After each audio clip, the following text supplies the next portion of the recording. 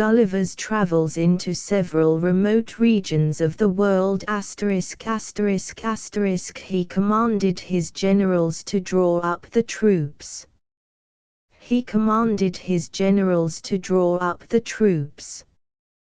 Gulliver's Travels into Several Remote Regions of the World by Jonathan Swift, D.D. edited with introduction and notes by Thomas M. Bulliett, Superintendent of Schools, Springfield, Mass.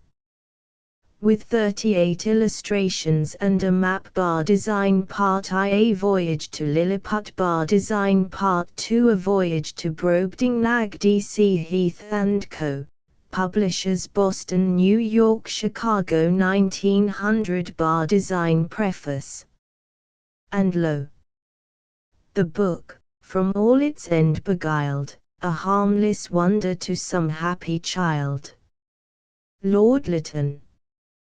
Gulliver's Travels was published in 1726, and, although it was by no means intended for them, the book was soon appropriated by the children, who have ever since continued to regard it as one of the most delightful of their story books.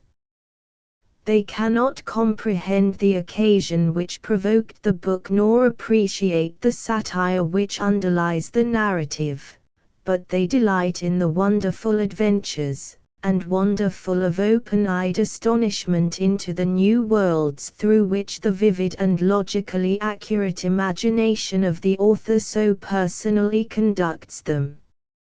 And there is a meaning and a moral in the stories of the voyages to Lilliput and Brobdingnag which is entirely apart from the political satire they are intended to convey, a meaning and a moral which the youngest child who can read it will not fail to seize, and upon which it is scarcely necessary for the teacher to comment. For young children the book combines in a measure the interest of Robinson Crusoe and that of the fairy tale. Its style is objective, the narrative is simple, and the matter appeals strongly to the childish imagination. For more mature boys and girls and for adults the interest is found chiefly in the keen satire which underlies the narrative. It appeals, therefore, to a very wide range of intelligence and taste, and can be read with profit by the child of 10 and by the young man or woman of mature years.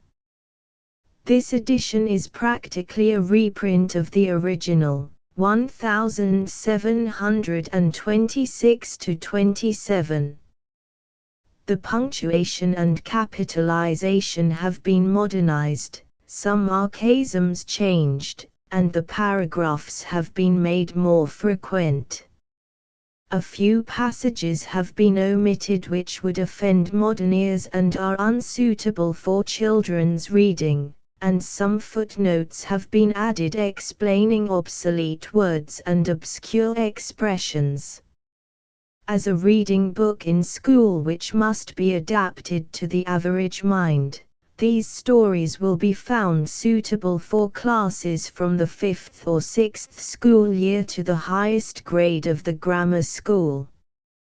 Thomas M. Bulliett. Contents: Bar Design Voyage to Lilliput. Chapter I. The author gives some account of himself and family, his first inducements to travel, he is shipwrecked, and swims for his life, gets safe on shore in the country of Lilliput, is made a prisoner, and carried up the country. Chapter 2. The Emperor of Lilliput, attended by several of the nobility, comes to see the author in his confinement, the emperor's person and habits described, learned men appointed to teach the author their language, he gains favor by his mild disposition, his pockets are searched, and his sword and pistols taken from him. Chapter 3. The author diverts the emperor, and his nobility of both sexes, in a very uncommon manner, the diversions of the court of Lilliput described. The author has his liberty granted him upon certain conditions. Chapter 4. Mildendo, the metropolis of Lilliput, described, together with the emperor's palace, a conversation between the author and a principal secretary concerning the affairs of that empire. The author's offers to serve the emperor in his wars. Chapter V. The author, by an extraordinary stratagem, prevents an invasion. A high title of honor is conferred upon him. Ambassadors arrive from the emperor of Blefuscu, and sue for peace. Chapter 6. Of the inhabitants of Lilliput, their learning, laws, and customs, the manner of educating their children, the author's way of living in that country, his vindication of a great lady. Chapter 7. The author, being informed of a design to accuse him of high treason, makes his escape to Blefuscu, his reception there. Chapter 8. The author, by a lucky accident, finds means to leave Blefuscu, and after some difficulties, returns safe to his native country. List of full-page illustrations.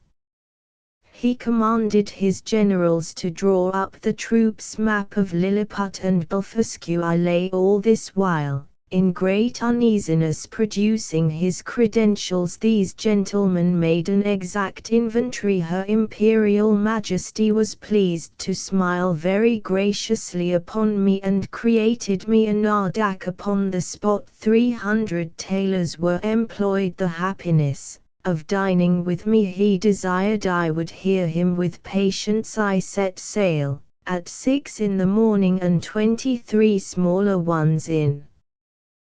The text. Bar Design, a voyage to Brobdingnag.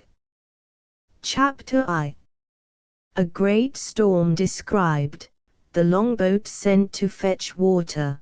The author goes with it to discover the country. He is left on shore, is seized by one of the natives, and carried to a farmer's house. His reception there, with several accidents that happened there. A description of the inhabitants. Chapter 2.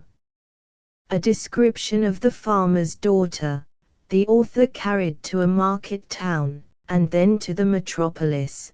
The particulars of his journey. Chapter 3. The author sent for to court.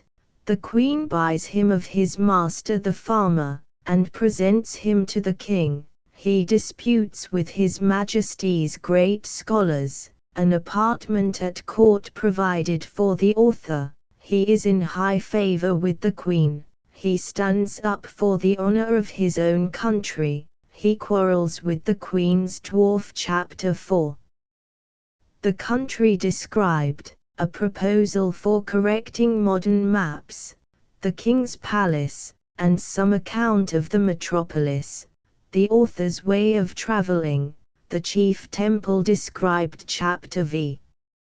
Several adventures that happened to the author. The execution of a criminal. The author shows his skill in navigation. Chapter 6. Several contrivances of the author to please the king and queen. He shows his skill in music. The king inquires into the state of Europe, which the author relates to him. The king's observations thereon. Chapter 7. The author's love of his country. He makes a proposal of much advantage to the king, which is rejected. The king's great ignorance in politics. The learning of that country very imperfect and confined. Their laws, and military affairs, and in the state. Chapter 8. The king and queen make a progress to the frontiers. The author attends them. The manner in which he leaves the country very particularly related. He returns to England. Note. List of full-page illustrations. They concluded I was only Relplum seal cath map of Brobdingnag, a huge creature walking on the sea, whereupon the huge creature trod short. I drew my hanger to defend myself. I called her my Glumdalclich, flourished after the manner of fencers in England. This gracious princess held out her little finger. She carried me to the king. I could only revenge myself by calling him brother. The smaller birds did not appear to be at all afraid of me, gave me a gale with their fans. The most violent exercise I ever underwent. You have made an admirable panegyric. She had some foreboding, somebody calling in the English tongue. My daughter kneeled, but I could not see her, and 12 smaller ones in the text. Bar Design, the first publisher to the reader. The author of these travels, Mr. Lemuel Gulliver, is my ancient and intimate friend. There is likewise some relation between us on the mother's side. About 3 years ago, Mr. Gulliver, growing weary of the concourse of curious people coming to him at his house in Redriff, 1, made a small purchase of land, with a convenient house, near Newark, in Nottinghamshire, his native county, where he now lives retired, yet in good esteem among his neighbours. Although Mr. Gulliver was born in Nottinghamshire, where his father dwelt, yet I have heard him say his family came from Oxfordshire, to confirm which, I have observed in the churchyard at Banbury, in that county, several tombs and monuments of the Gullivers. Before he quitted Redriff he left the custody of the following papers in my hands, with the liberty to dispose of them as I should think fit. I have carefully perused them 3 times. The style is very plain and simple, and the only fault I find is, that the author, after the manner of travellers, is a little too circumstantial. There is an air of truth apparent through the whole, and, indeed, the author was so distinguished for his veracity, that it became a sort of proverb among his neighbours at Redriff, when any one affirmed a thing, to say it was as true as if Mr. Gulliver had spoken it. By the advice of several worthy persons, to whom, with the author's permission, I communicated these papers, I now venture to send them into the world, hoping they may be, at least for some time, a better entertainment than the common scribbles about politics and party. This volume would have been at least twice as large if I had not made bold to strike out innumerable passages relating to the winds and tides, as well as to the variations and bearings in the several voyages, together with the minute description of the management of the ship in the storms, in the style of sailors, likewise the account of longitudes and latitudes, wherein I have reason to apprehend that Mr. Gulliver may be a little dissatisfied, but I was resolved to fit the work as much as possible to the general capacity of readers. However, if my own ignorance in sea affairs shall have led me to commit some mistakes, I alone am answerable for them, and if any traveller hath a curiosity to see the whole work at large, as it came from the hand of the author, I will be ready to gratify him. As for any farther particulars relating to the author, the reader will receive satisfaction from the first pages of the book. Richard Simpson. Bar Design F. Bar Design Illustration Travels. Bar Design Part I. A Voyage to Lilliput. Bar Design Chapter I. The author gives some account of himself and family, his first inducements to travel. He is shipwrecked, and swims for his life, gets safe ashore in the country of Lilliput, is made a prisoner, and carried up the country.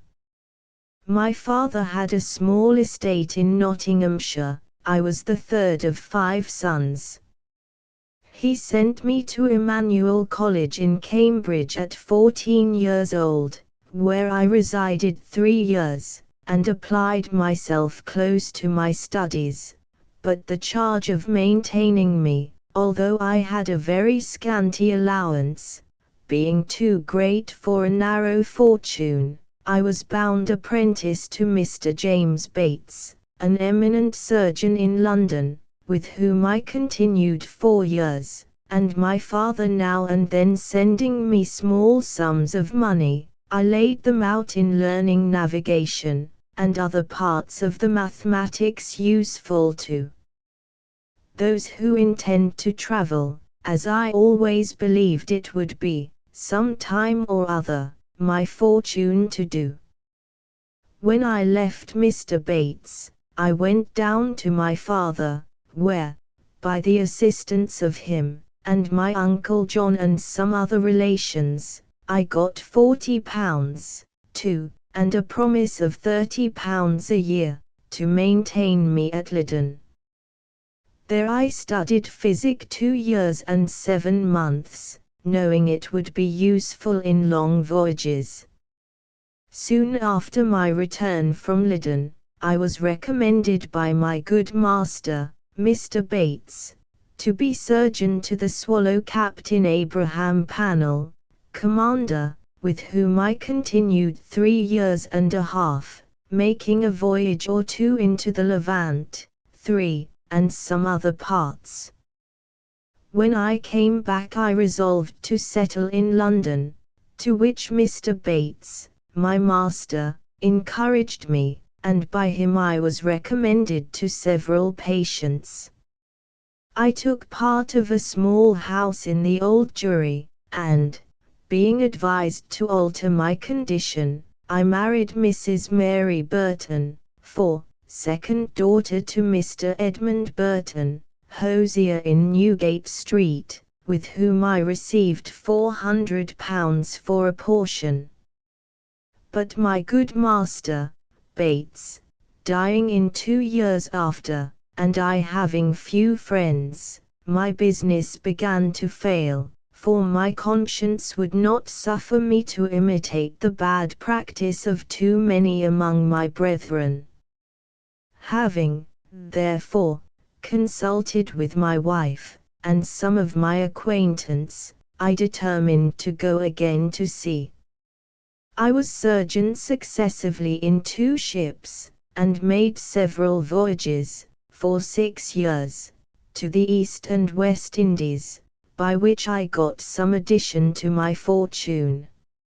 My hours of leisure I spent in reading the best authors, ancient and modern, being always provided with a good number of books, and, when I was ashore, in observing the manners and dispositions of the people, as well as learning their language, wherein I had a great facility, by the strength of my memory.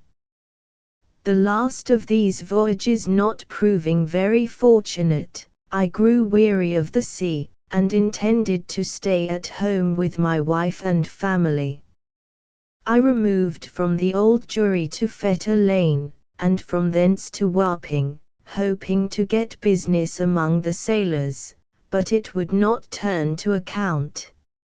After 3 years' expectation that things would mend, I accepted an advantageous offer from Captain William Pricard, master of the Antelope, who was making a voyage to the South Sea.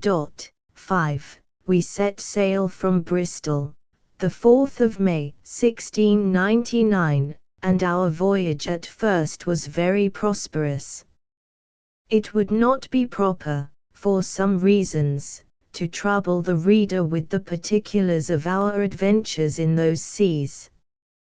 Let it suffice to inform him, that, in our passage from thence to the East Indies, we were driven by a violent storm, to the northwest of Van Diemen's Land. 6. By an observation, we found ourselves in the latitude of 30 degrees and 2 minutes south. 12 of our crew were dead by immoderate labor and ill food, the rest were in a very weak condition. On the 5th of November, which was the beginning of summer in those parts, the weather being very hazy, the seamen spied a rock within half a cable's length of the ship winking sad smiley 7, but the wind was so strong, that we were driven directly upon it, and immediately split.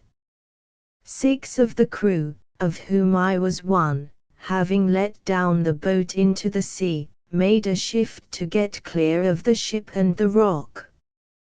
We rowed, by my computation, about 3 leagues, till we were able to work no longer, being already spent with labor, while we were in the ship.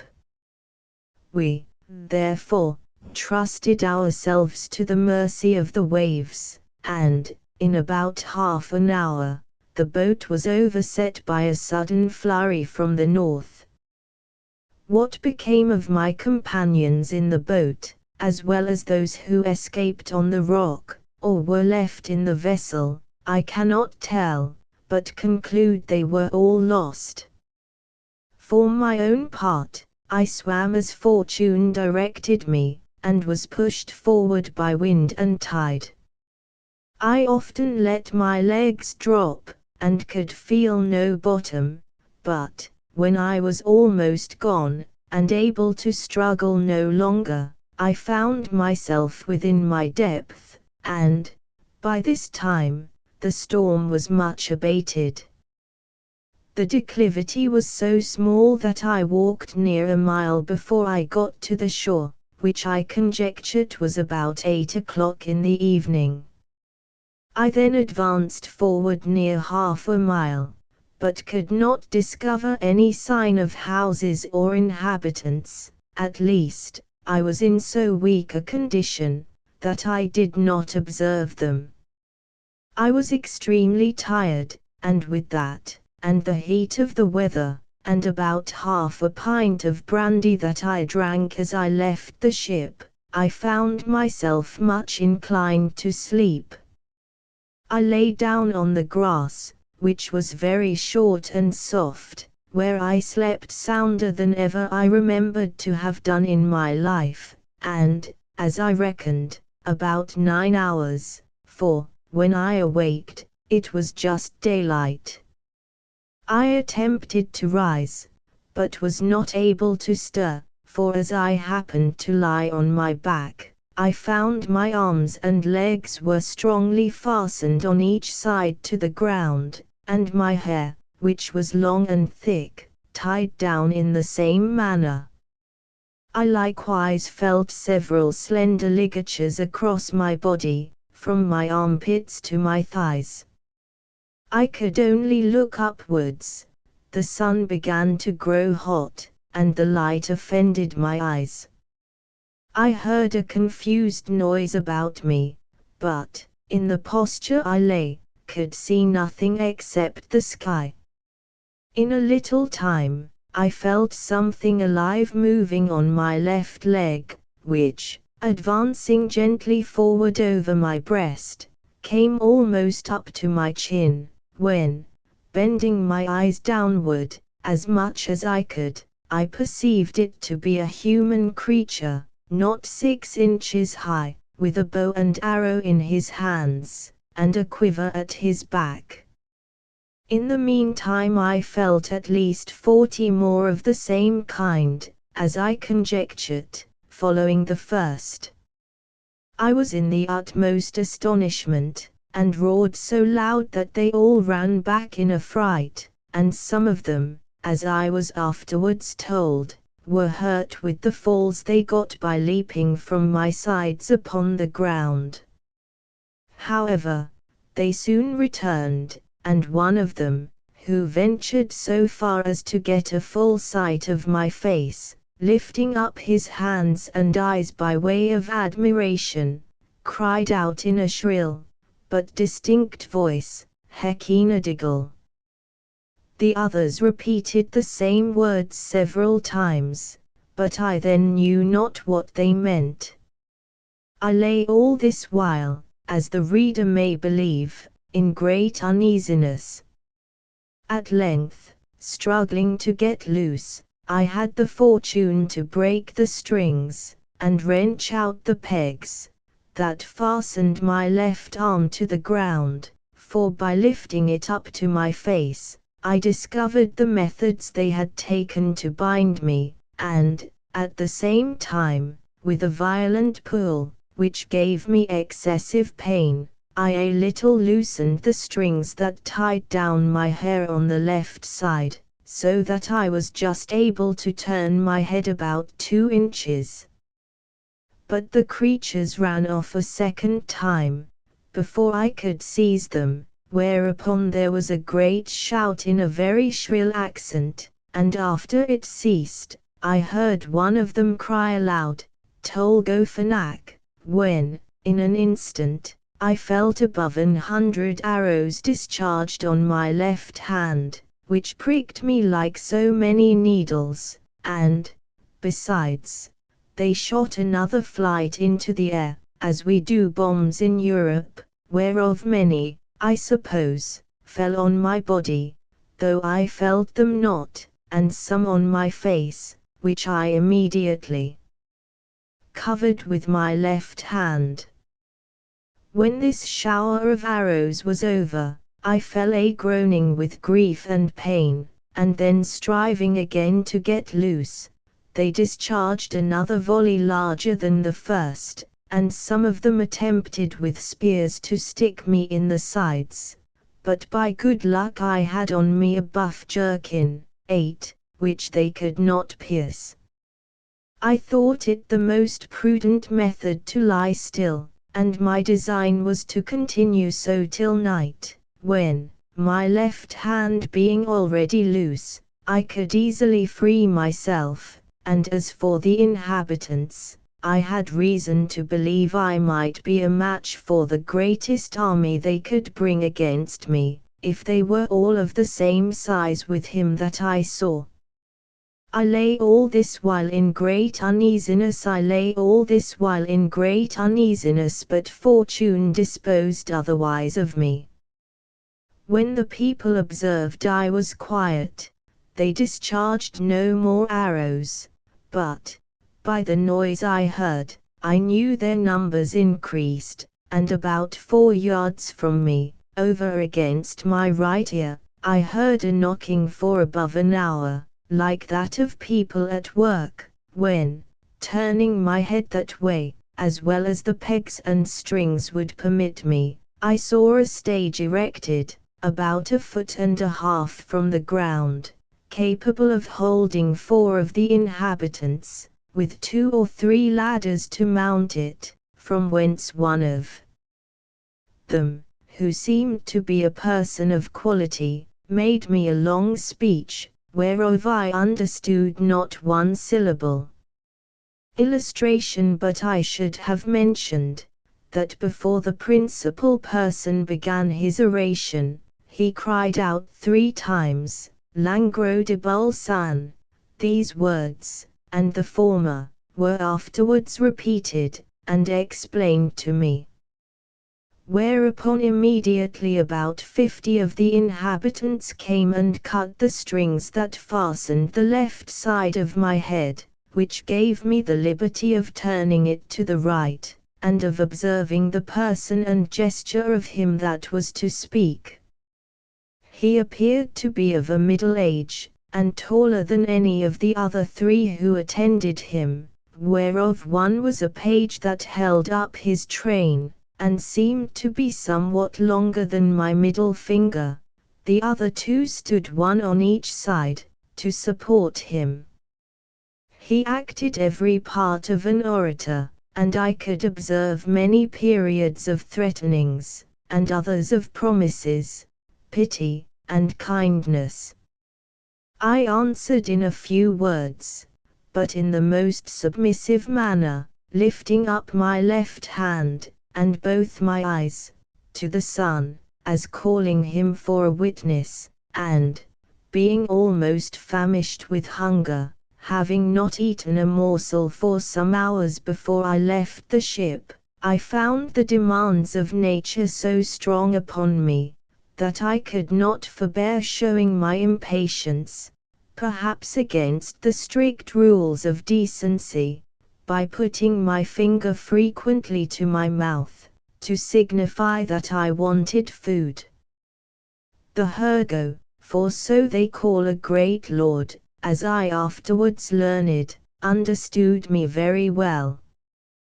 He descended from the stage, and commanded that several ladders should be applied to my sides, on which above 100 of the inhabitants mounted, and walked towards my mouth, laden with baskets full of meat, which had been provided and sent thither by the king's orders, upon the first intelligence he received of me. I observed there was the flesh of several animals, but could not distinguish them by the taste. There were shoulders, legs, and loins, shaped like those of mutton, and very well dressed, but smaller than the wings of a lark. I ate them by 2 or 3 at a mouthful, and took 3 loaves at a time, about the bigness of musket bullets. They supplied me as they could, showing 1,000 marks of wonder and astonishment at my bulk and appetite. I then made another sign that I wanted drink. They found by my eating that a small quantity would not suffice me, and being a most ingenious people, they slung up with great dexterity one of their largest hogsheads, then rolled it towards my hand, and beat out the top. I drank it off at a draught, which I might well do, for it did not hold half a pint, and tasted like a small, wine of Burgundy, but much more delicious. They brought me a second hogshead, which I drank in the same manner, and made signs for more, but they had none to give me. When I had performed these wonders, they shouted for joy, and danced upon my breast, repeating, several times, as they did at first, Hekinadigal.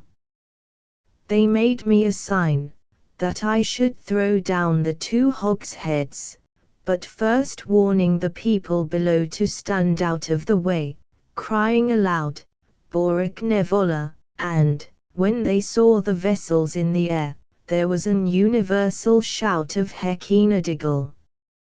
I confess, I was often tempted, while they were passing backwards and forwards on my body, to seize 40 or 50 of the first that came in my reach, and dash them against the ground. But the remembrance of what I had felt, which probably might not be the worst they could do, and the promise of honor I made them, for so I interpreted my submissive behavior, soon drove out those imaginations. Besides, I now considered myself as bound, by the laws of hospitality, to a people who had treated me with so much expense and magnificence. However, in my thoughts I could not sufficiently wonder at the intrepidity of these diminutive mortals, who durst venture to mount and walk upon my body, while one of my hands was at liberty, without trembling at the very sight of so prodigious a creature, as I must appear to them. Producing his credentials. After some time, when they observed that I made no more demands for meat, there appeared before me a person of high rank from His Imperial Majesty. His Excellency, having mounted on the small of my right leg, advanced forwards up to my face, with about a dozen of his retinue, and, producing his credentials under the signet royal, 10, which he applied close to my eyes, spoke about 10 minutes, without any signs of anger, but with a kind of determinate resolution, often pointing forwards, which, as I afterwards found, was towards the capital city, about half a mile distant, whither it was agreed by His Majesty in council that I must be conveyed.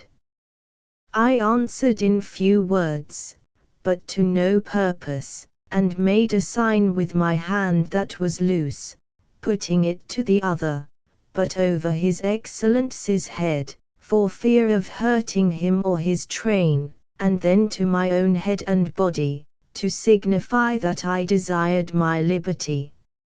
It appeared that he understood me well enough, for he shook his head by way of disapprobation, and held his hand in a posture to show that I must be carried as a prisoner. However, he made other signs, to let me understand that I should have meat and drink enough, and very good treatment. Whereupon I once more thought of attempting to break my bonds, but again, when I felt the smart of their arrows upon my face and hands, which were all in blisters, and many of the darts still sticking in them, and observing, likewise, that the number of my enemies increased, I gave tokens to let them know, that they might do with me what they pleased. Upon this the Hergo and his train withdrew, with much civility, and cheerful countenances. Soon after, I heard a general shout, with frequent repetitions of the words, Peplom Salan, and I felt great numbers of people on my left side, relaxing the cords to such a degree, that I was able to turn upon my right, and to get a little ease. But, before this, they had daubed my face and both my hands with a sort of ointment very pleasant to the smell, which, in a few minutes, removed all the smart of their arrows. These circumstances, added to the refreshment I had received by their victuals and drink, which were very nourishing, disposed me to sleep. I slept about 8 hours, as I was afterwards assured, and it was no wonder, for the physicians, by the Emperor's order, had mingled a sleepy potion in the hogsheads of wine. It seems that, upon the first moment I was discovered sleeping on the ground after my landing, the Emperor had early notice of it, by an express, and determined in council, that I should be tied in the manner I have related, which was done in the night, while I slept, that plenty of meat and drink should be sent to me, and a machine prepared to carry me to the capital city. This resolution, perhaps, may appear very bold and dangerous, and I am confident would not be imitated by any prince in Europe, on the like occasion. However, in my opinion, it was extremely prudent, as well as generous, for, supposing these people had endeavored to kill me with their spears and arrows, while I was asleep, I should certainly have awaked with the first sense of smart, which might so far have roused my rage and strength, as to have enabled me to break the strings wherewith I was tied, after which, as they were not able to make resistance, so they could expect no mercy. These people are most excellent mathematicians, and arrived to a great perfection in mechanics, by the countenance and encouragement of the Emperor, who is a renowned patron of learning.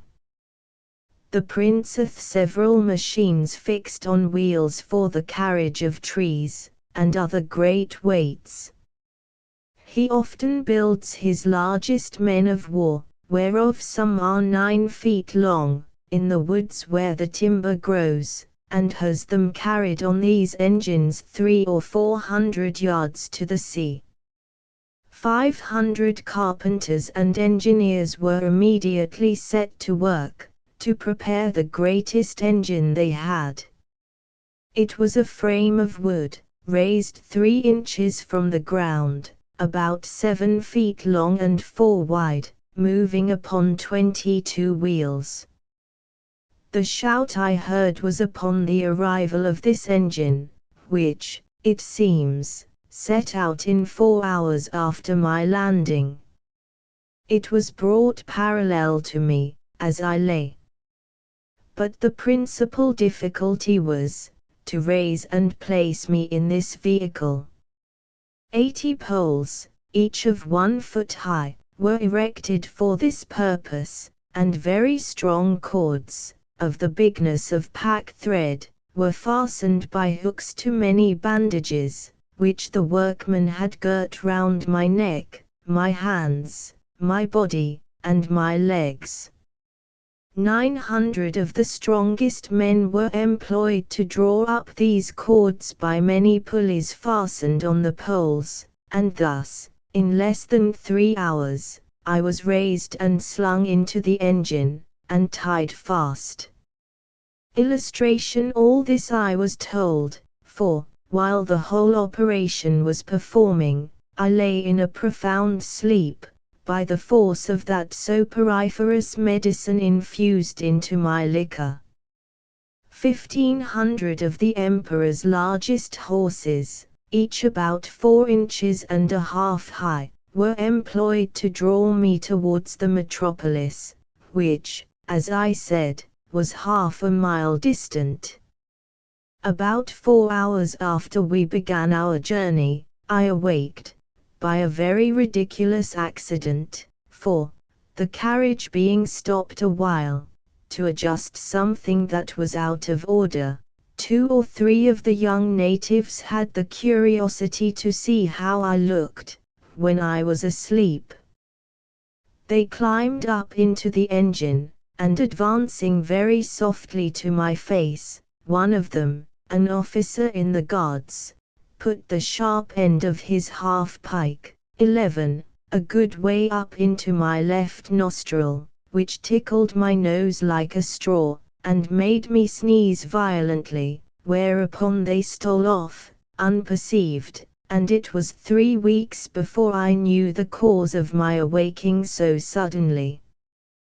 We made a long march the remaining part of the day, and rested at night with 500 guards on each side of me, half with torches, and half with bows and arrows, ready to shoot me, if I should offer to stir.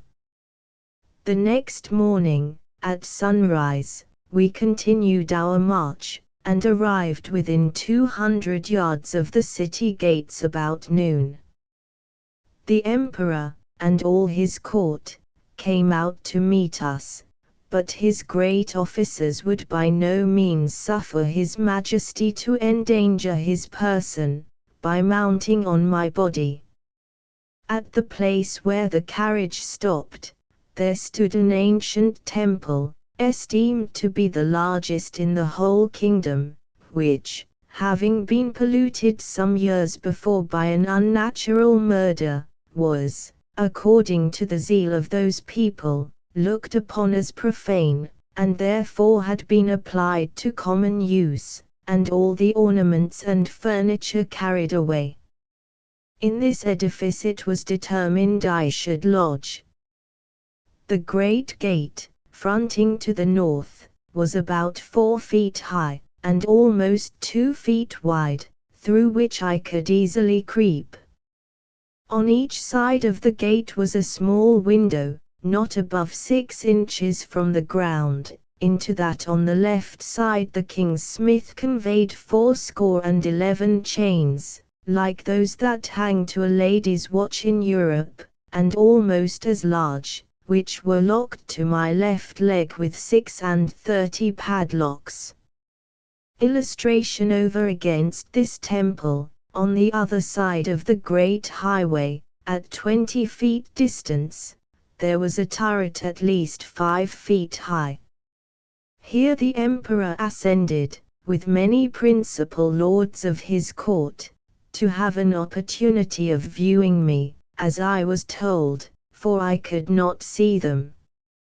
It was reckoned that above 100,000 inhabitants came out of the town upon the same errand, and, in spite of my gods, I believe there could not be fewer than 10,000, at several times, who mounted my body, by the help of ladders. But a proclamation was soon issued, to forbid it, upon pain of death. When the workmen found it was impossible for me to break loose, they cut all the strings that bound me, whereupon I rose up, with as melancholy a disposition as ever I had in my life. But the noise and astonishment of the people, at seeing me rise and walk, are not to be expressed. The chains that held my left leg were about 2 yards long, and gave me not only the liberty of walking backwards and forwards in a semicircle, but, being fixed within 4 inches of the gate, allowed me to creep in, and lie at my full length in the temple. Illustration bar design Chapter 2.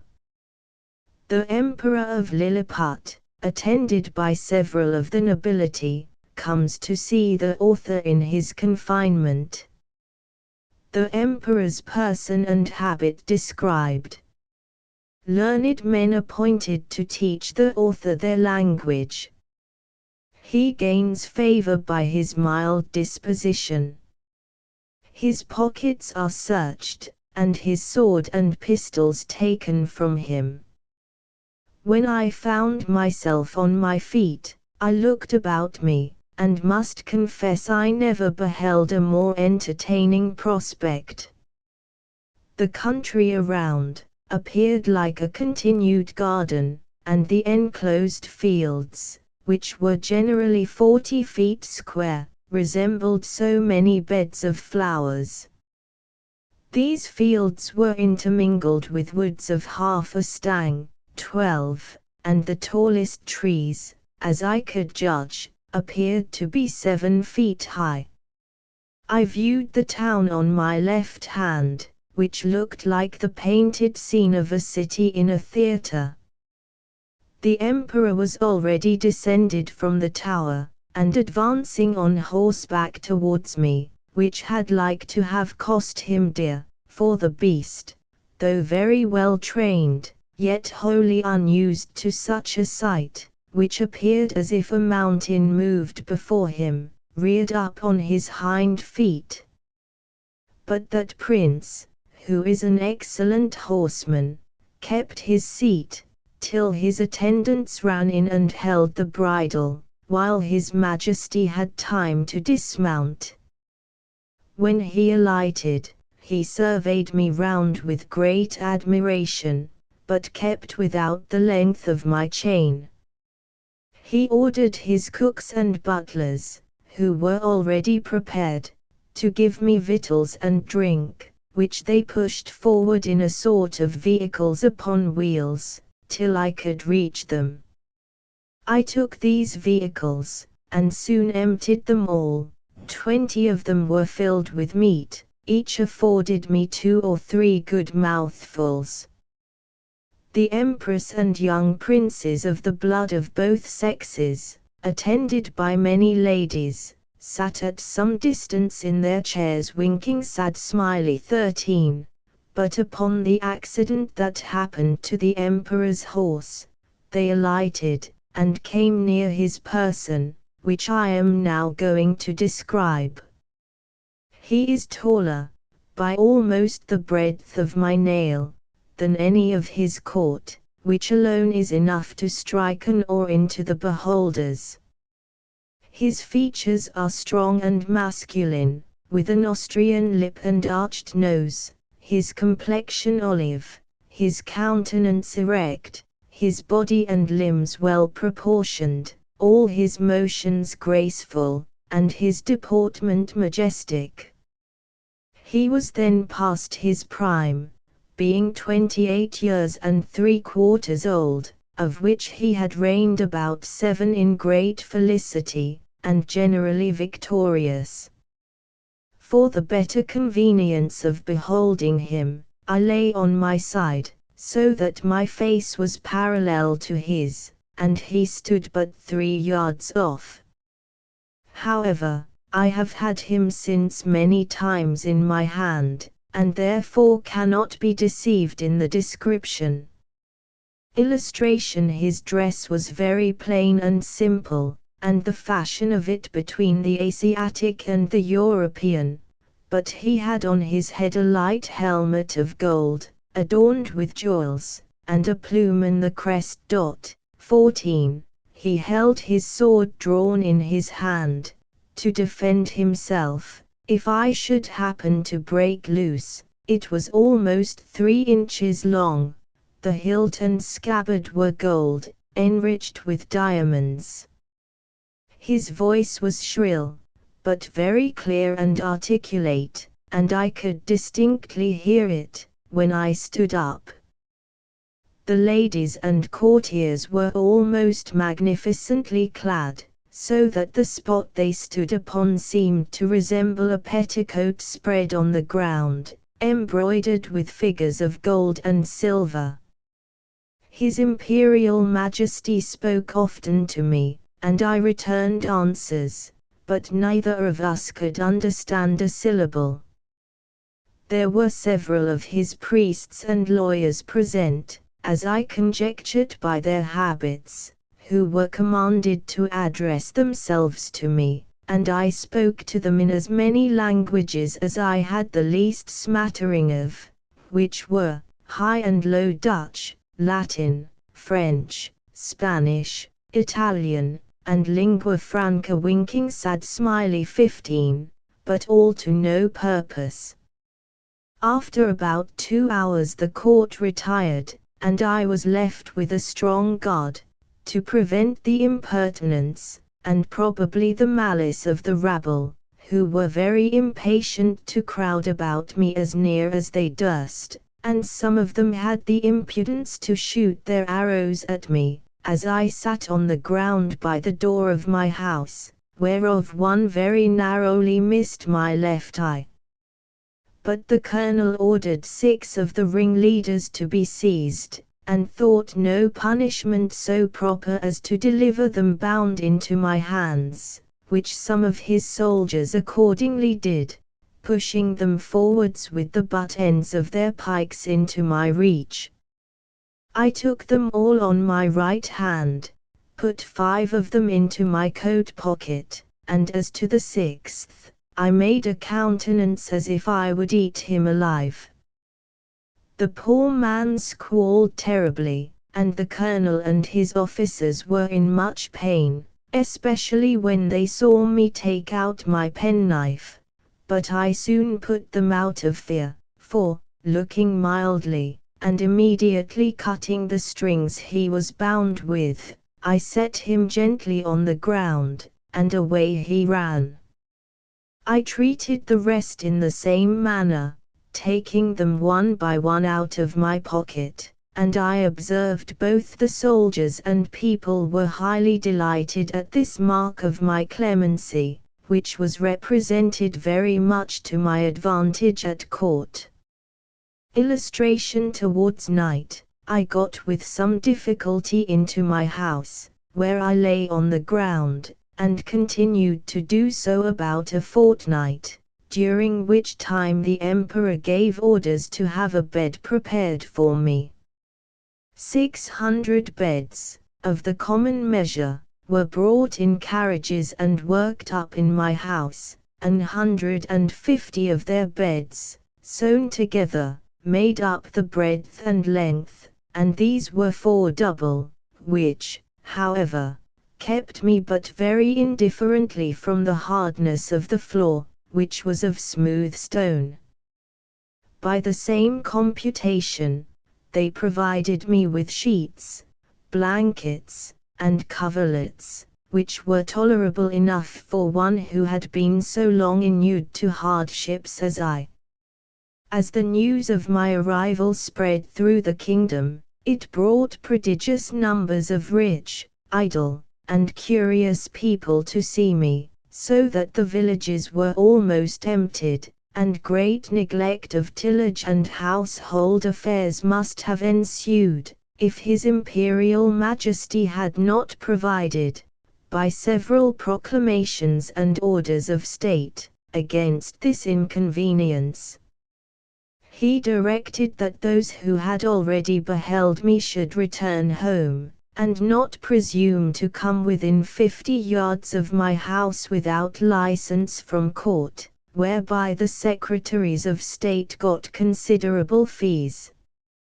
In the meantime, the emperor held frequent councils, to debate what course should be taken with me, and I was afterwards assured by a particular friend, a person of great quality, who was as much in the secret as any, that the court was under many difficulties concerning me.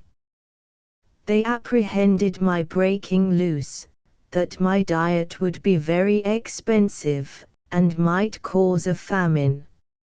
Sometimes they determined to starve me, or at least to shoot me in the face and hands with poisoned arrows, which would soon dispatch me, but again they considered that the stench of so large a carcass might produce a plague in the metropolis, and probably spread through the whole kingdom.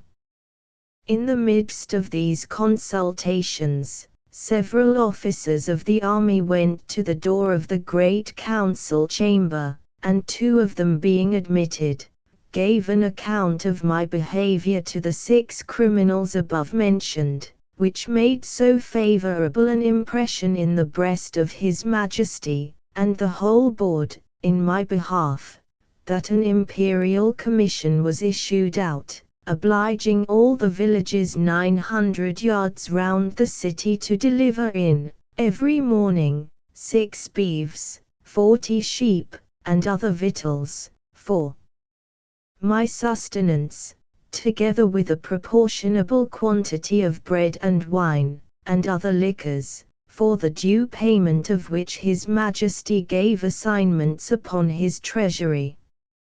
For this prince lives chiefly upon his own domains, seldom, except upon great occasions, raising any subsidies upon his subjects, who are bound to attend him in his wars at their own expense. An establishment was also made of 600 persons, to be my domestics, who had board wages allowed for their maintenance, and tents built for them very conveniently on each side of my door. It was likewise ordered that 300 tailors should make me a suit of clothes, after the fashion of the country, that 6 of His Majesty's greatest scholars should be employed to instruct me in their language, and lastly, that the Emperor's horses, and those of the nobility and troops of guards, should be frequently exercised in my sight, to accustom themselves to me. All these orders were duly put in execution, and in about 3 weeks I made a great progress in learning their language, during which time the Emperor frequently honored me with his visits, and was pleased to assist my masters in teaching me. We began already to converse together in some sort, and the first words I learnt were to express my desire that he would please give me my liberty, which I every day repeated on my knees. His answer, as I could apprehend it, was, that this must be a work of time, not to be thought on without the advice of his council, and that first I must lumos quel mine peso dis malon imposo, that is, swear a peace with him and his kingdom. However, that I should be used with all kindness, and he advised me to acquire, by my patience and discreet behavior, the good opinion of himself and his subjects. He desired I would not take it ill, if he gave orders to certain proper officers to search me, for probably I might carry about me several weapons which must needs be dangerous things, if they answered the bulk of so prodigious a person. I said His Majesty should be satisfied, for I was ready to strip myself and turn up my pockets before him. This I delivered, part in words, and part in signs. He replied, that by the laws of the kingdom, I must be searched by 2 of his officers, that he knew this could not be done without my consent and assistance, that he had so good an opinion of my generosity and justice, as to trust their persons in my hands, that whatever they took from me should be returned when I left the country, or paid for at the rate which I should set upon them. I took up the 2 officers in my hands, put them first into my coat pockets, and then into every other pocket about me, except my 2 fobs, 16, and another secret pocket, which I had no mind should be searched, wherein I had some little necessaries that were of no consequence to any but myself. In one of my fobs there was a silver watch, and in the other a small quantity of gold in a purse. These gentlemen made an exact inventory of everything they saw. These gentlemen made an exact inventory of everything they saw. These gentlemen, having pen, ink, and paper about them, made an exact inventory of everything they saw, and, when they had done, desired I would set them down, that they might deliver it to the emperor. This inventory I afterwards translated into English, and is word for word as follows: Imprimis, 17, in the right coat pocket of the great Man Mountain, for so I interpret the words quimbus flestrin. After the strictest search, we found only one great piece of coarse cloth, large enough to be a footcloth for your Majesty's chief room of state. In the left pocket, we saw a huge silver chest, with a cover of the same metal, which we the searchers were not able to lift. We desired it should be opened, and one of us stepping into it, found himself up to the mid-leg in a sort of dust, some part whereof flying up to our faces, set us both a-sneezing for several times together. In his right waistcoat pocket we found a prodigious number of white thin substances folded one over another, about the bigness of 3 men, tied with a strong cable, and marked with black figures, which we humbly conceive to be writings, every letter almost half as large as the palm of our hands. In the left, there was a sort of engine, from the back of which were extended 20 long poles, resembling the palisadoes before your Majesty's court, where herewith we conjecture the Man Mountain combs his head, for we did not always trouble him with questions, because we found it a great difficulty to make him understand us. In the large pocket on the right side of his middle cover, so I translate the word ramfulo, by which they meant my breeches, we saw a hollow pillar of iron, about the length of a man, fastened to a strong piece of timber, larger than the pillar, and upon one side of the pillar were huge pieces of iron sticking out, cut into strange figures, which we know not what to make of. In the left pocket, another engine of the same kind.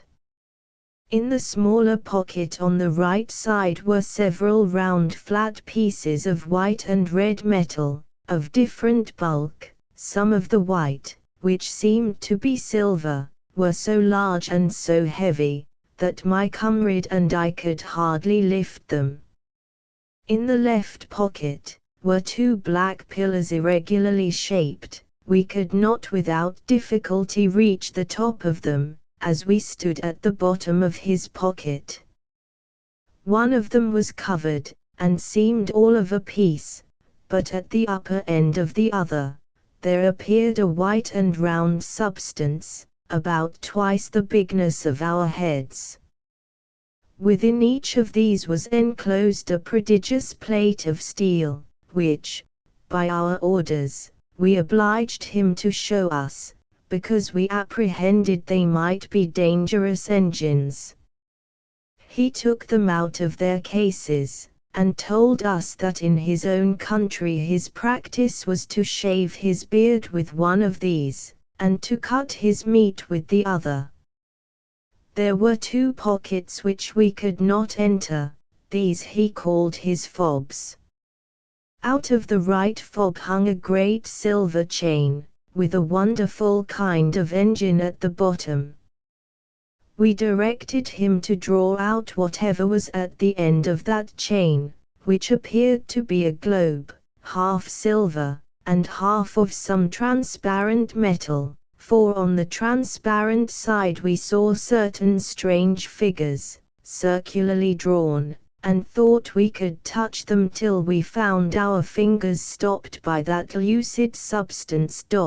18. He put this engine to our ears, which made an incessant noise, like that of a water-mill, and we conjecture it is either some unknown animal, or the god that he worships, but we are more inclined to the latter opinion, because he assured us, if we understood him right, for he expressed himself very imperfectly, that he seldom did anything without consulting it.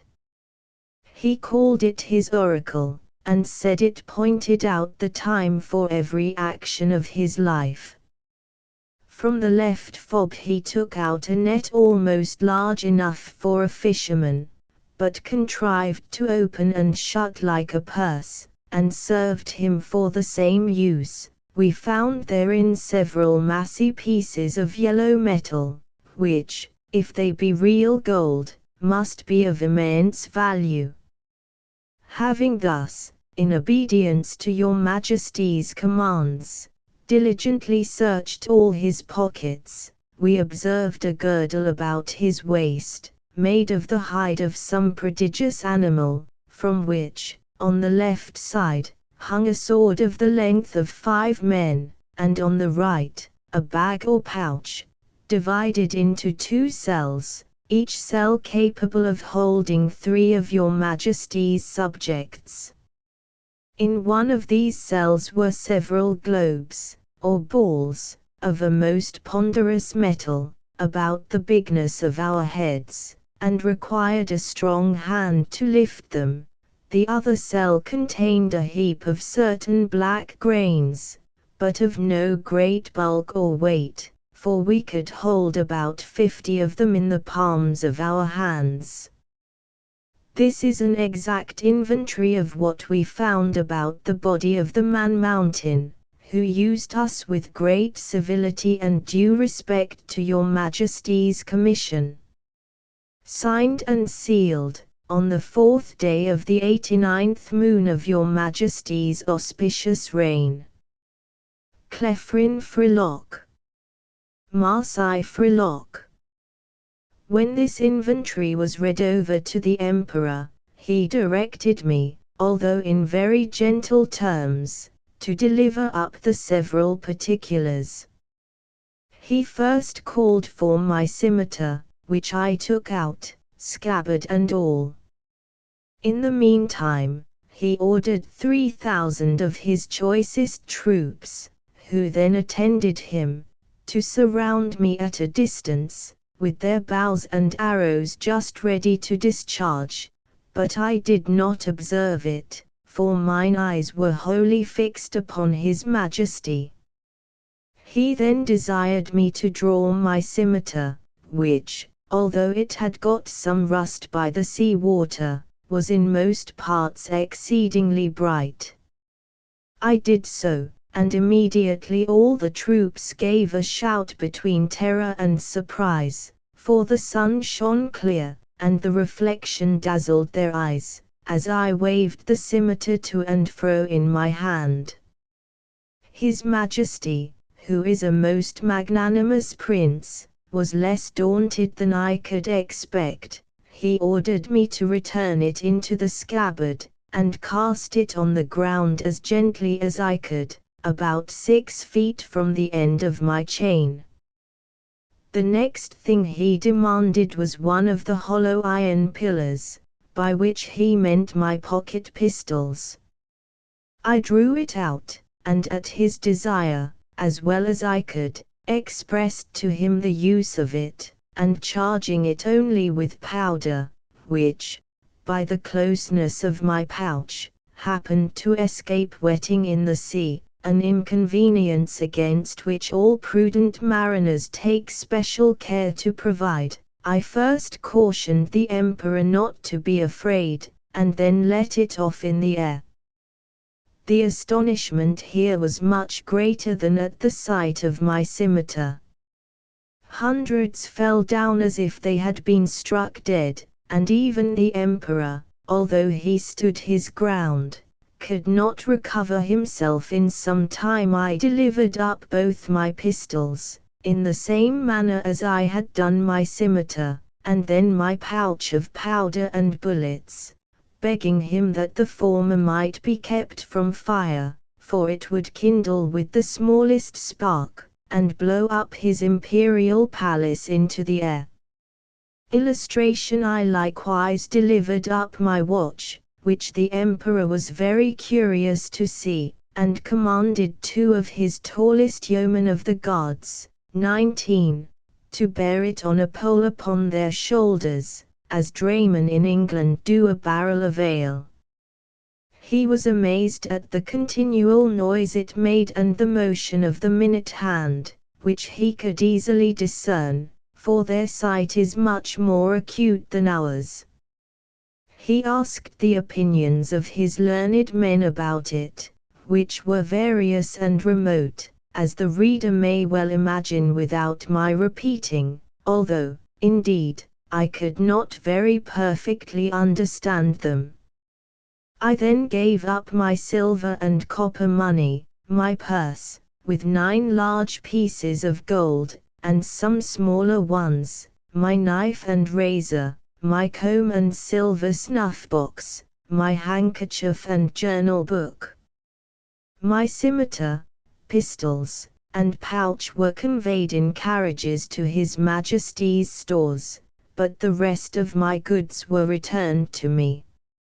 I had, as I before observed, one private pocket, which escaped their search, wherein there was a pair of spectacles, which I sometimes use for the weakness of mine eyes, a pocket perspective, 20, and some other little conveniences, which, being of no consequence to the Emperor, I did not think myself bound in honor to discover, and I apprehended they might be lost or spoiled if I ventured them out of my possession.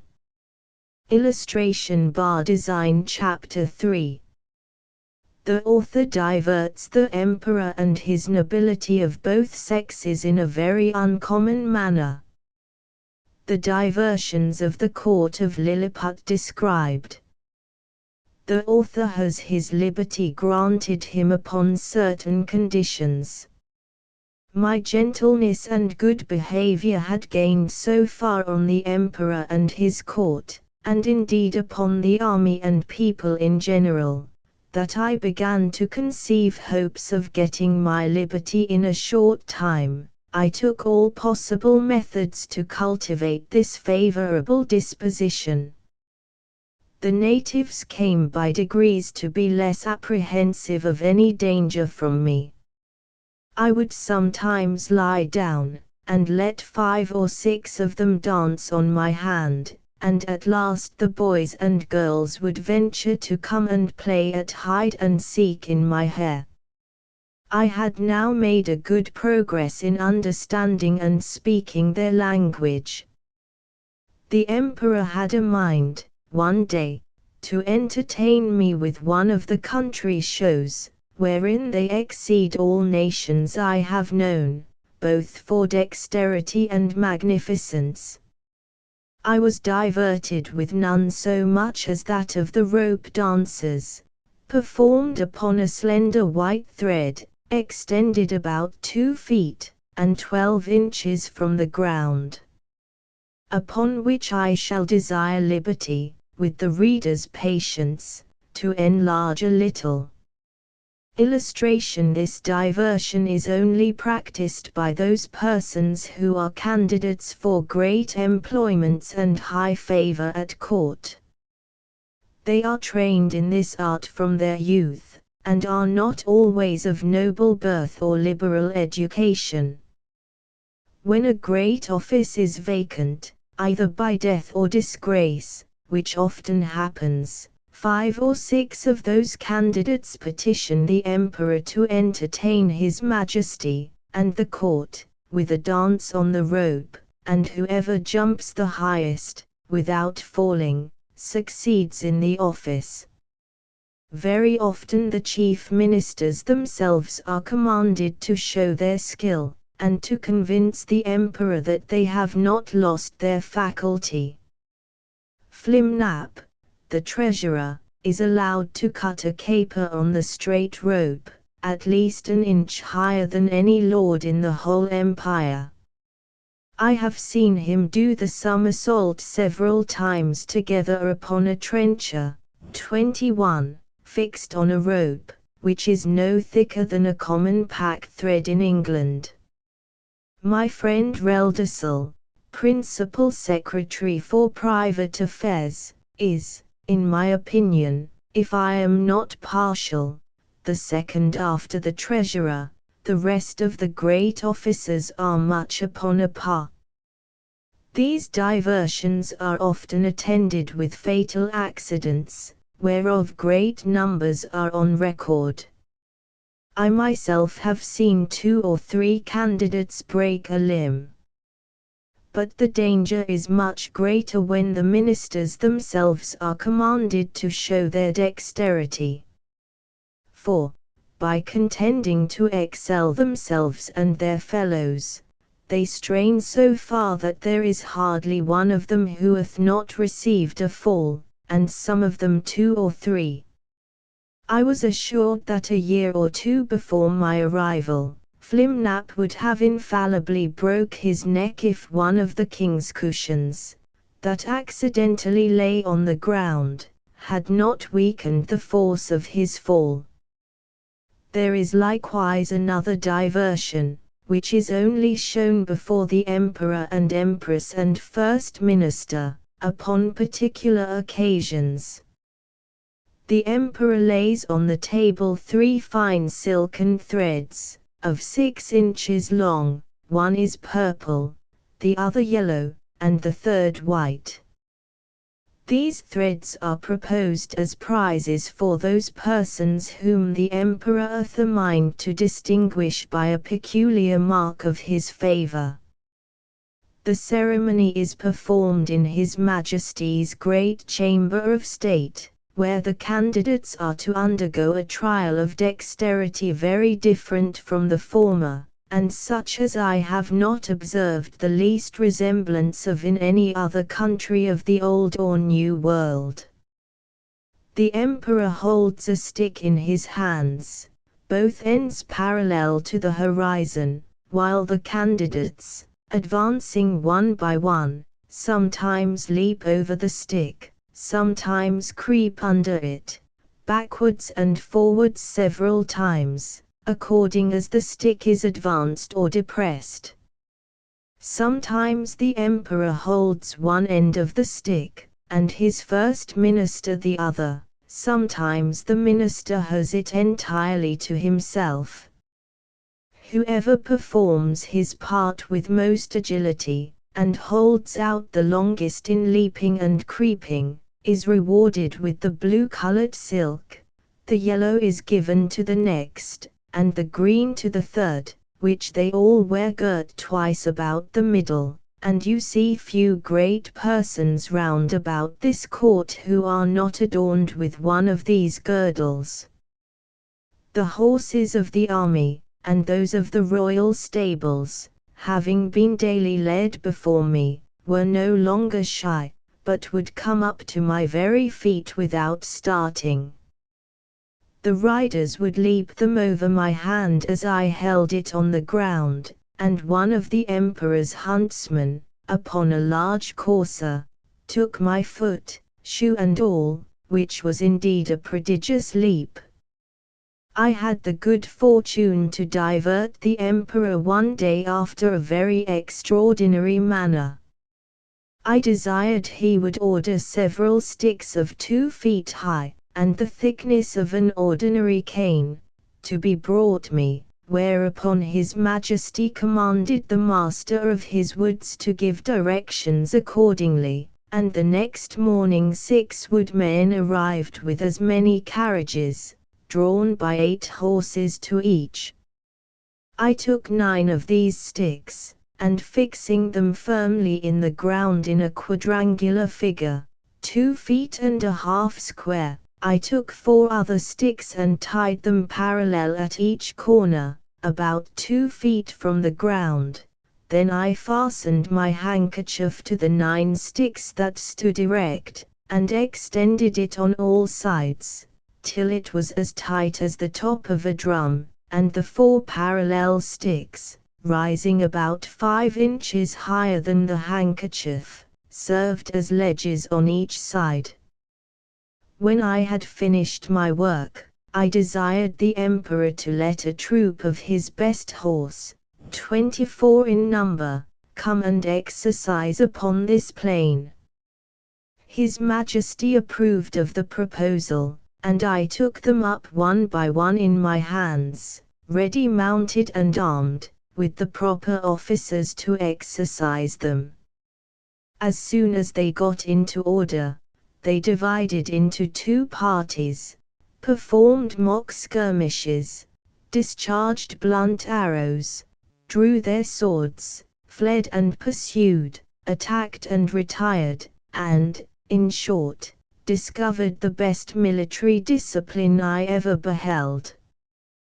The parallel sticks secured them and their horses from falling over the stage, and the emperor was so much delighted that he ordered this entertainment to be repeated several days, and once was pleased to be lifted up and give the word of command, and, with great difficulty, persuaded even the empress herself to let me hold her in her close chair within 2 yards of the stage, from whence she was able to take a full view of the whole performance.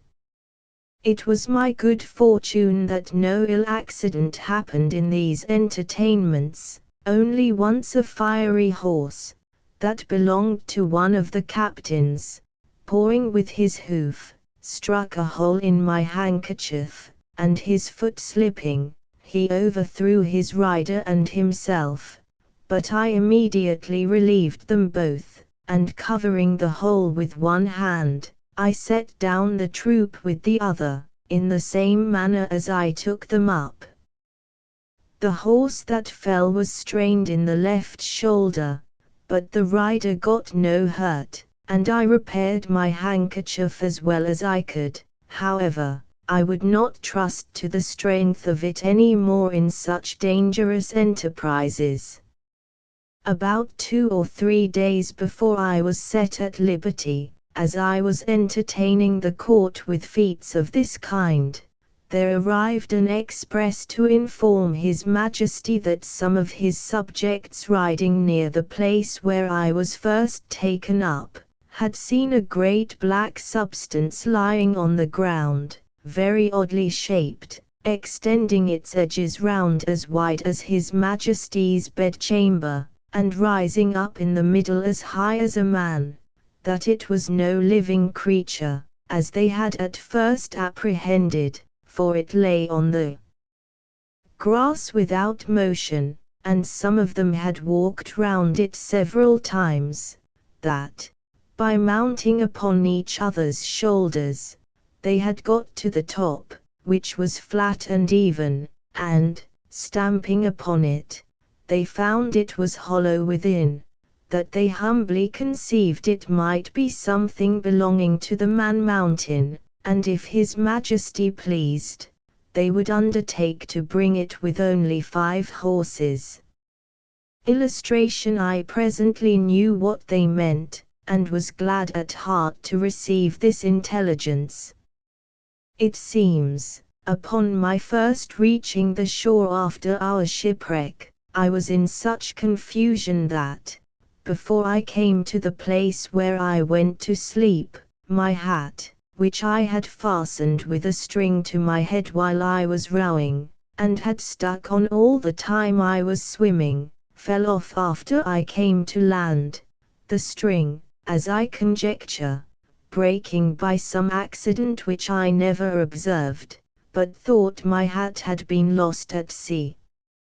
I entreated His Imperial Majesty to give orders it might be brought to me as soon as possible, describing to him the use and nature of it, and the next day the wagoners arrived with it, but not in a very good condition. They had bored 2 holes in the brim, within 1.5 inches of the edge, and fastened 2 hooks in the holes. These hooks were tied by a long cord to the harness, and thus my hat was dragged along for above half an English mile, but the ground in that country being extremely smooth and level, it received less damage than I expected.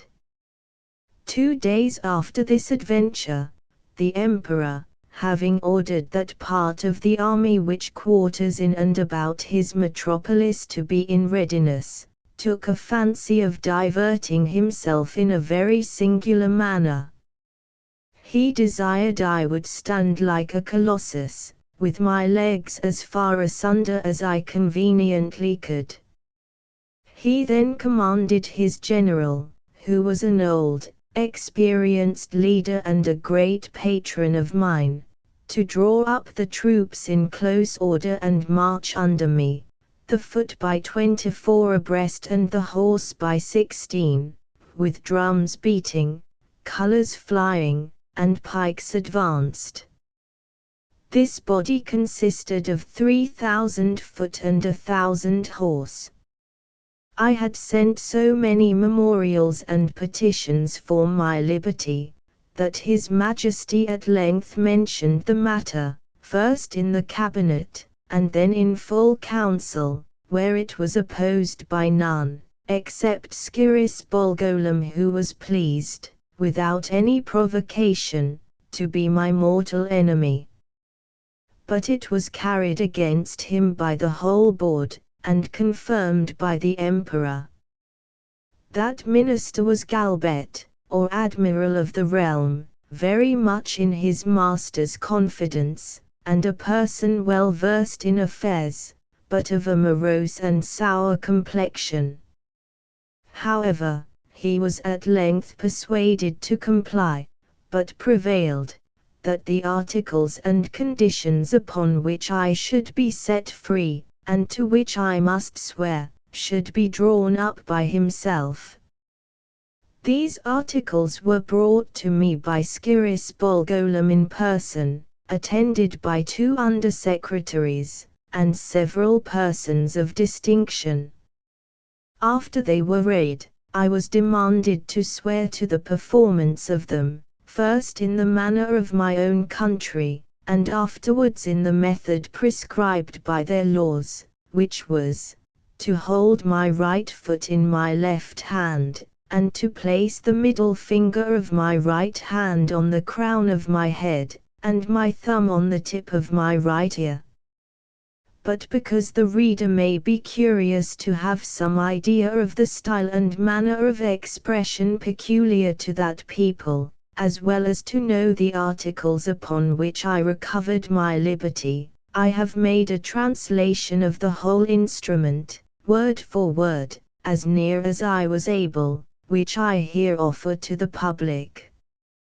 Golbasto mo merian evlame gerdilosh fin mulli uli gu, most mighty Emperor of Lilliput, delight and terror of the universe, whose dominions extend 5,000 blustrugs, about 12 miles in circumference, to the extremities of the globe, monarch of all monarchs, taller than the sons of men, whose feet press down to the center, and whose head strikes against the sun, at whose nod the princes of the earth shake their knees, pleasant as the spring, comfortable as the summer, fruitful as autumn, dreadful as winter. His most sublime majesty proposeth to the Man Mountain, lately arrived at our celestial dominions, the following articles, which by a solemn oath he shall be obliged to perform. First, the Man Mountain shall not depart from our dominions without our license under our great seal. Second, he shall not presume to come into our metropolis, without our express order, at which time the inhabitants shall have 2 hours' warning to keep within doors. Third, the said Man Mountain shall confine his walks to our principal high roads, and not offer to walk or lie down in a meadow or field of corn. 22. Fourth, as he walks the said roads, he shall take the utmost care not to trample upon the bodies of any of our loving subjects, their horses or carriages, nor take any of our subjects into his hands without their own consent. Fifth, if an express requires extraordinary dispatch, the Man Mountain shall be obliged to carry in his pocket the messenger and horse a 6 days' journey once in every moon, and return the said messenger back, if so required, safe to our imperial presence. Sixth, he shall be our ally against our enemies in the island of Blefuscu, and do his utmost to destroy their fleet, which is now preparing to invade us. Seventh, that the said Man Mountain shall at his times of leisure be aiding and assisting to our workmen, in helping to raise certain great stones, towards covering the wall of the principal park, and other our royal buildings.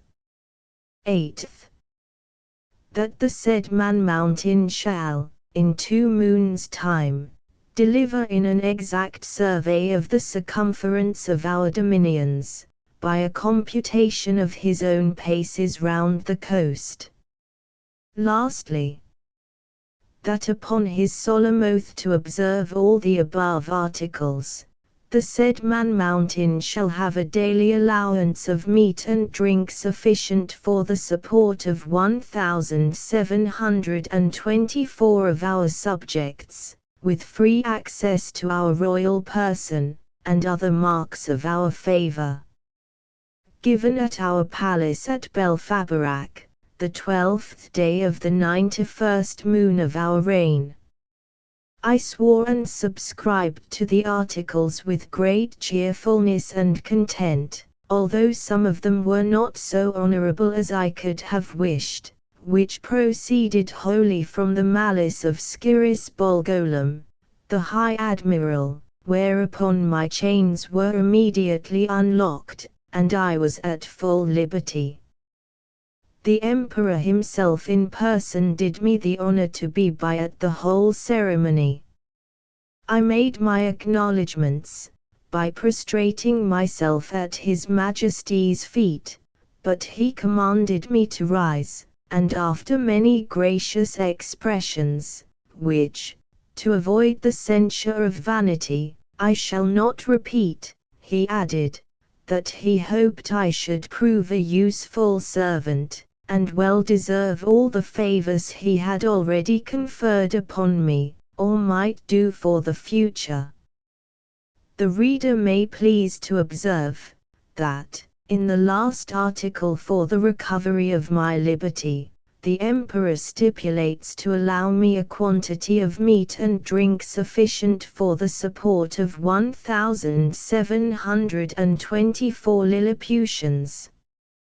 Some time after, asking a friend at court how they came to fix on that determinate number, he told me that His Majesty's mathematicians, having taken the height of my body by the help of a quadrant, 23, and finding it to exceed theirs in the proportion of 12 to 1, they concluded, from the similarity of their bodies, that mine must contain at least 1,724 of theirs, and consequently would require as much food as was necessary to support that number of Lilliputians. By which the reader may conceive an idea of the ingenuity of that people, as well as the prudent and exact economy of so great a prince. Bar Design Chapter 4. Mylando, the metropolis of Lilliput, described together with the emperor's palace. A conversation between the author and a principal secretary, concerning the affairs of that empire. The author offers to serve the emperor in his wars. The first request I made, after I had obtained my liberty, was, that I might have license to see Mylando, the metropolis, which the emperor easily granted me, but with a special charge to do no hurt, either to the inhabitants or their houses. The people had notice, by proclamation, of my design to visit the town. The wall, which encompassed it, is 2.5 feet high, and at least 11 inches broad, so that a coach and horses may be driven very safely round it, and it is flanked with strong towers at 10 feet distance. I stepped over the great western gate, and passed very gently, and sidling, through the two principal streets, only in my short waistcoat, for fear of damaging the roofs and eaves of the houses with the skirts, 24, of my coat. I walked with the utmost circumspection, to avoid treading on any stragglers who might remain in the streets, although the orders were very strict, that all people should keep in their houses at their own peril. The garret windows and tops of houses were so crowded with spectators, that I thought in all my travels I had not seen a more populous place. The city is an exact square, each side of the wall being 500 feet long. The two great streets, which run across and divide it into 4 quarters, are 5 feet wide. The lanes and alleys, which I could not enter, but only viewed them as I passed, are from 12 to 18 inches. The town is capable of holding 500,000 souls. The houses are from 3 to 5 stories, the shops and markets well provided. The emperor's palace is in the center of the city, where the two great streets meet. It is enclosed by a wall of 2 feet high, and 20 feet distant from the buildings. I had His Majesty's permission to step over this wall, and the space being so wide between that and the palace, I could easily view it on every side. The outward court is a square of 40 feet, and includes 2 other courts. In the inmost are the royal apartments, which I was very desirous to see, but found it extremely difficult, for the great gates from one square into another were but 18 inches high, and 7 inches wide. Now the buildings of the outer court were at least 5 feet high, and it was impossible for me to stride over them without infinite damage to the pile, though the walls were strongly built of hewn stone, and 4 inches thick. At the same time, the emperor had a great desire that I should see the magnificence of his palace, but this I was not able to do till 3 days after, which I spent in cutting down, with my knife, some of the largest trees in the royal park, about 100 yards distance from the city. Of these trees I made 2 stools, each about 3 feet high, and strong enough to bear my weight. Her Imperial Majesty was pleased to smile very graciously upon me. Her Imperial Majesty was pleased to smile very graciously upon me. The people having received notice a second time, I went again through the city to the palace, with my 2 stools in my hands. When I came to the side of the outer court, I stood upon 1 stool, and took the other in my hand. This I lifted over the roof, and gently set it down on the space between the first and second court, which was 8 feet wide. I then stepped over the building very conveniently, from 1 stool to the other, and drew up the first after me with a hooked stick. By this contrivance I got into the inmost court, and, lying down upon my side, I applied my face to the windows of the middle stories, which were left open on purpose, and discovered the most splendid apartments that can be imagined. There I saw the Empress and the young princes in their several lodgings, with their chief attendants about them. Her Imperial Majesty was pleased to smile very graciously upon me, and gave me out of the window her hand to kiss. But I shall not anticipate the reader with farther descriptions of this kind, because I reserve them for a greater work, which is now almost ready for the press, containing a general description of this empire, from its first erection, through a long series of princes, with a particular account of their wars and politics, laws, learning, and religion, their plants and animals, their peculiar manners and customs, with other matters very curious and useful, my chief design, at present, being only to relate such events and transactions as happened to the public, or to myself, during a residence of about 9 months in that empire. One morning, about a fortnight after I had obtained my liberty, Reldesel, principal secretary, as they style him, for private affairs, came to my house, attended only by 1 servant.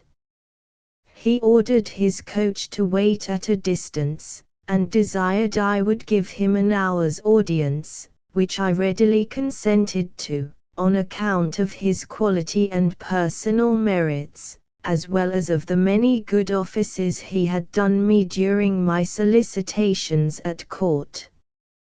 I offered to lie down, that he might the more conveniently reach my ear, but he chose rather to let me hold him in my hand during our conversation. He began with compliments on my liberty, said he might pretend to some merit in it, but however, added, that if it had not been for the present situation of things at court, perhaps I might not have obtained it so soon. For, said he, as flourishing a condition as we may appear to be in to foreigners, we labor under 2 mighty evils, a violent faction at home, and the danger of an invasion, by a most potent enemy, from abroad. As to the first, you are to understand, that, for above 70 moons past, there have been 2 struggling parties in this empire, under the names of Tramexen and Slamexen, from the high and low heels of their shoes, by which they distinguish themselves. It is alleged, indeed, that the high heels are most agreeable to our ancient constitution, but, however this may be, His Majesty hath determined to make use only of low heels in the administration of the government, and all offices in the gift of the crown, as you cannot but observe, and particularly, that His Majesty's imperial heels are lower, at least by a drur, than any of his court. Drur is a measure about the 14th part of an inch. The animosities between these two parties run so high, that they will neither eat nor drink nor talk with each other. We compute the tramexen, or high heels, to exceed us in number, but the power is wholly on our side. We apprehend His Imperial Highness, the heir to the crown, to have some tendency towards the high heels. At least, we can plainly discover that one of his heels is higher than the other, which gives him a hobble in his gait. Now, in the midst of these intestine disquiets, we are threatened with an invasion from the island of Blefuscu, which is the other great empire of the universe, almost as large and powerful as this of His Majesty. For, as to what we have heard you affirm, that there are other kingdoms and states in the world, inhabited by human creatures as large as yourself, our philosophers are in much doubt, and would rather conjecture that you dropped from the moon or one of the stars, because it is certain, that 100 mortals of your bulk would, in a short time, destroy all the fruits and cattle of His Majesty's dominions. Besides, our histories of 6,000 moons make no mention of any other regions than the two great empires of Lilliput and Blefuscu, which two mighty powers have, as I was going to tell you, been engaged in a most obstinate war for 36 moons past. It began upon the following occasion: it is allowed on all hands, that the primitive way of breaking eggs, before we eat them, was upon the larger end, but His present Majesty's grandfather, while he was a boy, going to eat an egg, and breaking it according to the ancient practice, happened to cut one of his fingers. Whereupon the emperor, his father, published an edict, commanding all his subjects, upon great penalties, to break the smaller end of their eggs. The people so highly resented this law, that our histories tell us, there have been 6 rebellions raised on that account, wherein one emperor lost his life, and another his crown. These civil commotions were constantly fomented by the monarchs of Blefuscu, and when they were quelled, the exiles always fled for refuge to that empire. It is computed, that 11,000 persons have, at several times, suffered death, rather than submit to break their eggs at the smaller end. Many hundred large volumes have been published upon this controversy, but the books of the Burgundians have been long forbidden, and the whole party rendered incapable, by law, of holding employments. Illustration: during the course of these troubles, the emperors of Blefuscu did frequently expostulate, by their ambassadors, accusing us of making a schism in religion, by offending against a fundamental doctrine of our great prophet Lustrog, in the 54th chapter of the Blundicrel, which is their Alcoran, 25. This, however, is thought to be a mere strain upon the text, for the words are these, that all true believers break their eggs at the convenient end. And which is the convenient end? seems, in my humble opinion, to be left to every man's conscience, or, at least, in the power of the chief magistrate to determine. Now, the Burgundian exiles have found so much credit in the Emperor of Blefuscu's court, and so much private assistance and encouragement from their party here at home, that a bloody war hath been carried on between the two empires for 36 moons, with various success, during which time we have lost 40 capital ships, and a much greater number of smaller vessels, together with 30,000 of our best seamen and soldiers, and the damage received by the enemy is reckoned to be somewhat greater than ours. However, they have now equipped a numerous fleet, and are just preparing to make a descent upon us, and His Imperial Majesty, placing great confidence in your valor and strength, hath commanded me to lay this account of his affairs before you. Illustration: I desired the secretary to present my humble duty to the Emperor, and to let him know that I thought it would not become me, who was a foreigner, to interfere with parties, but I was ready, with the hazard of my life, to defend his person and state against all invaders. Bar Design Chapter V. The author, by an extraordinary stratagem, prevents an invasion. A high title of honor is conferred upon him. Ambassadors arrive from the Emperor of Blefuscu, and sue for peace. The Empress's apartment on fire, by accident, the author instrumental in saving the rest of the palace.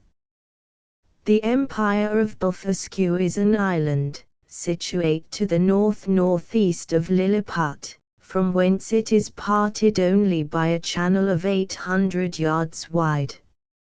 I had not yet seen it, and upon this notice of an intended invasion, I avoided appearing on that side of the coast, for fear of being discovered by some of the enemy's ships, who had received no intelligence of me, all intercourse between the two empires having been strictly forbidden during the war, upon the pain of death, and an embargo, 26, laid by our Emperor upon all vessels whatsoever. I communicated to His Majesty a project I had formed, of seizing the enemy's whole fleet, which, as our scouts assured us, lay at anchor in the harbor, ready to sail with the first fair wind. I consulted the most experienced seamen upon the depth of the channel, which they had often plumbed, who told me, that in the middle, at high water, it was 70 glumgluffs deep, which is about 6 feet of European measure, and the rest of it 50 glumgluffs at most. I walked towards the northeast coast, over against Blefuscu, where, lying down behind a hillock, I took out my small perspective glass, and viewed the enemy's fleet at anchor, consisting of about 50 men of war, and a great number of transports. I then came back to my house, and gave orders, for which I had a warrant, for a great quantity of the strongest cable and bars of iron. The cable was about as thick as pack thread, and the bars of the length and size of a knitting needle. I trebled the cable, to make it stronger, and, for the same reason, I twisted 3 of the iron bars together, bending the extremities into a hook. Having thus fixed 50 hooks to as many cables, I went back to the northeast coast, and putting off my coat, shoes, and stockings, walked into the sea in my leathern jerkin, about half an hour before high water. I waded with what haste I could, and swam in the middle about 30 yards, till I felt ground. I arrived at the fleet in less than half an hour. The enemy were so frightened, when they saw me, that they leaped out of their ships, and swam to shore, where there could not be fewer than 30,000 souls. I then took my tackling, and fastening a hook to the hole at the prow of each, I tied all the cords together at the end. While I was thus employed, the enemy discharged several thousand arrows, many of which stuck in my hands and face, and, besides the excessive smart, gave me much disturbance in my work. My greatest apprehension was for mine eyes, which I should have infallibly lost, if I had not suddenly thought of an expedient. I kept, among other little necessaries, a pair of spectacles, in a private pocket, which, as I observed before, had escaped the Emperor's searchers.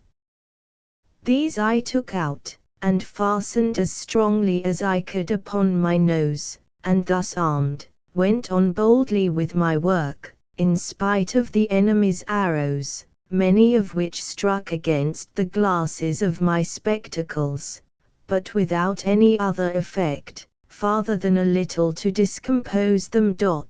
27. I had now fastened all the hooks, and, taking the knot in my hand, began to pull, but not a ship would stir, for they were all too fast held by their anchors, so that the boldest part of my enterprise remained.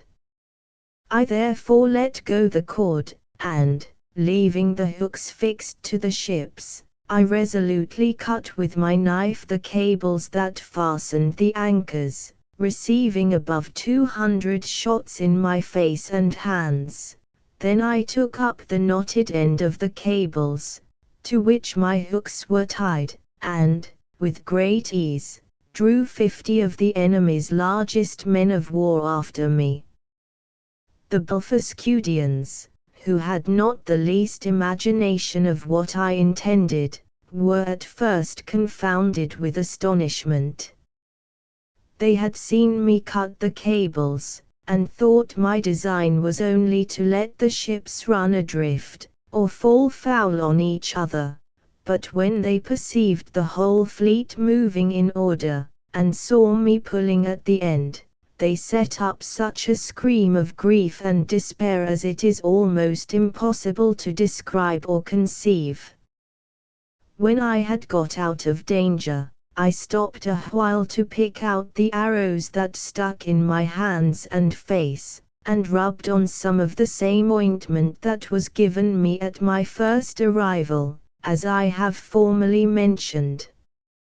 I then took off my spectacles, and waiting about an hour, till the tide was a little fallen, I waded through the middle with my cargo, and arrived safe at the royal port of Lilliput. The Emperor and his whole court stood on the shore, expecting the issue of this great adventure.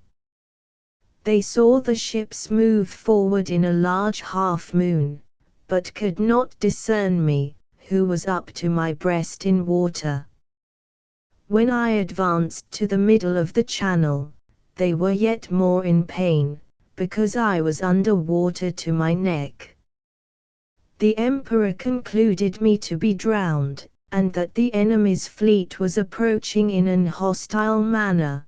But he was soon eased of his fears, for the channel growing shallower every step I made, I came in a short time within hearing, and holding up the end of the cable, by which the fleet was fastened, I cried in a loud voice, "Long live the most puissant, 28, Emperor of Lilliput!"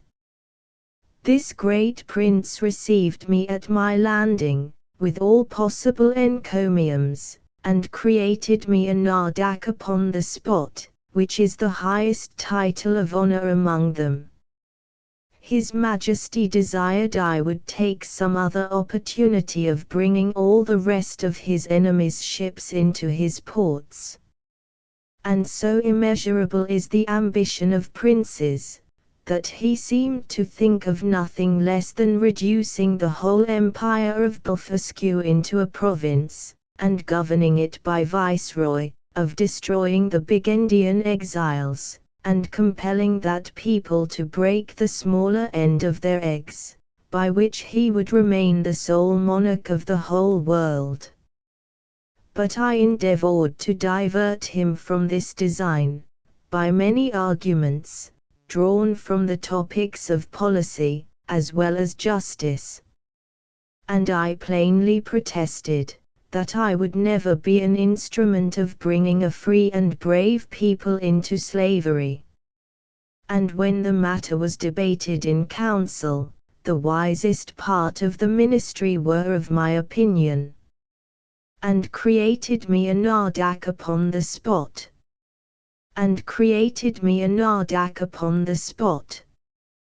This open, bold declaration of mine was so opposite to the schemes and politics of His Imperial Majesty, that he could never forgive me. He mentioned it, in a very artful manner, at council, where, I was told, that some of the wisest appeared, at least by their silence, to be of my opinion, but others, who were my secret enemies, could not forbear some expressions, which by a side wind reflected on me.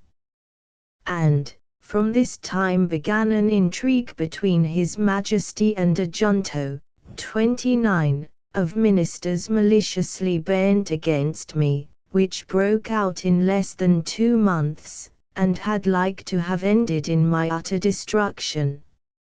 Of so little weight are the greatest services to princes, when put into the balance with a refusal to gratify their passions. About 3 weeks after this exploit, there arrived a solemn embassy from Blefuscu, with humble offers of peace, which was soon concluded, upon conditions very advantageous to our emperor, wherewith I shall not trouble the reader. There were 6 ambassadors, with a train of about 500 persons, and their entry was very magnificent, suitable to the grandeur of their master, and the importance of their business.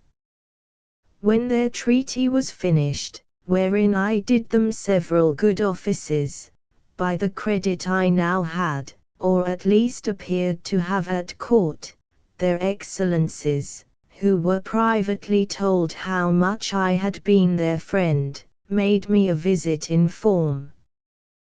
They began with many compliments upon my valor and generosity, invited me to that kingdom, in the emperor their master's name, and desired me to show some proofs of my prodigious strength, of which they had heard so many wonders, wherein I readily obliged them, but shall not trouble the reader with the particulars.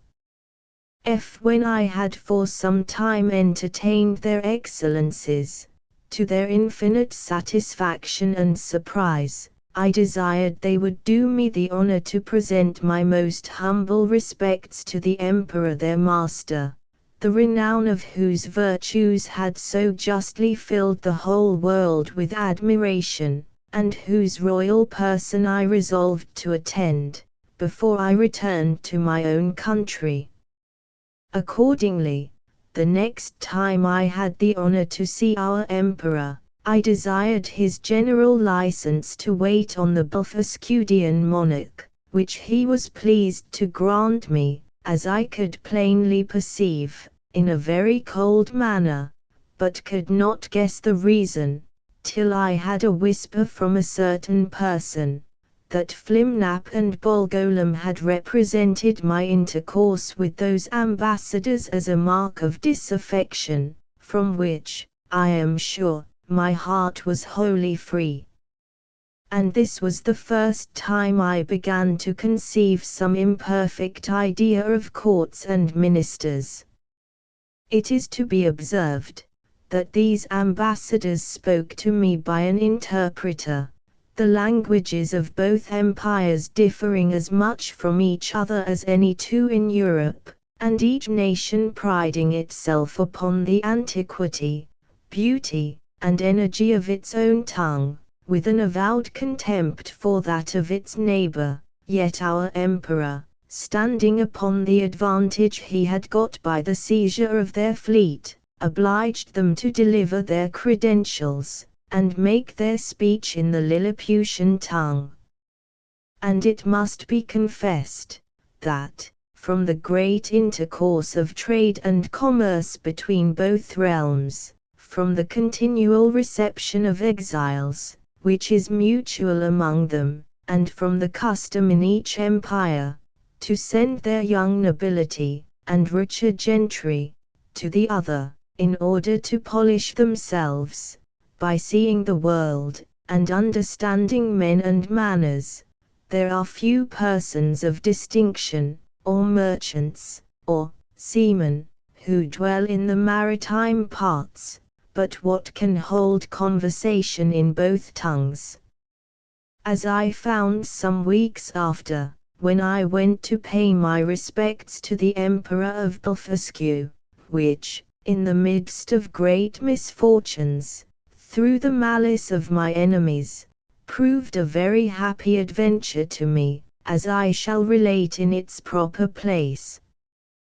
The reader may remember, that when I signed those articles, upon which I recovered my liberty, there were some which I disliked, upon account of their being too servile, neither could anything but an extreme necessity have forced me to submit. But, being now a Nardak of the highest rank in that empire, such offices were looked upon as below my dignity, and the emperor, to do him justice, never once mentioned them to me. However, it was not long before I had an opportunity of doing His Majesty, at least as I then thought, a most signal service. I was alarmed at midnight with the cries of many hundred people at my door, by which, being suddenly awaked, I was in some kind of terror. I heard the word Bedlam repeated incessantly. Several of the Emperor's court, making their way through the crowd, entreated me to come immediately to the palace, where Her Imperial Majesty's apartment was on fire, by the carelessness of a maid of honor, who fell asleep while she was reading a romance. I got up in an instant, and orders being given to clear the way before me, and it being likewise a moonshine night, I made a shift to get to the palace, without trampling on any of the people. I found they had already applied ladders to the walls of the apartment, and were well provided with buckets, but the water was at some distance. These buckets were about the size of a large thimble, and the poor people supplied me with them as fast as they could, but the flame was so violent that they did little good. I might easily have stifled it with my coat, which I unfortunately left behind me for haste, and came away only in my leathern jerkin. The case seemed wholly desperate and deplorable, and this magnificent palace would have infallibly been burnt down to the ground, if, by a presence of mind unusual to me, I had not suddenly thought of an expedient by which in 3 minutes the fire was wholly extinguished, and the rest of that noble pile, which had cost so many ages in erecting, preserved from destruction. Illustration: it was now daylight, and I returned to my house, without waiting to congratulate with the Emperor, because, although I had done a very eminent piece of service, yet I could not tell how His Majesty might resent the manner by which I had performed it, for, by the fundamental laws of the realm, It is capital in any man, of what quality soever, to even touch the empress or the royal princesses without invitation.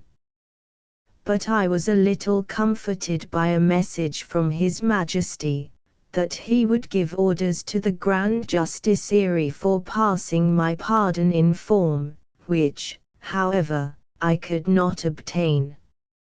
And I was privately assured that the Empress, conceiving the greatest abhorrence of me, and, in the presence of her chief confidants, could not forbear vowing revenge.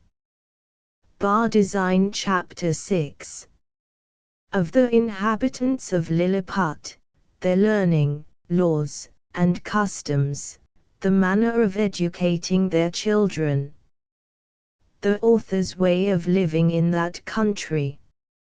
Although I intend to leave the description of this empire to a particular treatise, yet, in the meantime, I am content to gratify the curious reader with some general ideas.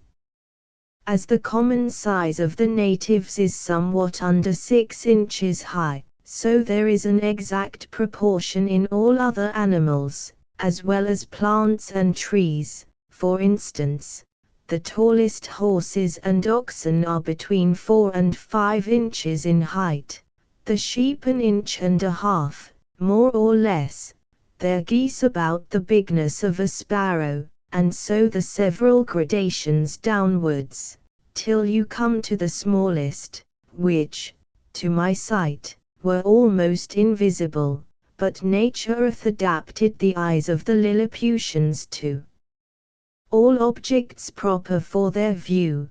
They see with great exactness, but at no great distance. And, to show the sharpness of their sight, towards objects that are near, I have been much pleased with observing a cook pulling, 30, a lark, which was not so large as a common fly, and a young girl threading an invisible needle with invisible silk. Their tallest trees are about 7 feet high, I mean some of those in the great royal park, the tops whereof I could but just reach with my fist clenched.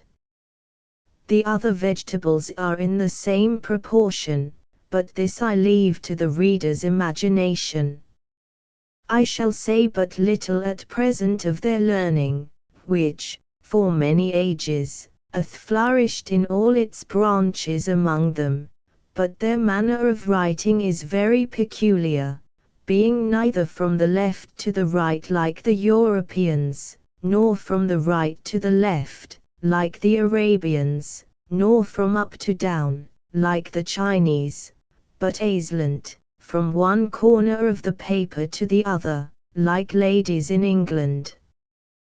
They bury their dead with their heads directly downwards, because they hold an opinion, that in 11,000 moons they are all to rise again, in which period the earth, which they conceive to be flat, will turn upside down, and by this means they shall, at the resurrection, be found ready, standing on their feet. The learned among them confess the absurdity of this doctrine, but the practice still continues, in compliance to the vulgar. There are some laws and customs in this empire very peculiar, and, if they were not so directly contrary to those of my own dear country, I should be tempted to say a little in their justification. It is only to be wished they were as well executed. The first I shall mention relates to informers. All crimes against the state are punished here with the utmost severity, but, if the person accused maketh his innocence plainly to appear upon his trial, the accuser is immediately put to an ignominious death, and, out of his goods, or lands, the innocent person is quadruply recompensed for the loss of his time, for the danger he underwent, for the hardship of his imprisonment, and for all the charges he hath been at in making his defence, or it that fund be deficient, it is largely supplied by the crown. The emperor also confers on him some public mark of his favor, and proclamation is made of his innocence through the whole city. They look upon fraud as a greater crime than theft, and therefore seldom fail to punish it with death, for they allege that care and vigilance, with a very common understanding, may preserve a man's goods from thieves, but honesty has no fence against superior cunning, and, since it is necessary that there should be a perpetual intercourse of buying and selling, and dealing upon credit, where fraud is permitted and connived at, or hath no law to punish it, the honest dealer is always undone, and the knave gets the advantage. I remember, when I was once interceding with the king for a criminal, who had wronged his master of a great sum of money, which he had received by order, and run away with, and happening to tell his majesty, by way of extenuation, that it was only a breach of trust, the emperor thought it monstrous in me to offer as a defense the greatest aggravation of the crime, and, truly, I had little to say in return, farther than the common answer, that different nations had different customs, for, I confess, I was heartily ashamed. Although we usually call reward and punishment the two hinges upon which all government turns, yet I could never observe this maxim to be put in practice by any nation except that of Lilliput. Whoever can there bring sufficient proof that he hath strictly observed the laws of his country for 73 moons, hath a claim to certain privileges, according to his quality and condition of life, with a proportionable sum out of a fund appropriated for that use. He likewise acquires the title of Snil Paul, or legal, which is added to his name, but doth not descend to his posterity. And these people thought it a prodigious defect of policy among us, when I told them that our laws were enforced only by penalties, without any mention of reward. It is upon this account that the image of justice, in their courts of judicature, is formed with 6 eyes, 2 before, as many behind, and on each side 1, to signify circumspection, with a bag of gold open in her right hand, and a sword sheath in her left, to show she was more disposed to reward than to punish. In choosing persons for all employments, they have more regard to good morals than to great abilities, for, since government is necessary to mankind, they believe that the common size of human understanding is fitted to some station or other, and that Providence never intended to make the management of public affairs a mystery, to be comprehended only by a few persons of sublime genius, of which there seldom are 3 born in an age, but they suppose truth, justice, temperance, and the like, to be in every man's power, the practice of which virtues, assisted by experience, and a good intention, would qualify any man for the service of his country, except where a course of study is required. But they thought the want of moral virtues was so far from being supplied by superior endowments of the mind, that employments could never be put into such dangerous hands as those of persons so qualified, and at least, that the mistakes committed by ignorance, in a virtuous disposition, would never be of such fatal consequences to the public weal as the practices of a man whose inclinations led him to be corrupt, and who had great abilities to manage, to multiply, and defend his corruptions. In like manner, the disbelief of a divine providence renders a man incapable of holding any public station, for, since kings avow themselves to be the deputies of Providence, the Lilliputians think nothing can be more absurd than for a prince to employ such men as disown the authority under which he acts. In relating these and the following laws, I would only be understood to mean the original institutions, and not the most scandalous corruptions into which these people are fallen, by the degenerate nature of man. For, as to that infamous practice of acquiring great employments by dancing on the ropes, or badges of favor and distinction by leaping over sticks, and creeping under them, the reader is to observe, that they were first introduced by the grandfather of the emperor, now reigning, and grew to the present height by the gradual increase of party and faction. Ingratitude is, among them, a capital crime, as we read it to have been in some other countries, for they reason thus, that whoever makes ill returns to his benefactor, must needs be a common enemy to the rest of mankind, from whom he hath received no obligation, and therefore such a man is not fit to live. Their notions relating to the duties of parents and children differ extremely from ours.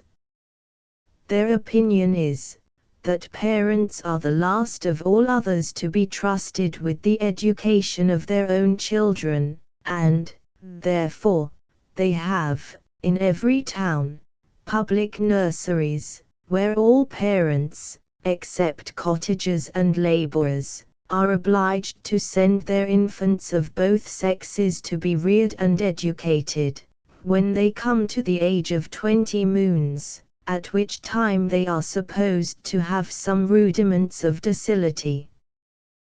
These schools are of several kinds, suited to different qualities, and to both sexes. They have certain professors, well skilled in preparing children for such a condition of life as befits the rank of their parents, and their own capacities as well as inclinations.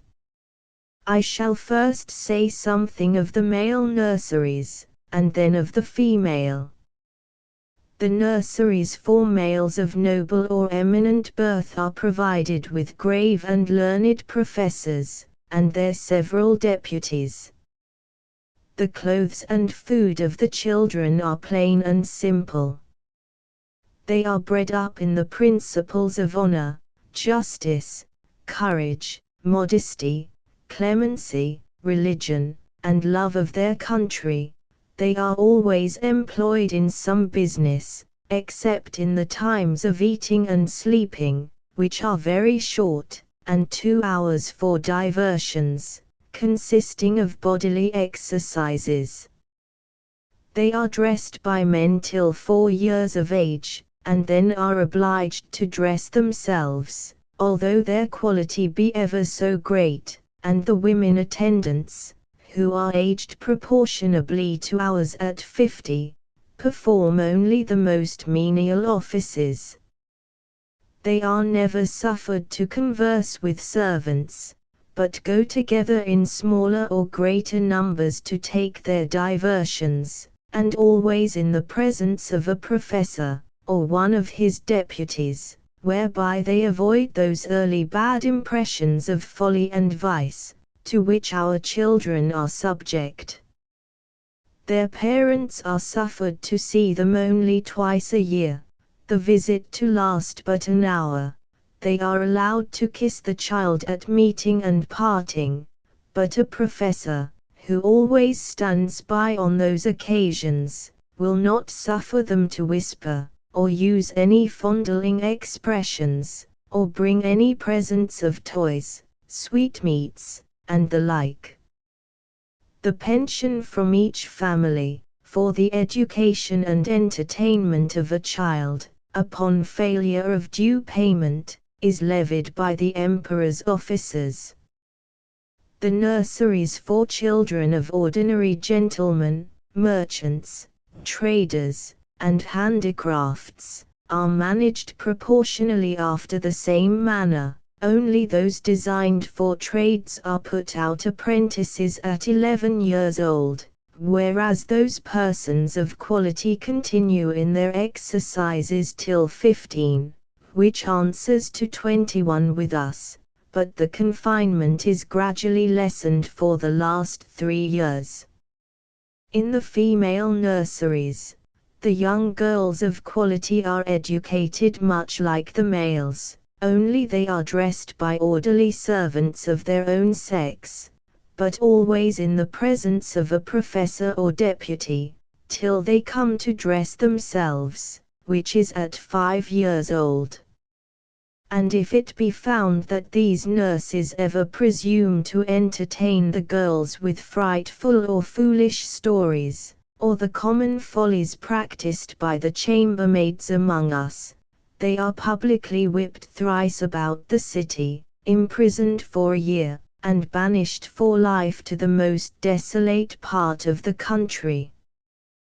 Thus, the young ladies there are as much ashamed of being cowards and fools as the men, and despise all personal ornaments beyond decency and cleanliness. Neither did I perceive any difference in their education, made by their difference of sex, only that the exercises of the women were not altogether so robust, and that some rules were given them relating to domestic life, and a smaller compass of learning was enjoined them, for their maxim is that, among people of quality, a wife should be always a reasonable and agreeable companion, because she cannot always be young. When the girls are 12 years old, which among them is the marriageable age, their parents or guardians take them home, with great expressions of gratitude to the professors, and seldom without tears of the young lady and her companions. In the nurseries of females of the meaner sort, the children are instructed in all kinds of works proper for their sex and their several degrees. Those intended for apprentices are dismissed at 7 years old, the rest are kept to 11. The meaner, 31, families who have children at these nurseries are obliged, besides their annual pension, which is as low as possible, to return to the steward of the nursery a small monthly share of their gettings, to be a portion, 32, for the child, and, therefore, all parents are limited in their expenses by the law. For the Lilliputians think nothing can be more unjust than for people to leave the burden of supporting their children on the public. As to persons of quality, they give security to appropriate a certain sum for each child, suitable to their condition, and these funds are always managed with good husbandry and the most exact justice. The cottagers and laborers keep their children at home, their business being only to till and cultivate the earth, and therefore their education is of little consequence to the public, but the old and diseased among them are supported by hospitals, for begging is a trade unknown in this empire. And here it may perhaps divert the curious reader to give some account of my domestic, 33, and my manner of living in this country, during a residence of 9 months and 13 days. Having a head for mechanics, and being likewise forced by necessity, I had made for myself a table and chair, convenient enough, out of the largest trees in the royal park. 200 sempstresses were employed to make me shirts, and linen for my bed and table, all of the strongest and coarsest kind they could get, which, however, they were forced to quilt together in several folds, for the thickest was some degrees finer than lawn.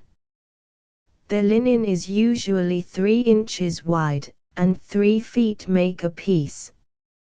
The sempstresses took my measure as I lay on the ground, one standing at my neck, and another at my mid-leg, with a strong cord extended that each held by the end, while a third measured the length of the cord with a rule of 1 inch long. Then they measured my right thumb, and desired no more, for, by a mathematical computation, that twice round the thumb is once round the wrist, and so on to the neck and the waist, and by the help of my old shirt, which I displayed on the ground before them for a pattern, they fitted me exactly. 300 tailors were employed in the same manner to make me clothes, but they had another contrivance for taking my measure. I kneeled down, and they raised a ladder from the ground to my neck. Upon this ladder one of them mounted, and let fall a plumb line from my collar to the floor, which just answered the length of my coat, but my waist and arms I measured myself. When my clothes were finished, which was done in my house, for the largest of theirs would not have been able to hold them, they looked like the patchwork made by the ladies in England, only that mine were all of a color. 300 tailors were employed to make me clothes. 300 tailors were employed to make me clothes. I had 300 cooks to dress my victuals, in little convenient huts built about my house, where they and their families lived, and prepared me 2 dishes apiece. I took up 20 waiters in my hand, and placed them on the table. 100 more attended below on the ground, some with dishes of meat, and some with barrels of wine and other liquors, flung on their shoulders, all of which the waiters above drew up, as I wanted, in a very ingenious manner, by certain cords, as we draw the bucket up a well in Europe. A dish of their meat was a good mouthful, and a barrel of their liquor a reasonable draught. Their mutton yields to ours, but their beef is excellent. I have had a sirloin so large that I have been forced to make 3 bites of it, but this is rare. My servants were astonished to see me eat it, bones and all, as in our country we do the leg of a lark. Their geese and turkeys I usually eat at a mouthful, and I must confess they far exceed ours. Of their smaller fowl, I could take up 20 or 30 at the end of my knife. One day His Imperial Majesty, being informed of my way of living, desired that himself and his royal consort, with the young princes of the blood of both sexes, might have the happiness, as he was pleased to call it, of dining with me. They came accordingly, and I placed them in chairs of state upon my table, just over against me, with their guards about them. Flimnap, the Lord High Treasurer, attended there likewise, with his white staff, and I observed he often looked on me with a sour countenance, which I would not seem to regard, but eat more than usual, in honor to my dear country, as well as to fill the court with admiration. I have some private reasons to believe that this visit from His Majesty gave Flimnap an opportunity of doing me ill offices to his master. That minister had always been my secret enemy, though he outwardly caressed me more than was usual to the moroseness of his nature. he represented to the emperor the low condition of his treasury, that he was forced to take up money at a great discount, that exchequer bills, 34, would not circulate under 9%, below par, that I had cost His Majesty above 1.5 million of sprugs, their greatest gold coin, about the bigness of a spangle, and, upon the whole, that it would be advisable in the emperor to take the first fair occasion of dismissing me. The happiness of dining with me. The happiness of dining with me. Illustration bar design chapter 7. The author, being informed of a design to accuse him of high treason, makes his escape to Blefuscu. His reception there. Before I proceed to give an account of my leaving this kingdom, it may be proper to inform the reader of a private intrigue which had been for 2 months forming against me. I had been hitherto all my life a stranger to courts, for which I was unqualified by the meanness of my condition. I had indeed heard and read enough of the dispositions of great princes and ministers, but never expected to have found such terrible effects of them in so remote a country, governed, as I thought, by very different maxims from those in Europe.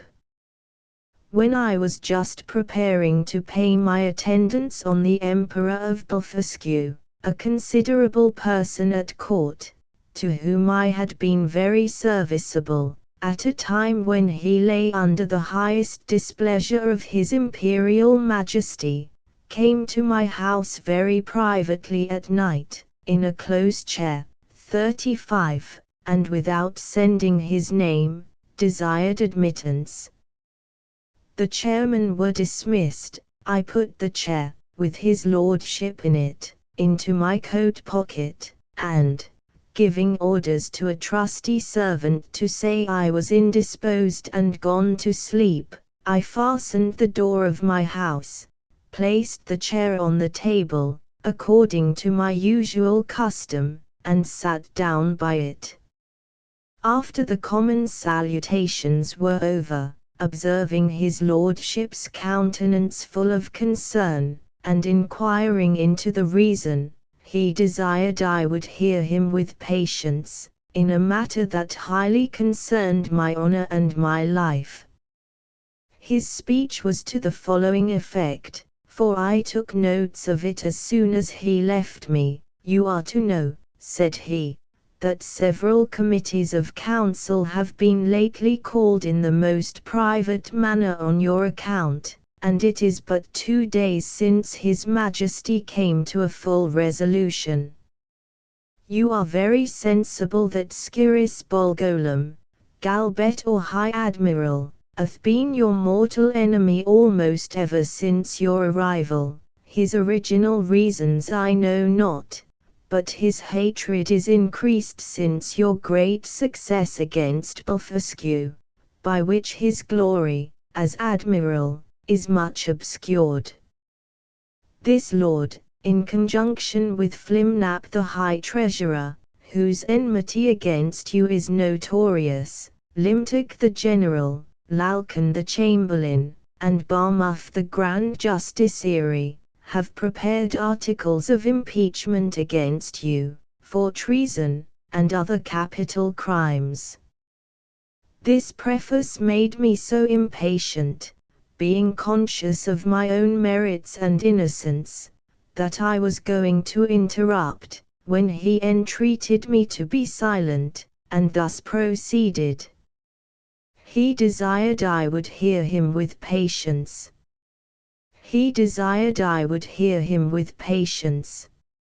Out of gratitude for the favors you have done for me, I procured information of the whole proceedings, and a copy of the articles, wherein I venture my head for your service. Articles of impeachment against Quimbus Flestrin, the Man Mountain.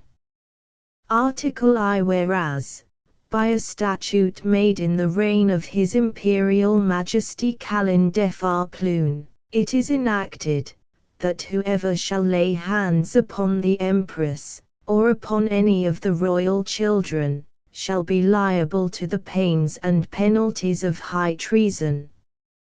Notwithstanding, the said Quimbus Flestrin, in open breach of the said law, under colour of extinguishing the fire kindled in the apartment of His Majesty's most dear imperial consort, did maliciously, and traitorously, pull her by the arms, and lift her high in the air in both his hands, against the statute in that case provided, and c. against the duty, and see Article 2. That the said Quimbus Flestrin, having brought the imperial fleet of Blefuscu into the royal port, and being afterwards commanded by His Imperial Majesty to seize all the other ships of the said Empire of Blefuscu, and reduce that empire to a province, to be governed by a viceroy from hence, and to destroy and put to death, not only all the Burgundian exiles, but likewise all the people of that empire who would not immediately forsake the Burgundian heresy. He, the said Flestrin, like a false traitor against His most auspicious, serene, imperial majesty, did petition to be excused from the said service, upon pretence of unwillingness to force the consciences or destroy the liberties and lives of an innocent people. Article 3. That, whereas certain ambassadors arrived from the court of Blefuscu, to sue for peace in His Majesty's court, he, the said Flestrin, did, like a false traitor, aid, abet, comfort, and divert the said ambassadors, although he knew them to be servants to a prince who was lately an open enemy to His Imperial Majesty, and in open war against His said Majesty. Article 4. That the said Quimbus Flestrin, contrary to the duty of a faithful subject, is now preparing to make a voyage to the court and empire of Blefuscu, for which he hath received only verbal license from His Imperial Majesty, and under colour of the said license, doth falsely and traitorously intend to take the said voyage, and thereby to aid, comfort, and abet the Emperor of Blefuscu, so late an enemy, and in open war with His Imperial Majesty aforesaid. There are some other articles, but these are the most important, of which I have read you an abstract. In the several debates upon this impeachment, it must be confessed that His Majesty gave many marks of his great lenity, often urging the services you had done him, and endeavouring to extenuate your crimes. The Treasurer and Admiral insisted that you should be put to the most painful and ignominious death, by setting fire on your house at night, and the General was to attend, with 20,000 men armed with poisoned arrows, to shoot you on the face and hands. Some of your servants were to have private orders to strew a poisonous juice on your shirts and sheets, which would soon make you tear your own flesh, and die in the utmost torture. The General came into the same opinion, so that for a long time there was a majority against you, but His Majesty resolving, if possible, to spare your life, at last brought off the Chamberlain. Upon this incident, Reldesel, Principal Secretary for Private Affairs, who always approved himself your true friend, was commanded by the Emperor to deliver his opinion, which he accordingly did, and therein justified the good thoughts you have of him.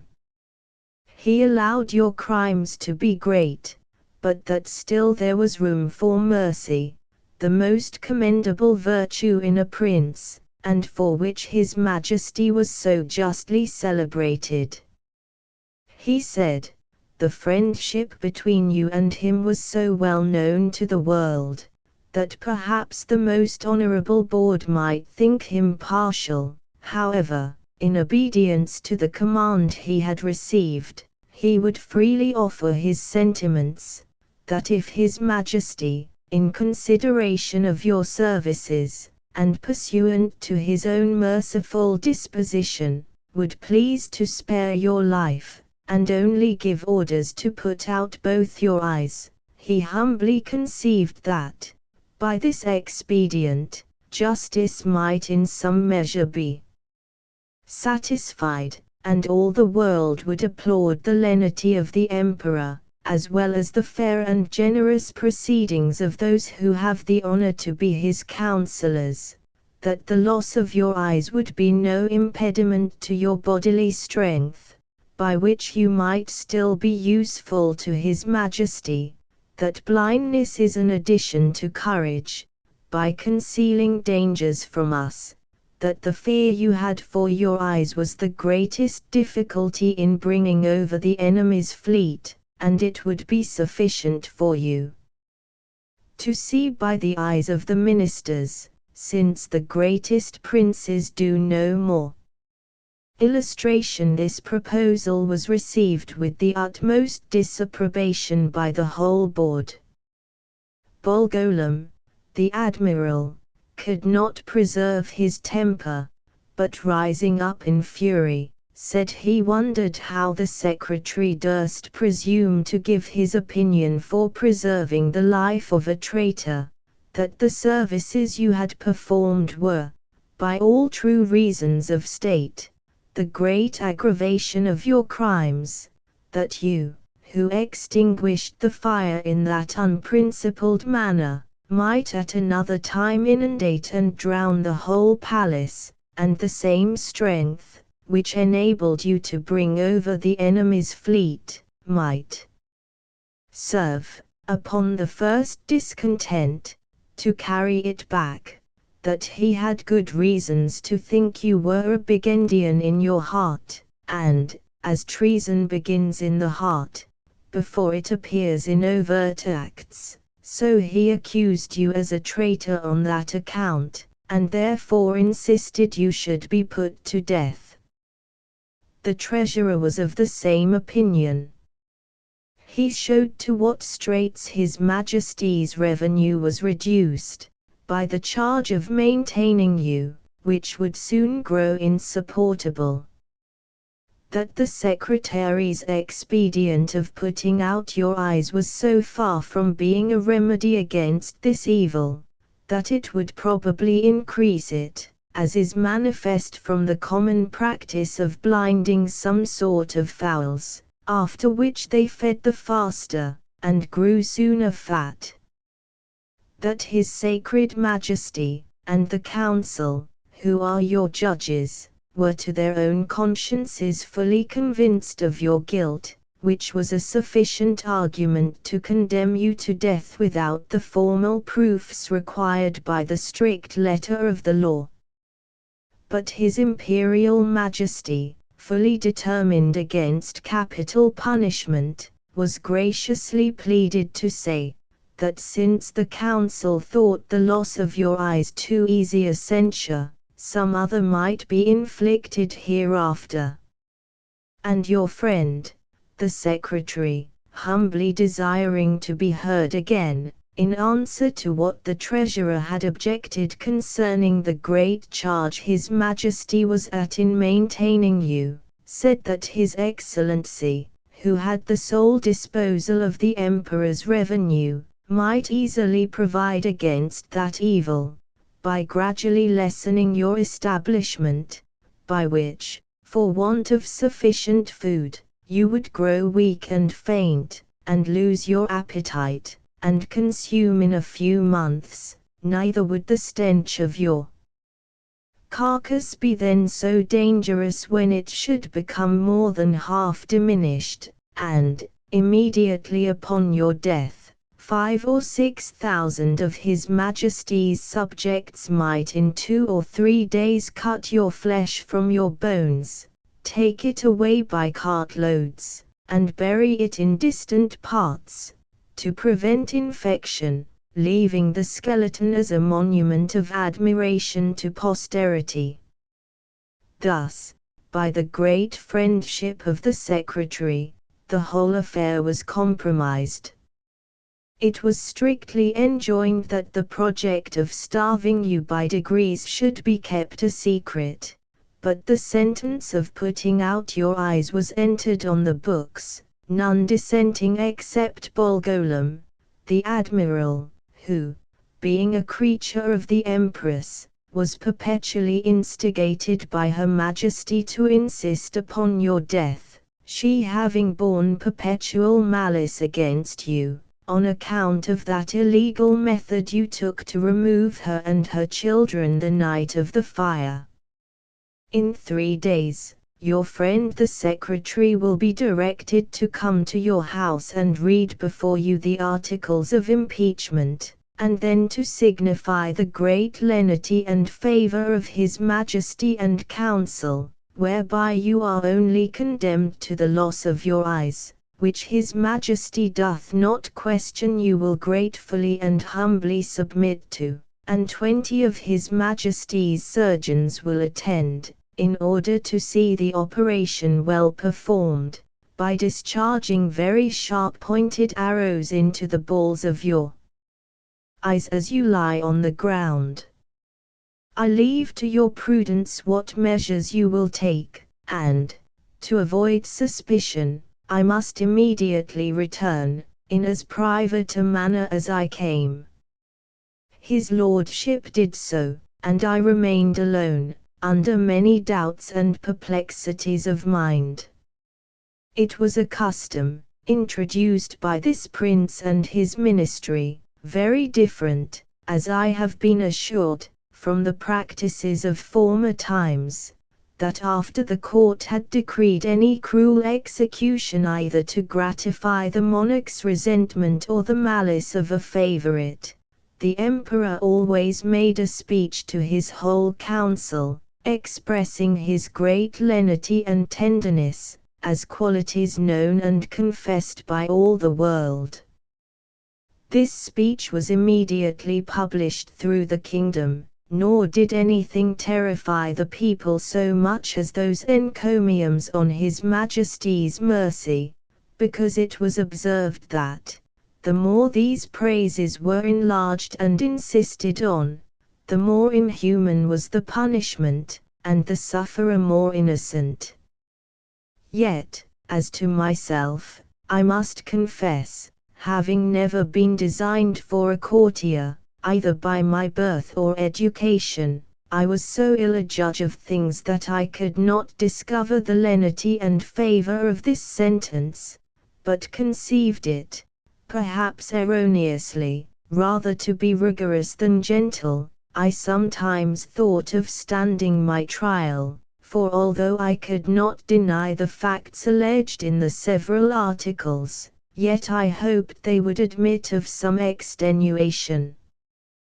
But having in my life perused many state trials, which I ever observed to terminate as the judges thought fit to direct, I durst not rely on so dangerous a decision, in so critical a juncture, and against such powerful enemies.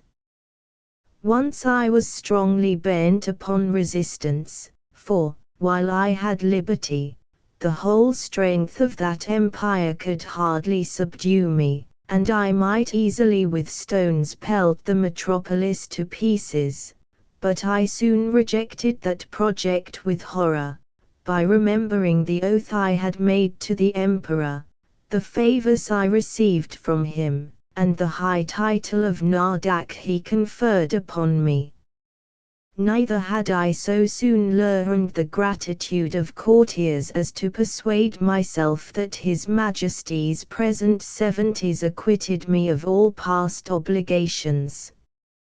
At last I fixed upon a resolution, for which it is probable I may incur some censure, and not unjustly, for I confess I owe the preserving mine eyes, and consequently my liberty, to my own great rashness and want of experience, because if I had then known the nature of princes and ministers, which I have since observed in many other courts, and their methods of treating criminals less obnoxious than myself, I should with great alacrity and readiness have submitted to so easy a punishment.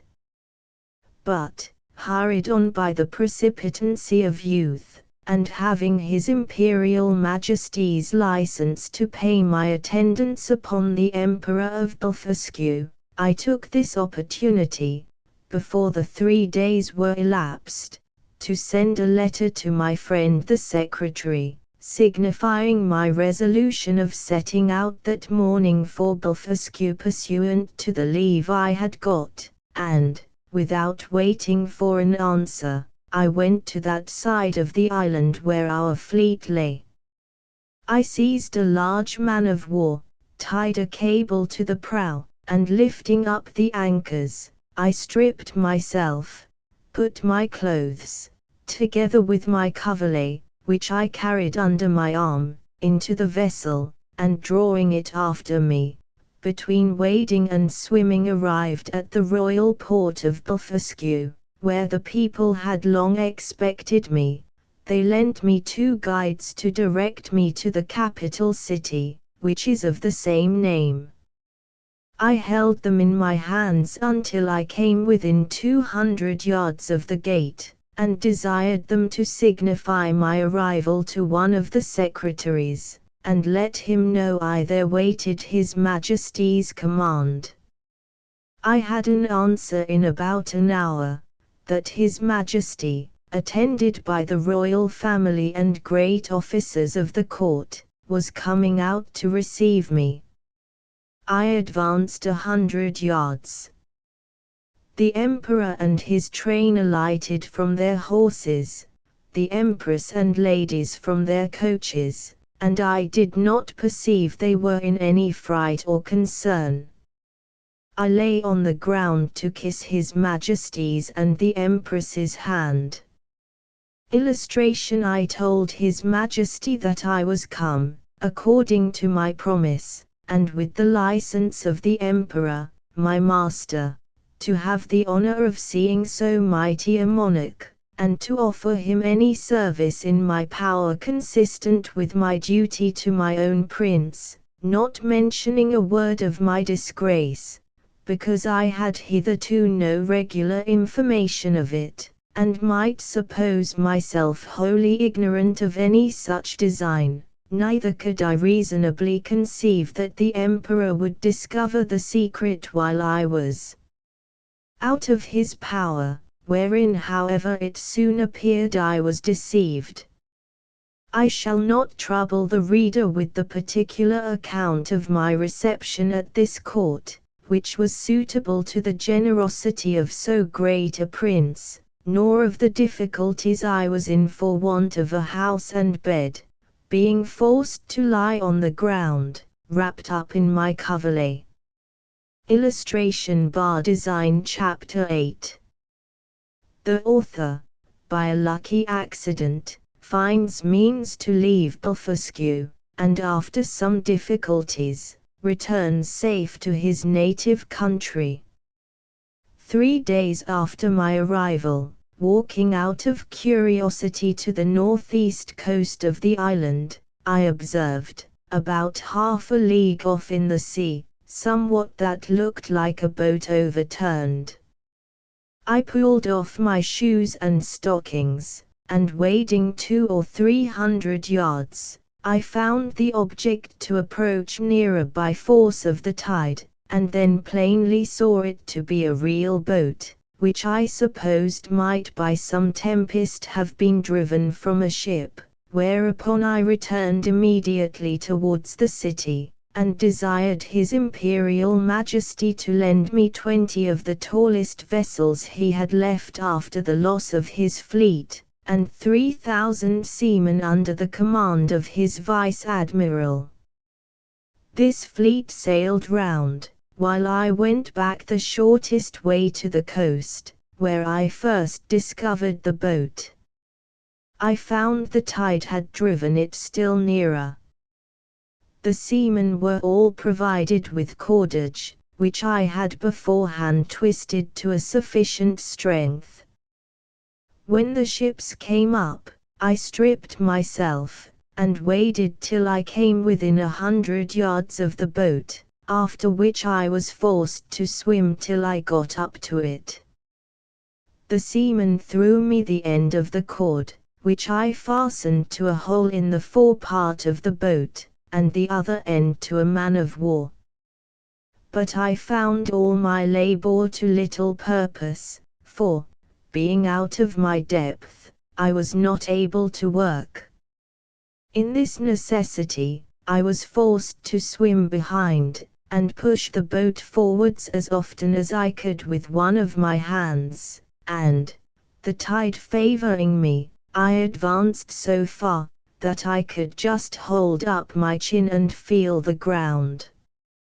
I rested 2 or 3 minutes, and then gave the boat another shove, and so on till the sea was no higher than my armpits, and now, the most laborious part being over, I took out my other cables, which were stowed in one of the ships, and fastened them first to the boat, and then to 9 of the vessels which attended me. The wind being favorable, the seamen towed, and I shoved, till we arrived within 40 yards of the shore, and waiting till the tide was out, I got dry to the boat, and, by the assistance of 2,000 men, with ropes and engines, I made a shift to turn it on its bottom, and found it was but little damaged. Pulleys, capstans, and other contrivances. I shall not trouble the reader with the difficulties I was under, by the help of certain paddles, which cost me 10 days making, to get my boat to the royal port of Blefuscu, where a mighty concourse of people appeared upon my arrival, full of wonder at the sight of so prodigious a vessel.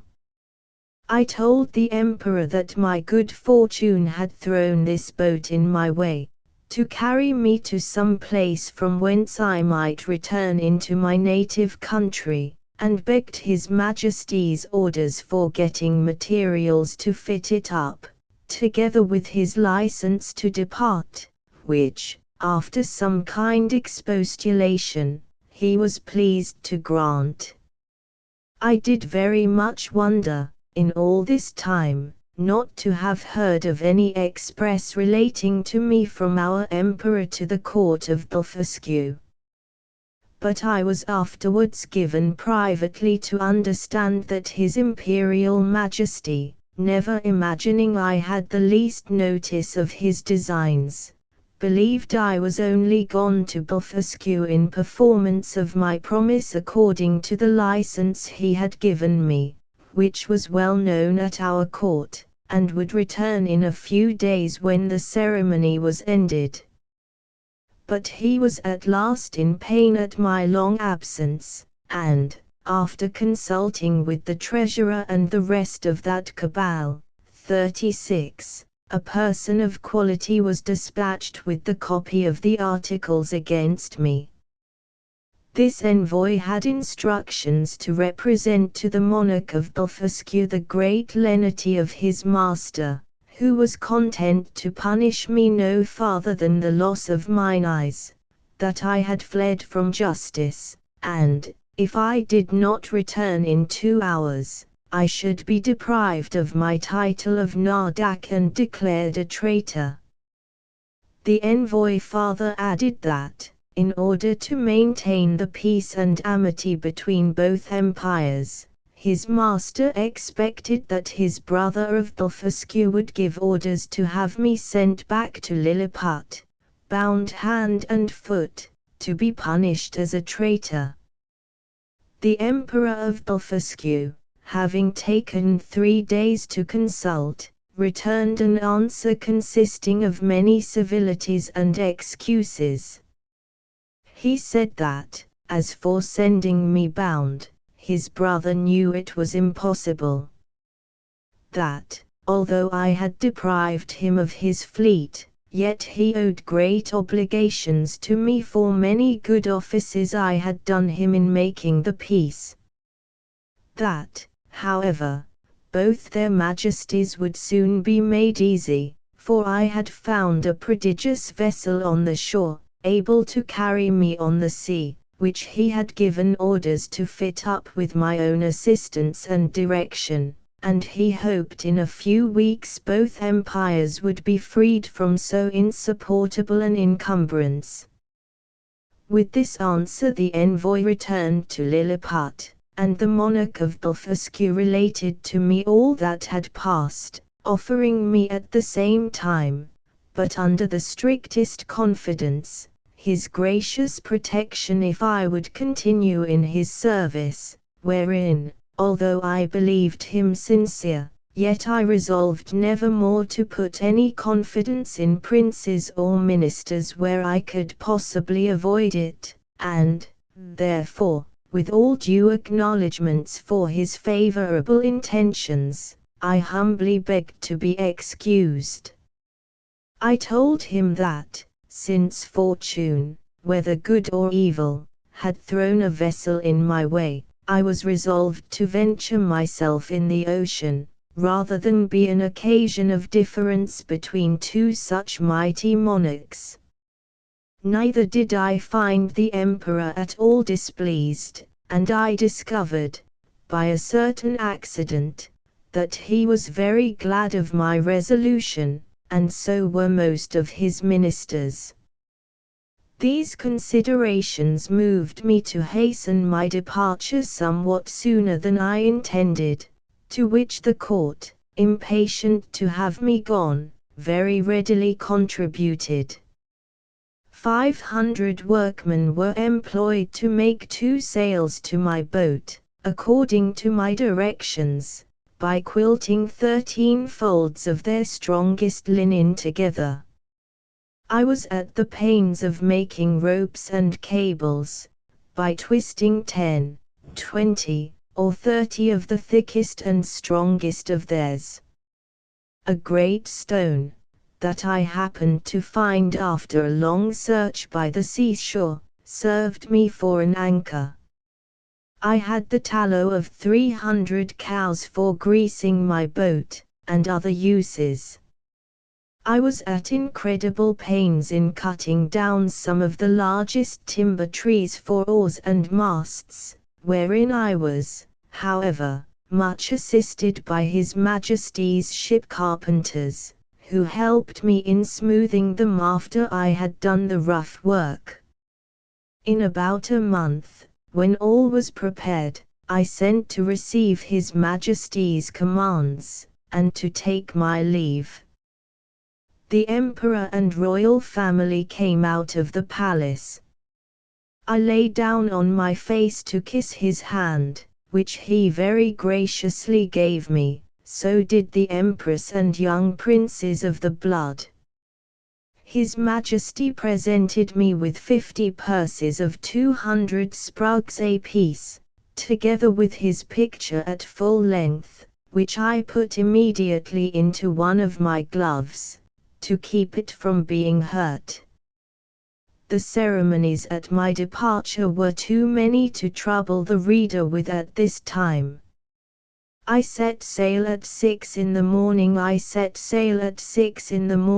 stored the boat with the carcasses of 100 oxen, and 300 sheep, with bread and drink proportionable, and as much meat ready dressed as 400 cooks could provide. I took with me 6 cows and 2 bulls alive, with as many ewes and lambs, intending to carry them into my own country, and propagate the breed. And to feed them on board, I had a good bundle of hay and a bag of corn. I would gladly have taken a dozen of the natives, but this was a thing the emperor would by no means permit, and, besides a diligent search into my pockets, His Majesty engaged my honor not to carry away any of his subjects, although with their own consent and desire. Having thus prepared all things as well as I was able, I set sail on the 24th day of September, 1701, at 6 in the morning, and, when I had gone about 4 leagues to the northward, the wind being at southeast, at 6 in the evening I descried a small island about half a league to the northwest. I advanced forward, and cast anchor on the lee side, 37, of the island, which seemed to be uninhabited. I then took some refreshment, and went to my rest. I slept well, and, as I conjecture, at least 6 hours, for I found the day broke 2 hours after I awaked. It was a clear night. I ate my breakfast before the sun was up, and heaving anchor, the wind being favorable, I steered the same course that I had done the day before, wherein I was directed by my pocket compass. My intention was to reach, if possible, one of those islands, which, I had reason to believe, lay to the northeast of Van Diemen's Land. I discovered nothing all that day, but upon the next, about 3 o'clock in the afternoon, when I had, by my computation, made 24 leagues from Blefuscu, I descried a sail steering to the southeast. My course was due east. I hailed her, but could get no answer, yet I found I gained upon her, for the wind slackened. I made all the sail I could, and in half an hour she spied me, then hung out her ancient, 38, and discharged a gun. It is not easy to express the joy I was in, upon the unexpected hope of once more seeing my beloved country, and the dear pledges I left in it. The ship slackened her sails, and I came up with her, between 5 and 6 in the evening, September 26th, but my heart leaped within me to see her English colors. Illustration: I put my cows and sheep into my coat pockets, and got on board with all my little cargo of provisions. The vessel was an English merchantman returning from Japan by the North and South Seas. The captain, Mr. John Biddle, of Deptford, a very civil man and an excellent sailor. We were now in the latitude of 30 degrees south.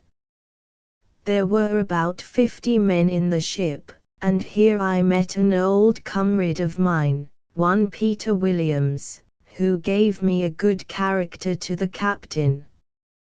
This gentleman treated me with kindness, and desired I would let him know what place I came from last, and whither I was bound, which I did in few words, but he thought I was raving, and that the dangers I had underwent had disturbed my head, whereupon I took my black cattle and sheep out of my pocket, which, after great astonishment, clearly convinced him of my veracity. I then showed him the gold given me by the Emperor of Blefuscu, together with His Majesty's picture at full length, and some other rarities of that country. I gave him 2 purses of 200 sprugs each, and promised, when we arrived in England, to make him a present of a cow and a sheep. I shall not trouble the reader with a particular account of this voyage, which was very prosperous for the most part. We arrived in the Downs, 39, on the 13th of April, 1702. I had only one misfortune, that the rats on board carried away one of my sheep. I found her bones in a hole, picked clean from the flesh. I got the rest of my cattle safe ashore, and set them grazing in a bowling green at Greenwich, where the fineness of the grass made them feed very heartily, though I had always feared the contrary. Neither could I possibly have preserved them in so long a voyage, if the captain had not allowed me some of his best biscuits, which, rubbed to powder, and mingled with water, was their constant food. The short time I continued in England, I made a considerable profit by showing my cattle to many persons of quality and others, and before I began my second voyage I sold them for £600. Since my last return, I find the breed is considerably increased, especially the sheep, which I hope will prove much to the advantage of the woolen manufacture, by the fineness of the fleeces. Illustration: I stayed but 2 months with my wife and family, for my insatiable desire of seeing foreign countries would suffer me to continue no longer. I left £1,500 with my wife and fixed her in a good house at Redriff. My remaining stock I carried with me, part in money, and part in goods, in hopes to improve my fortune. My eldest uncle, John, had left me an estate in land, near Epping, of about £30 a year, and I had a long lease of the Black Bull, 40, in Fetter Lane, which yielded me as much more, so that I was not in any danger of leaving my family upon the parish. My son Johnny, named so after his uncle, was at the grammar school, and a towardly, 41, child. My daughter Betty, who is now well married, and has children, was then at her needlework. I took leave of my wife and boy and girl, with tears on both sides, and went on board the Adventure, a merchant ship of 300 tons, bound for Surat, Captain John Nicholas, of Liverpool, commander. But my account of this voyage must be referred to the second part of my travels. The end of the first part. They concluded that I was only Relplum Scalcath. They concluded that I was only Relplum Scalcath. Illustration: Travels. Bar Design Part 2. A Voyage to Brobdingnag. Chapter I. A great storm described. The longboat sent to fetch water. The author goes with it to discover the country. He is left on shore, is seized by one of the natives, and carried to a farmer's house. His reception, with several accidents that happened there. A description of the inhabitants.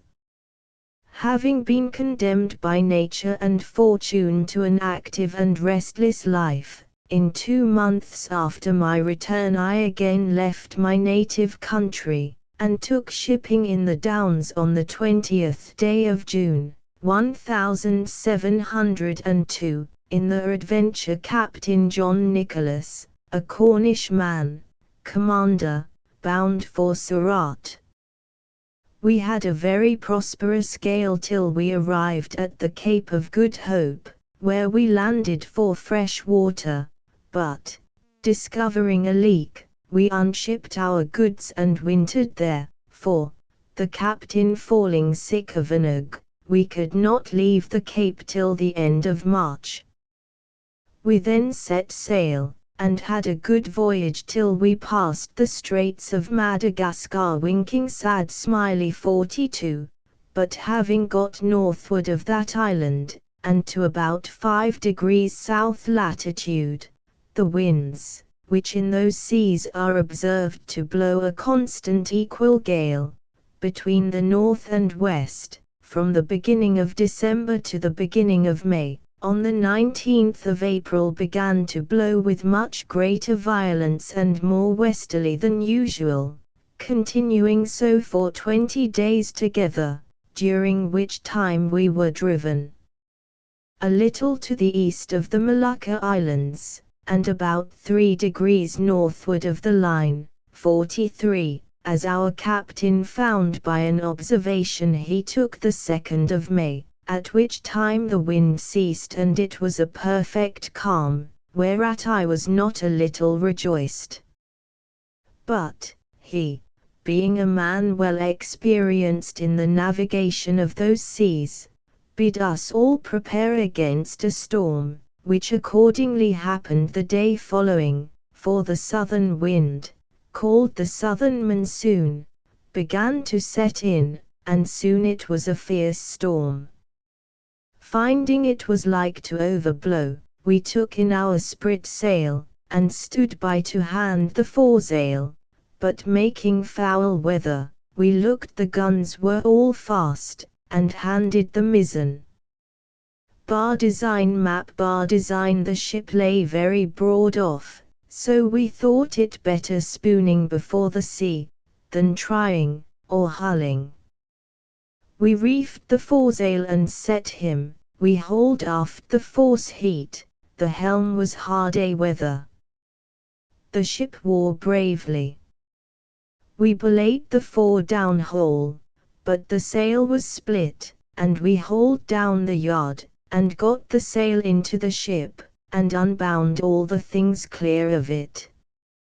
It was a very fierce storm, the sea broke strange and dangerous. We hauled off the lanyard of the whipstaff, and helped the man at the helm. We could not get down our topmast, but let all stand, because she scudded before the sea very well, and we knew that the topmast being aloft, the ship was the wholesomer, and made better way through the sea, seeing we had sea room.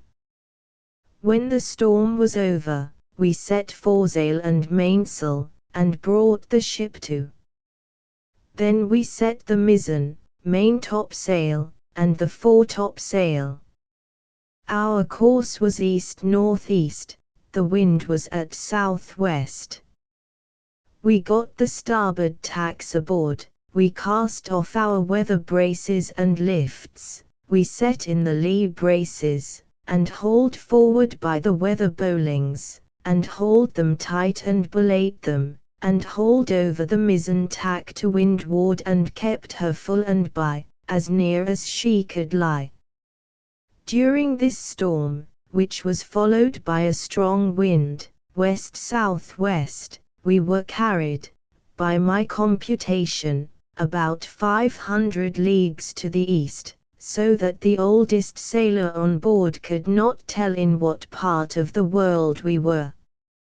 Our provisions held out well, our ship was stanch, and our crew all in good health, but we lay in the utmost distress for water. We thought it best to hold on the same course, rather than turn more northerly, which might have brought us to the northwest parts of Great Tartary, and into the frozen sea. On the 16th day of June, 1703, a buoy on the topmast discovered land. On the 17th, we came in full view of a great island or continent, for we knew not which, on the south side whereof was a small neck of land, jutting out into the sea, and a creek too shallow to hold a ship of above 100 tons. We cast anchor within a league of this creek, and our captain sent a dozen of his men well armed in the longboat, with vessels for water, if any could be found. I desired his leave to go with them, that I might see the country, and make what discoveries I could. When we came to land, we saw no river or spring, nor any sign of inhabitants. Our men therefore wandered on the shore to find out some fresh water near the sea, and I walked alone about a mile on the other side, where I observed the country all barren and rocky. I now began to be weary, and seeing nothing to entertain my curiosity, I returned gently down toward the creek, and the sea being full in my view, I saw our men already got into the boat, and rowing for life to the ship. I was going to holler after them, although it had been to little purpose, when I observed a huge creature walking after them in the sea, as fast as he could. He waded not much deeper than his knees, and took prodigious strides, but our men had the start of him about half a league, and the sea thereabouts being full of pointed rocks, the monster was not able to overtake the boat. This I was afterwards told, for I durst not stay to see the issue of the adventure, but ran as fast as I could the way I first went, and then climbed up a steep hill, which gave me some prospect of the country. I found it fully cultivated, but that which first surprised me was the length of the grass, which, in those grounds that seemed to be kept for hay, was about 20 feet high. A huge creature walking in the sea. A huge creature walking in the sea. I fell into a high road, for so I took it to be, though it served to the inhabitants only as a footpath through a field of barley.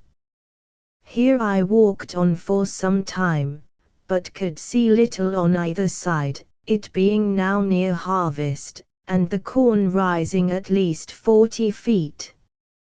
I was an hour walking to the end of this field, which was fenced in with a hedge of at least 120 feet high, and the trees so lofty that I could make no computation of their altitude.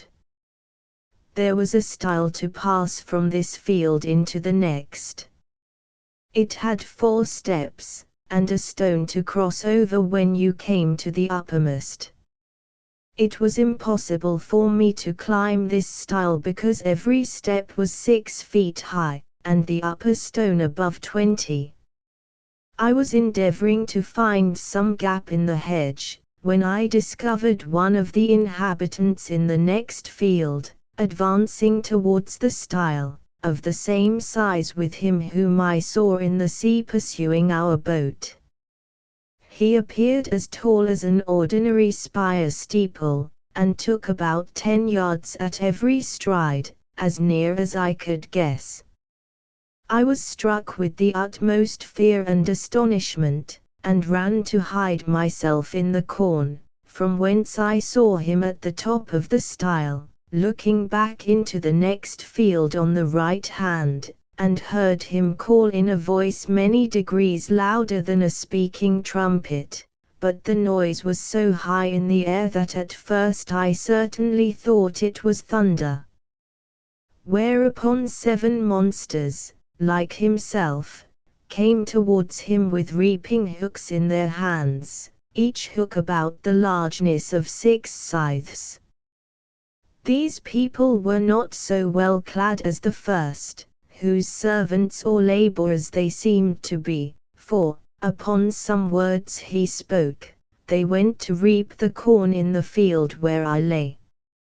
I kept from them at as great a distance as I could, but was forced to move, with extreme difficulty, for the stalks of the corn were sometimes not above a foot distance, so that I could hardly squeeze my body betwixt them.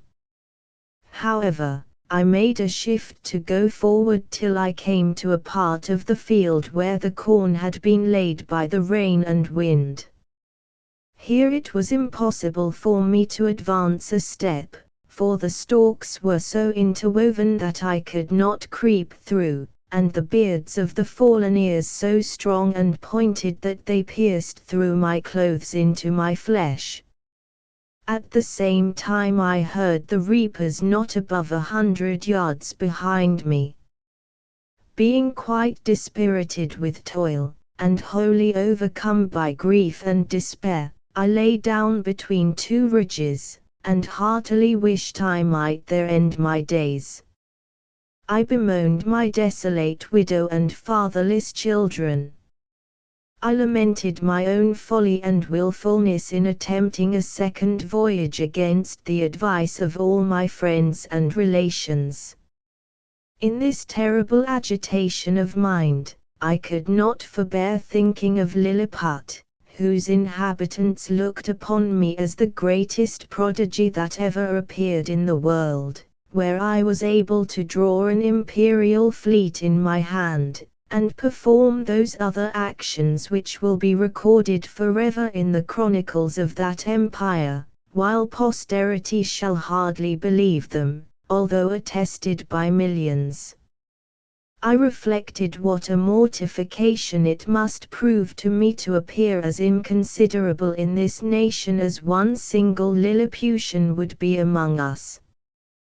But this I conceived was to be among the least of my misfortunes, for, as human creatures are observed to be more savage and cruel in proportion to their bulk, what could I expect but to be a morsel in the mouth of the first among these enormous barbarians that should happen to seize me? Undoubtedly philosophers are in the right when they tell us that nothing is great or little otherwise than by comparison.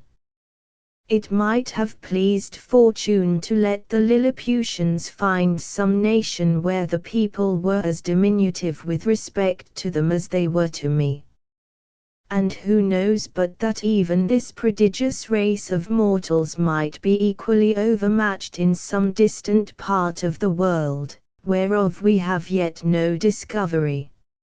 Scared and confounded as I was, I could not forbear going on with these reflections, when one of the reapers, approaching within 10 yards of the ridge where I lay, made me apprehend that with the next step I should be squashed to death under his foot, or cut in two with his reaping hook.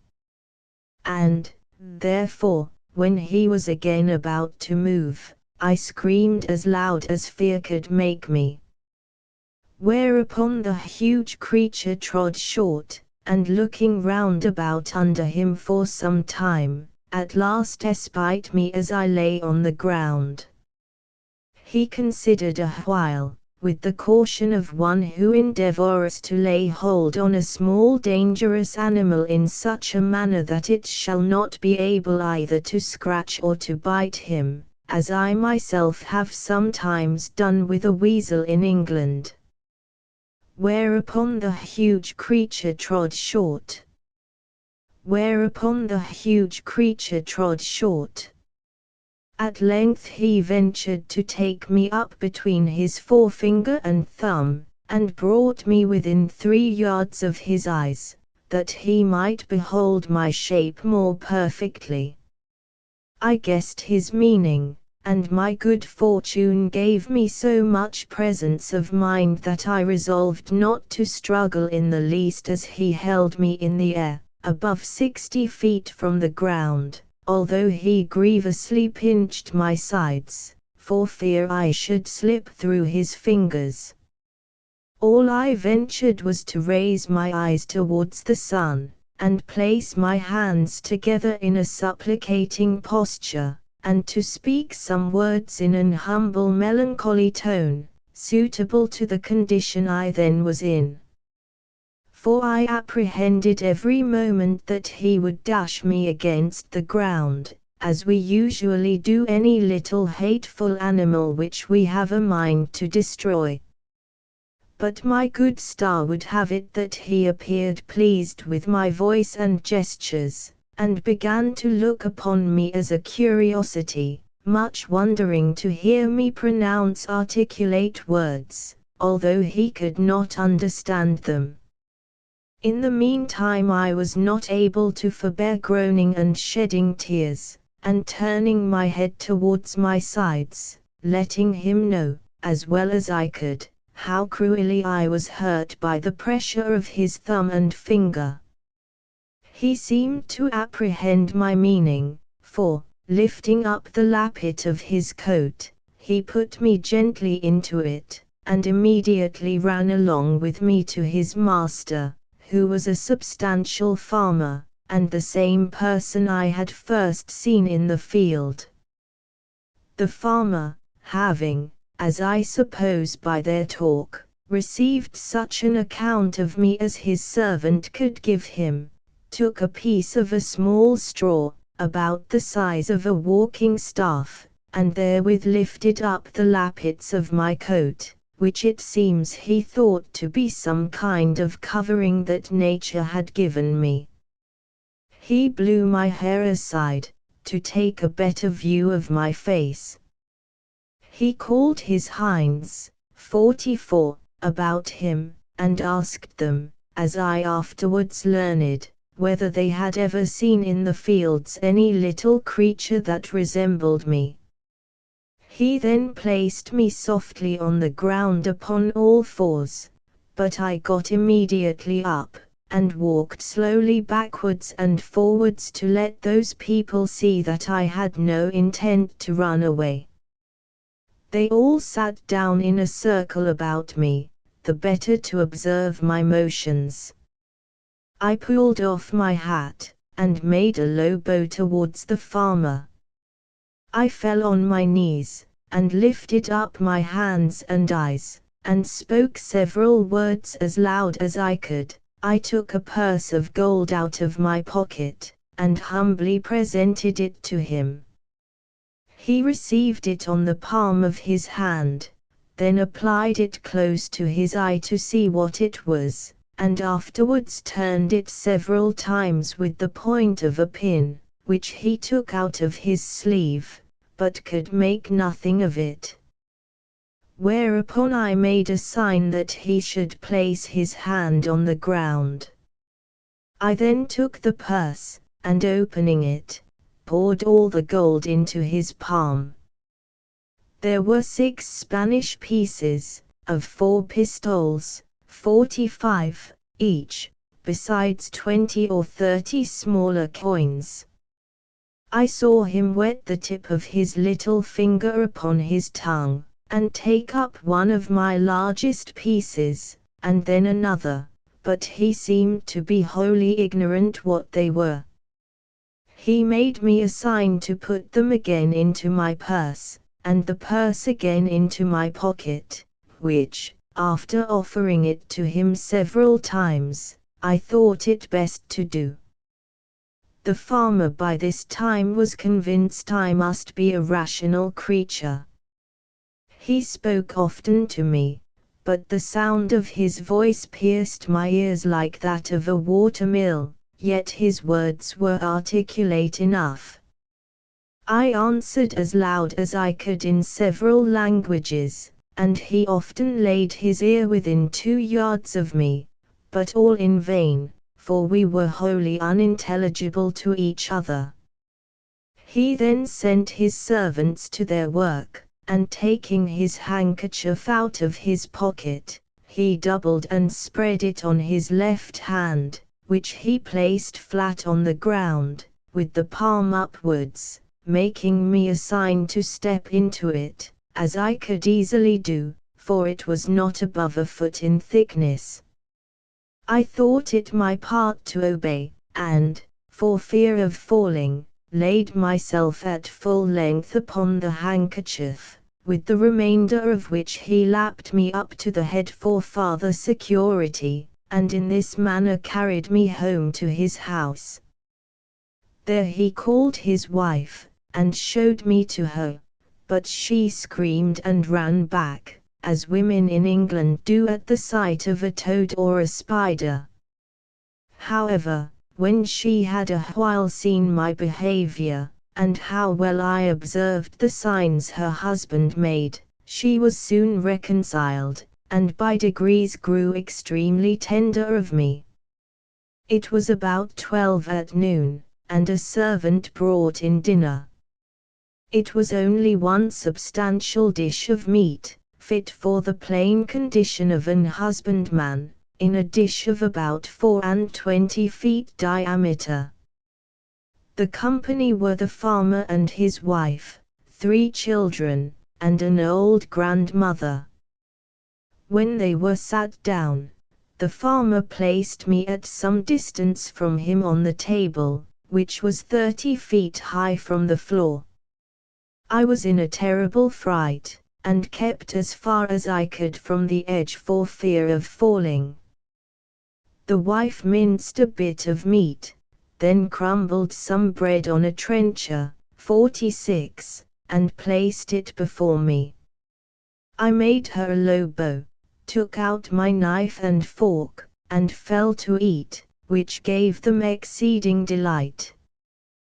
The mistress sent her maid for a small dram cup, which held about 3 gallons, and filled it with drink. I took up the vessel with much difficulty in both hands, and in a most respectful manner drank to her ladyship's health, expressing the words as loud as I could in English, which made the company laugh so heartily that I was almost deafened by the noise.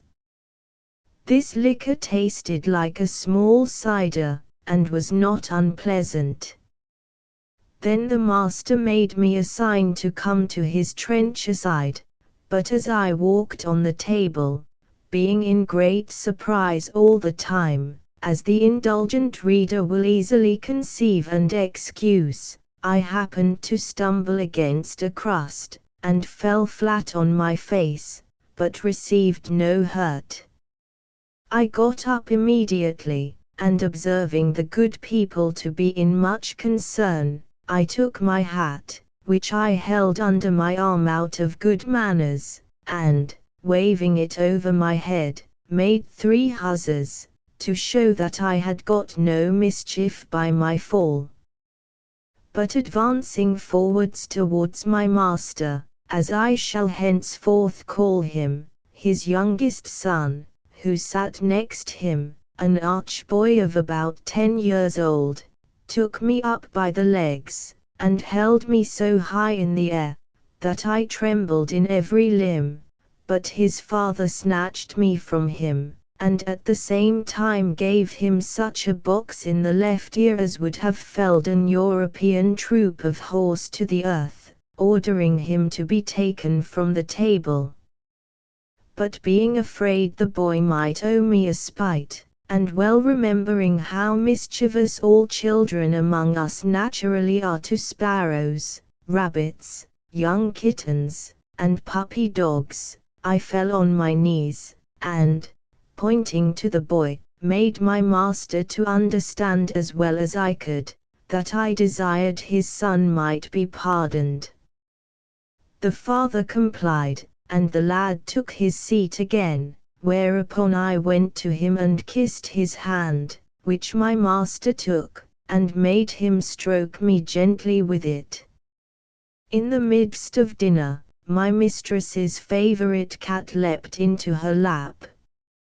I heard a noise behind me like that of a dozen stocking weavers at work, and, turning my head, I found it proceeded from the purring of that animal, who seemed to be 3 times larger than an ox, as I computed by the view of her head and one of her paws, while her mistress was feeding and stroking her.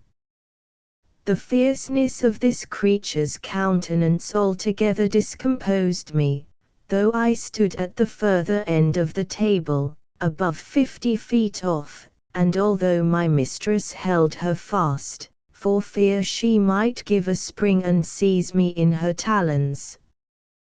But it happened there was no danger, for the cat took not the least notice of me, when my master placed me within 3 yards of her. And as I have been always told, and found true by experience in my travels, that flying or discovering, 47, fear before a fierce animal is a certain way to make it pursue or attack you, so I resolved in this dangerous juncture to show no manner of concern. I walked with intrepidity 5 or 6 times before the very head of the cat, and came within half a yard of her, whereupon she drew herself back, as if she were more afraid of me. I had less apprehension concerning the dogs, whereof 3 or 4 came into the room, as it is usual in farmers' houses, one of which was a mastiff equal in bulk to 4 elephants, and a greyhound somewhat taller than the mastiff, but not so large. When dinner was almost done, the nurse came in with a child of a year old in her arms, who immediately spied me, and began a squall that you might have heard from London Bridge to Chelsea, 48, after the usual oratory of infants, to get me for a plaything. The mother out of pure indulgence took me up, and put me towards the child, who presently seized me by the middle and got my head in its mouth, where I roared so loud that the urchin was frightened, and let me drop, and I should infallibly have broke my neck if the mother had not held her apron under me. The nurse, to quiet her babe, made use of a rattle, which was a kind of hollow vessel filled with great stones, and fastened by a cable to the child's waist. As she sat down close to the table on which I stood, her appearance astonished me not a little.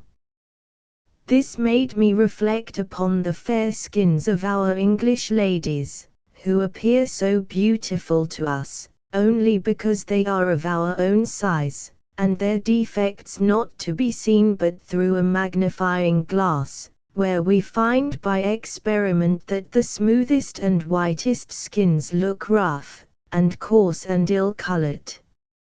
I remember, when I was at Lilliput, the complexions of those diminutive people appeared to me the fairest in the world, and talking upon this subject with a person of learning there, who was an intimate friend of mine, he said that my face appeared much fairer and smoother when he looked on me from the ground than it did upon a nearer view, when I took him up in my hand and brought him close, which he confessed was at first a very shocking sight.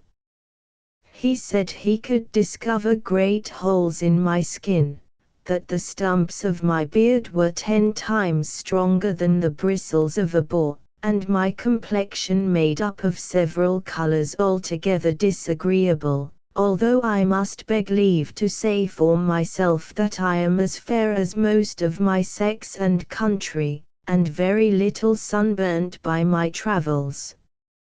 On the other side, discoursing of the ladies of that emperor's court, he used to tell me one had freckles, another too wide a mouth, a third too large a nose, nothing of which I was able to distinguish. I confess this reflection was obvious enough, which, however, I could not forbear, lest the reader might think those vast creatures were actually deformed, for I must do them justice to say they are a comely race of people, and particularly the features of my master's countenance, although he were but a farmer, when I beheld him from the height of 60 feet, appeared very well proportioned. When dinner was done my master went out to his labours, and, as I could discover by his voice and gestures, gave his wife a strict charge to take care of me. I was very much tired and disposed to sleep, which, my mistress perceiving, she put me on her own bed, and covered me with a clean white handkerchief, but larger and coarser than the mainsail of a man of war. I slept about 2 hours, and dreamed I was at home with my wife and children, which aggravated my sorrows when I awaked and found myself alone in a vast room, between 200 and 300 feet wide, and above 200 high, lying in a bed 20 yards wide. My mistress was gone about her household affairs, and had locked me in. The bed was 8 yards from the floor. I drew my hanger to defend myself. I drew my hanger to defend myself. Presently 2 rats crept up the curtains, and ran smelling backwards and forwards on my bed. One of them came almost up to my face, whereupon I rose in a fright, and drew out my hanger to defend myself. The horrible animals had the boldness to attack me both sides, and one of them held his 4 feet at my collar, but I killed him before he could do me any mischief. He fell down at my feet, and the other, seeing the fate of his comrade, made his escape, but not without one good wound on the back, which I gave him as he fled, and made the blood run trickling from him. After this exploit I walked gently to and fro on the bed to recover my breath and loss of spirits. These creatures were of the size of a large mastiff, but infinitely more nimble and fierce, so that, if I had taken off my belt before I went to sleep, I must infallibly have been torn to pieces and devoured. I measured the tail of the dead rat, and found it to be 2 yards long wanting an inch, but it went against my stomach to draw the carcass off the bed, where it still lay bleeding. I observed it had yet some life, but, with a strong slash across the neck, I thoroughly dispatched it.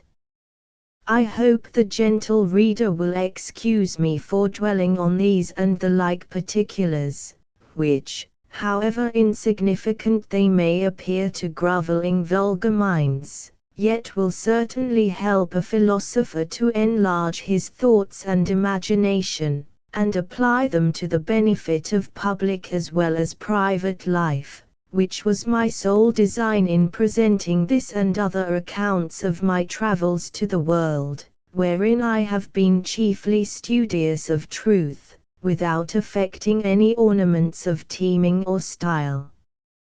But the whole scene of this voyage made so strong an impression on my mind, and is so deeply memory, that in committing it to paper I did not omit one material circumstance.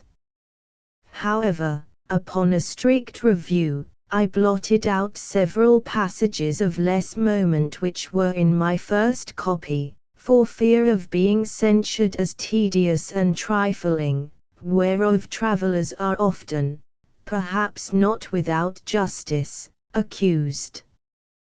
Bar Design Chapter 2. A description of the farmer's daughter. The author carried to a market town, and then to the metropolis. The particulars of this journey. My mistress had a daughter of 9 years old, a child of toward parts for her age, very dexterous at her needle, and skillful in dressing her baby. Her mother and she contrived to fit up the baby's cradle for me against night. The cradle was put into a small drawer cabinet, and the drawer placed upon a hanging shelf for fear of the rats. This was my bed all the time I stayed with these people, though made more convenient by degrees, as I began to learn their language and make my wants known. She made me 7 shirts, and some other linen, of as fine cloth as could be got, which indeed was coarser than sackcloth, and these she constantly washed for me with her own hands. She was likewise my schoolmistress, to teach me the language. When I pointed to anything, she told me the name of it in her own tongue, so that in a few days I was able to call for whatever I had a mind to. She was very good-natured, and not above 40 feet high, being little for her age. She gave me the name of Grildrig, which the family took up, and afterwards the whole kingdom. The word imports what the Latins call nanunculus, the Italians homunce latino, and the English manikin. To her I chiefly owe my preservation in that country. We never parted while I was there. I called her my Glumdalclich, or little nurse, and should be guilty of great ingratitude if I omitted this honorable mention of her care and affection towards me, which I heartily wish it lay in my power to requite as she deserves. It now began to be known and talked of in the neighborhood, that my master had found a strange animal in the field, about the bigness of a splachnuck, but exactly shaped in every part like a human creature, which it likewise imitated in all its actions, seemed to speak in a little language of its own, had already learned several words of theirs, went erect upon 2 legs, was tame and gentle, would come when it was called, do whatever it was bid, had the finest limbs in the world, and a complexion fairer than a nobleman's daughter of 3 years old. Another farmer, who lived hard by, and was a particular friend of my master, came on a visit on purpose to inquire into the truth of this story. I was immediately produced and placed upon a table, where I walked as I was commanded, drew my hanger, put it up again, made my reverence to my master's guest, asked him in his own language how he did, and told him he was welcome, just as my little nurse had instructed me. This man, who was old and dim-sighted, put on his spectacles to behold me better, at which I could not forbear laughing very heartily, for his eyes appeared like the full moon shining into a chamber at 2 windows.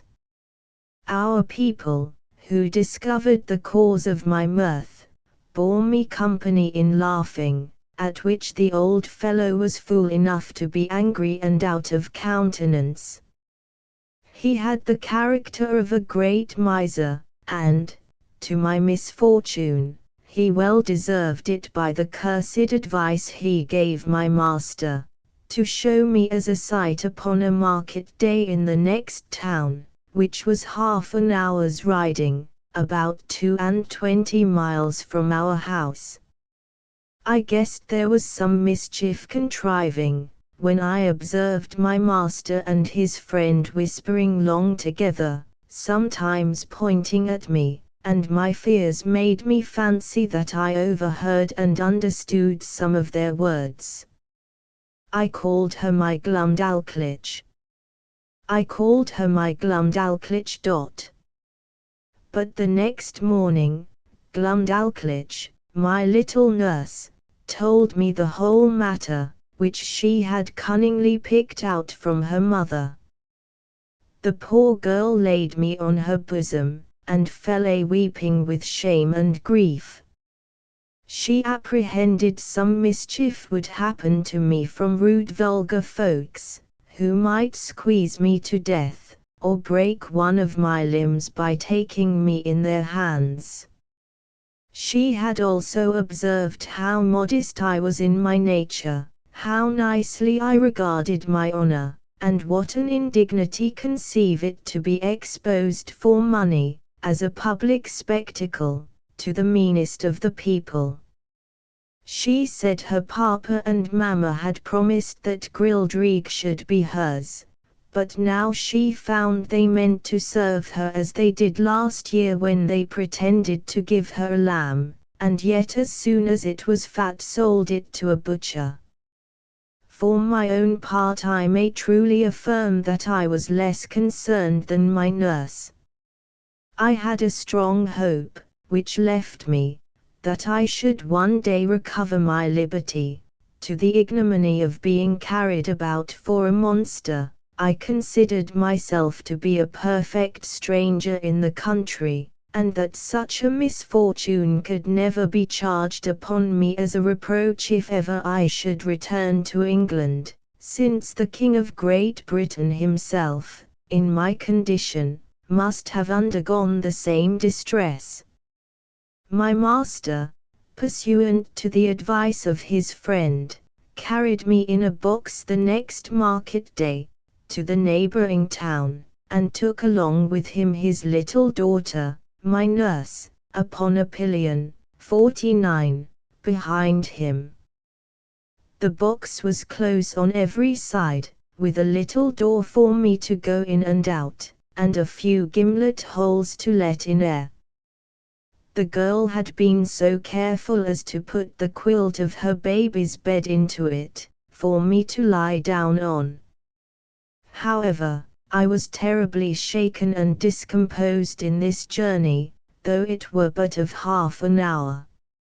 For the horse went about 40 feet at every step, and trotted so high that the agitation was equal to the rising and falling of a ship in a great storm, but much more frequent. Our journey was somewhat farther than from London to St. Albans.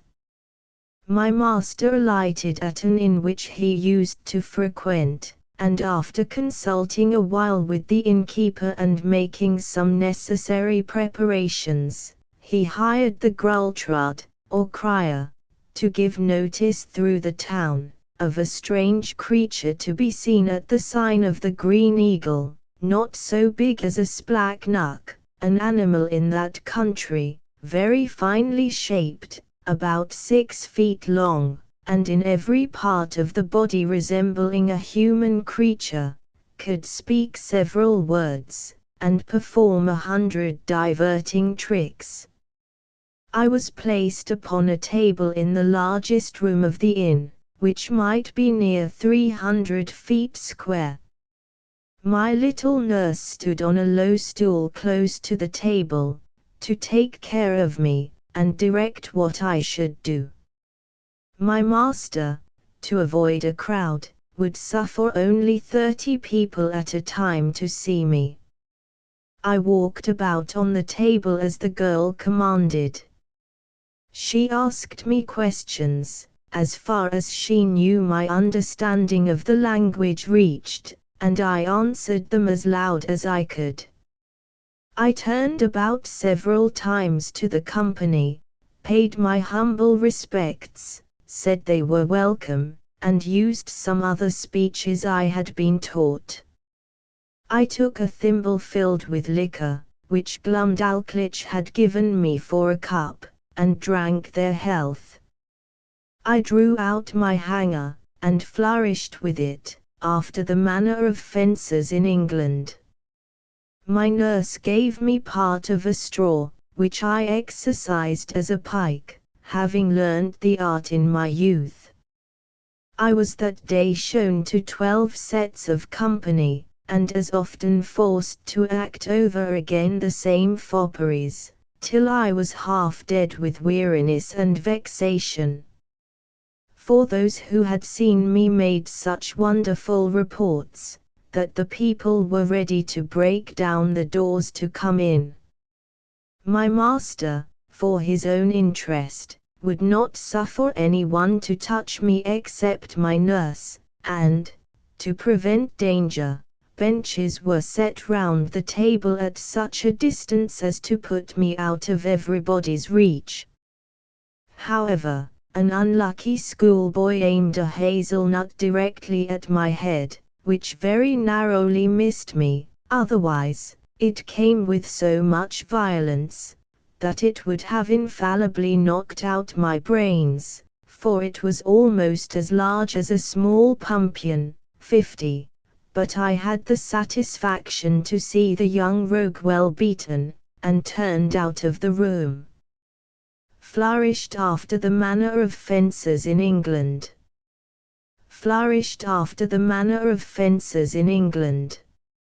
My master gave public notice that he would show me again the next market day, and in the meantime he prepared a more convenient vehicle for me, which he had reason enough to do, for I was so tired with my first journey, and with entertaining company for 8 hours together, that I could hardly stand upon my legs or speak a word.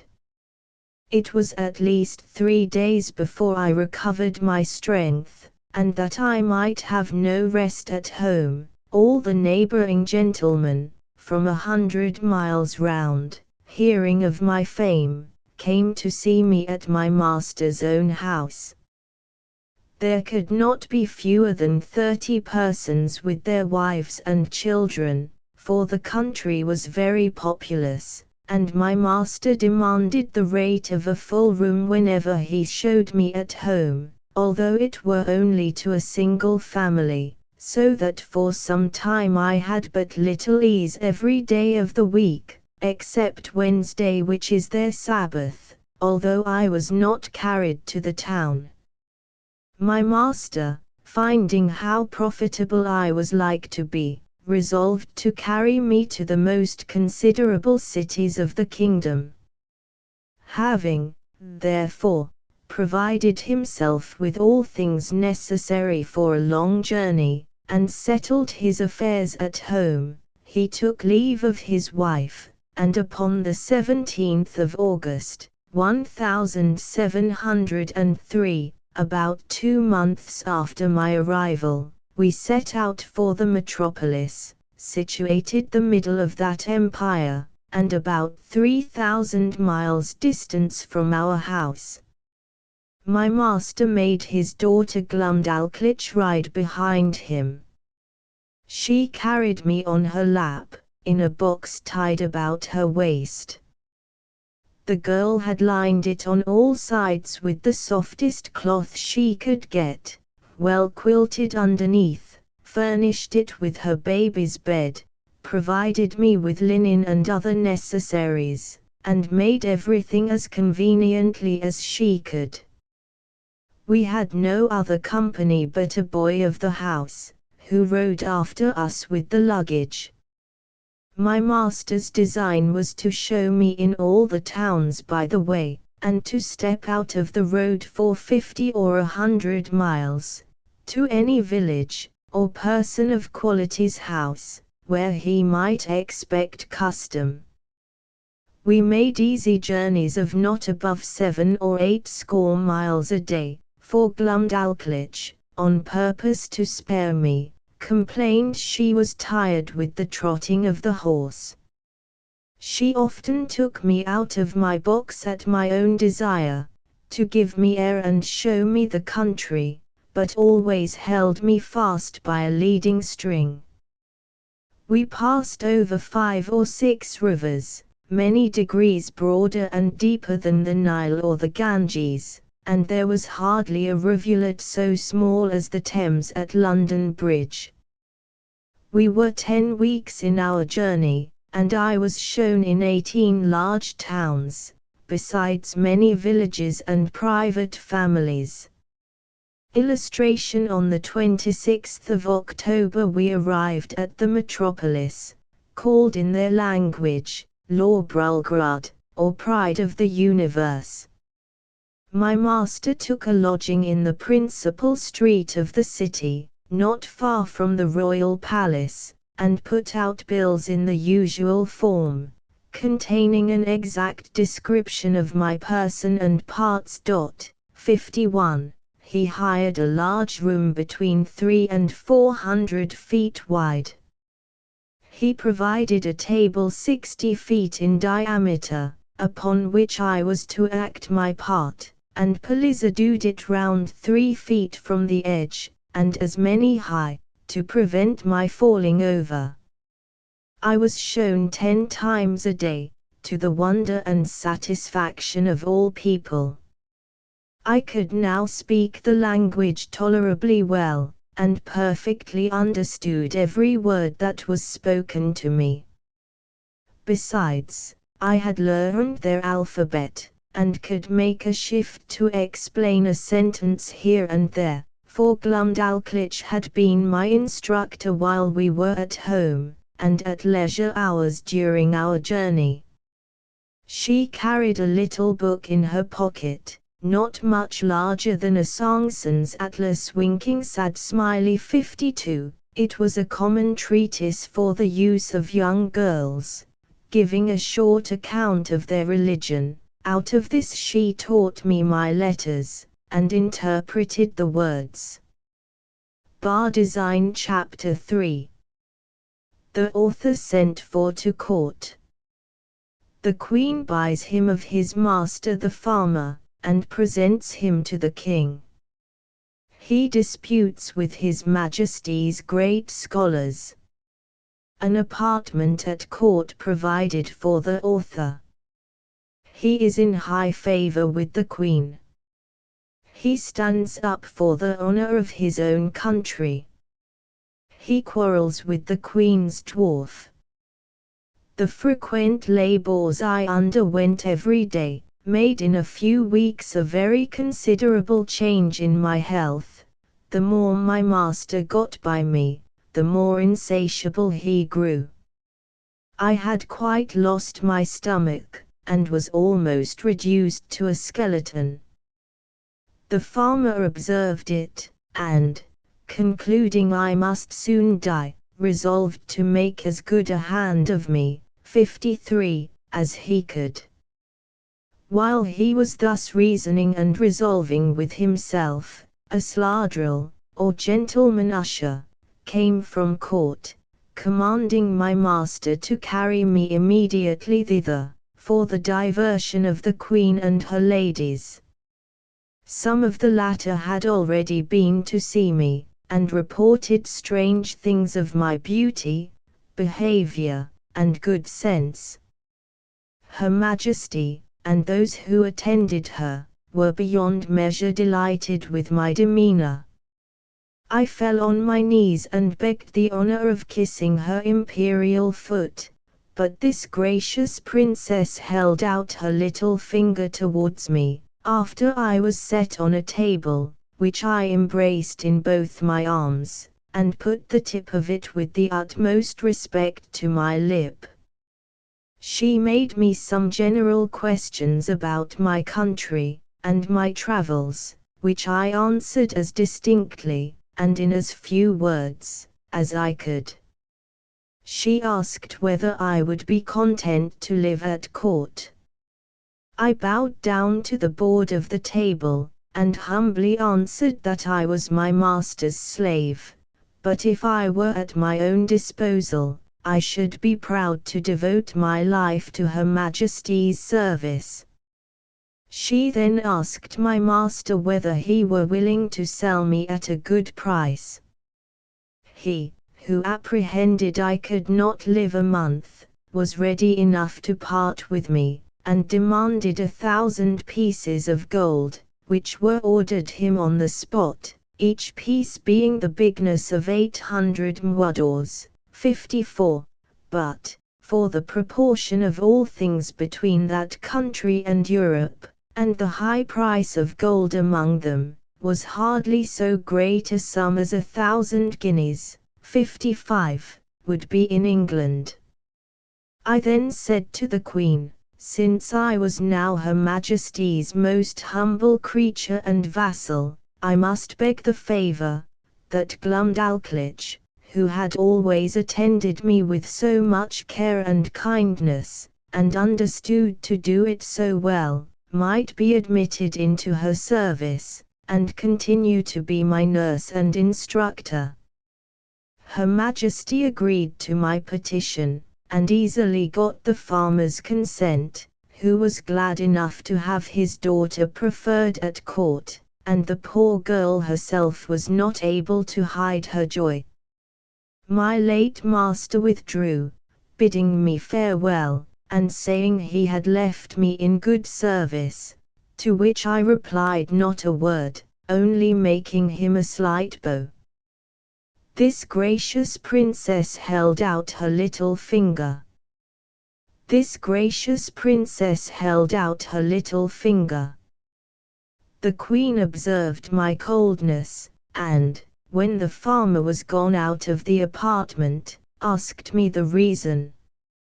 I made bold to tell Her Majesty that I owed no other obligation to my late master than his not dashing out the brains of a poor harmless creature, found by chance in his field, which obligation was amply recompensed by the gain he had made in showing me through half the kingdom, and the price he had now sold me for.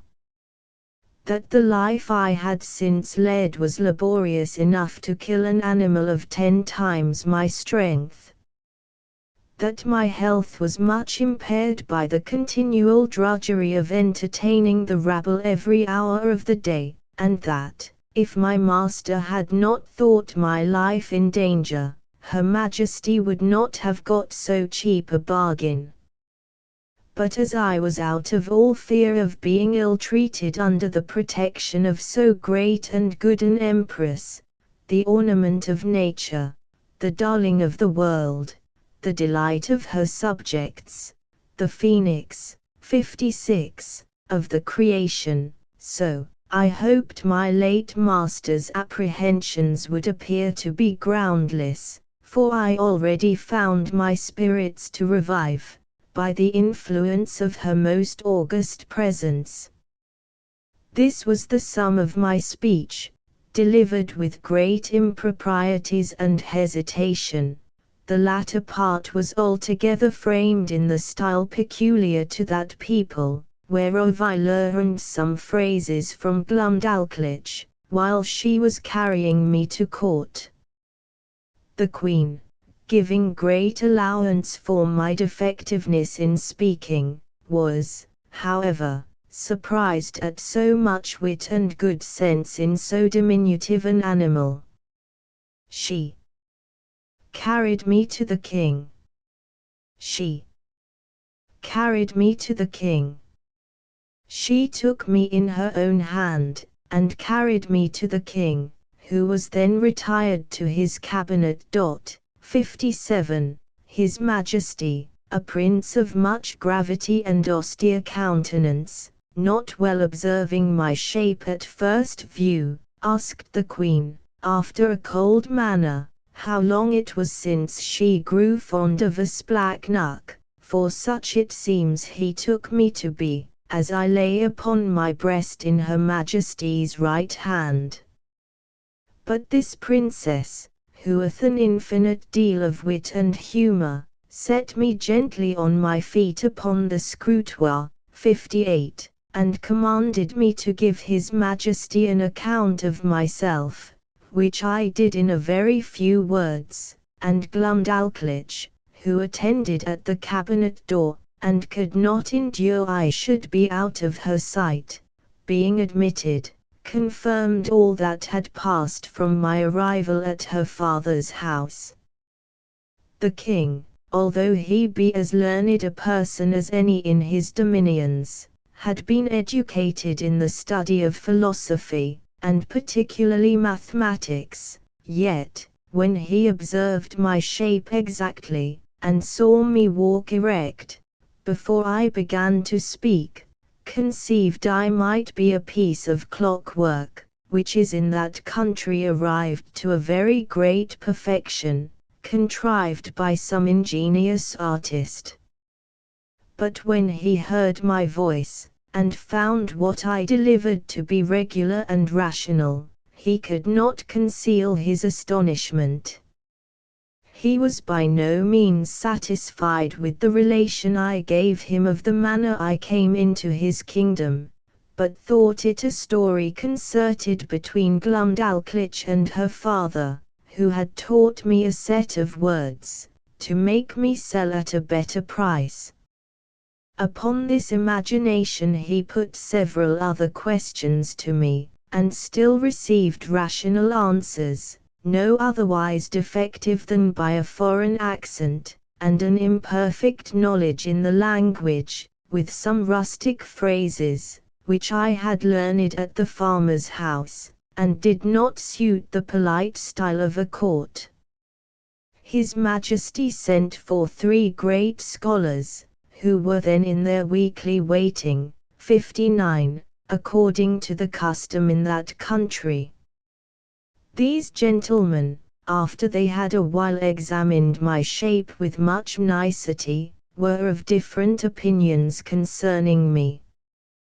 They all agreed that I could not be produced according to the regular laws of nature, because I was not framed with a capacity of preserving my life, either by swiftness or climbing of trees, or digging holes in the earth. They observed by my teeth, which they viewed with great exactness, that I was a carnivorous animal, yet most quadrupeds being an overmatch for me, and field mice, with some others, too nimble, they could not imagine how I should be able to support myself, unless I fed upon snails and other insects, which they offered, by many learned arguments, to evince that I could not possibly do. They would not allow me to be a dwarf, because my littleness was beyond all degrees of comparison, for the Queen's favorite dwarf, the smallest ever known in that kingdom, was nearly 30 feet high. After much debate, they concluded unanimously that I was only relplum scalcath, which is interpreted literally, illusius naturi winking sad smiley 60, a determination exactly agreeable to the modern philosophy of Europe, whose professors, disdaining the old evasion of occult causes, whereby the followers of Aristotle endeavored in vain to disguise their ignorance, have invented this wonderful solution of all difficulties, to the unspeakable advancement of human knowledge. After this decisive conclusion, I entreated to be heard a word or two.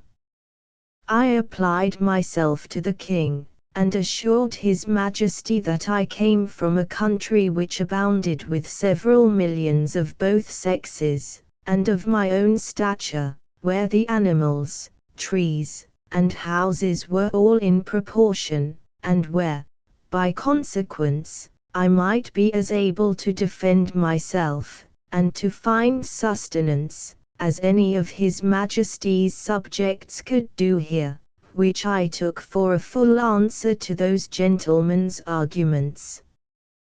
To this they only replied with a smile of contempt, saying, that the farmer had instructed me very well in my lesson.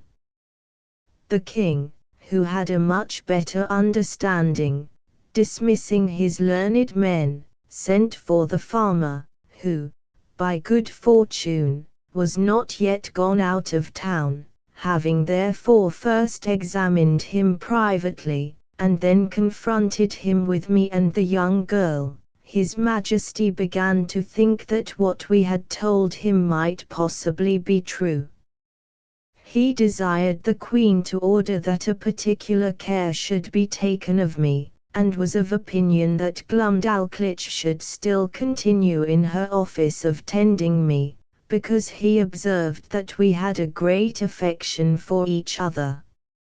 A convenient apartment was provided for her at court. She had a sort of governess appointed to take care of her education, a maid to dress her, and 2 other servants for menial offices, but the care of me was wholly appropriated to herself. The Queen commanded her own cabinet maker to contrive a box, that might serve me for a bedchamber, after the model that Glumdalclitch and I should agree upon.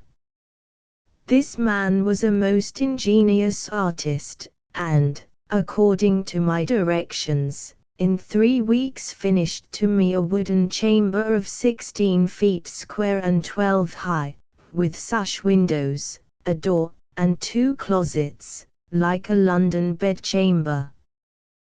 The board that made the ceiling was to be lifted up and down by 2 hinges, to put in a bed ready furnished by Her Majesty's upholsterer, which Glumdalclitch took out every day to air, made it with her own hands, and, letting it down at night, locked up the roof over me.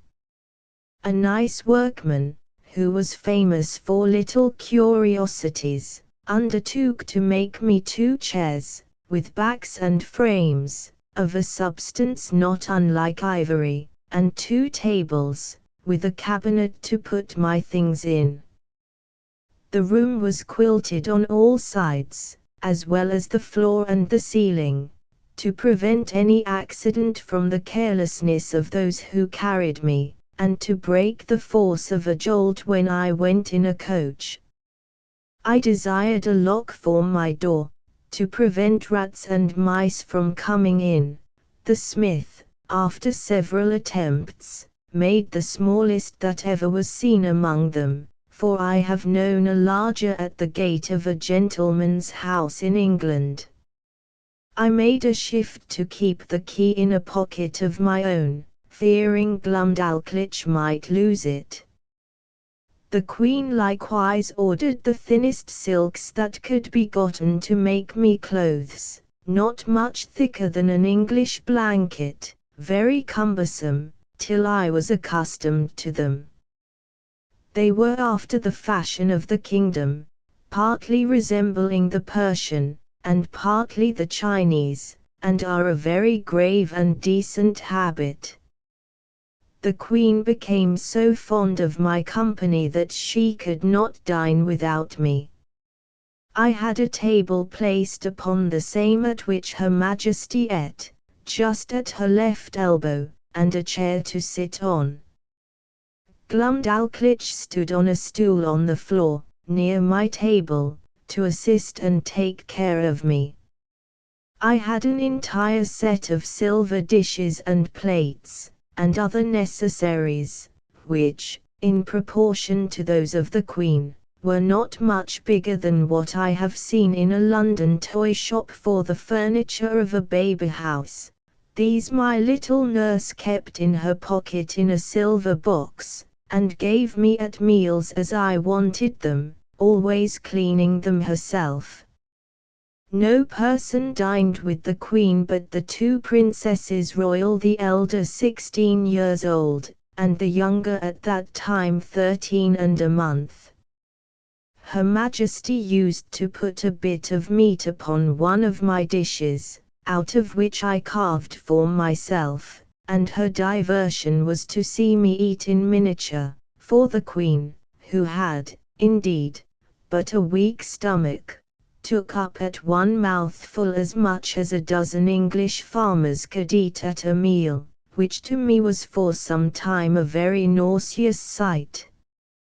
She would craunch the wing of a lark, bones and all, between her teeth, although it were 9 times as large as that of a full-grown turkey, and put a bit of bread in her mouth as big as 2 12-penny loaves. She drank out of a golden cup, above a hogshead at a draught. Her knives were twice as long as a scythe, set straight upon the handle. The spoons, forks, and other instruments, were all in the same proportion. I remember when Glumdalclitch carried me, out of curiosity, to see some of the tables at court, where 10 or a dozen of these enormous knives and forks were lifted up together. I thought I had never till then beheld so terrible a sight.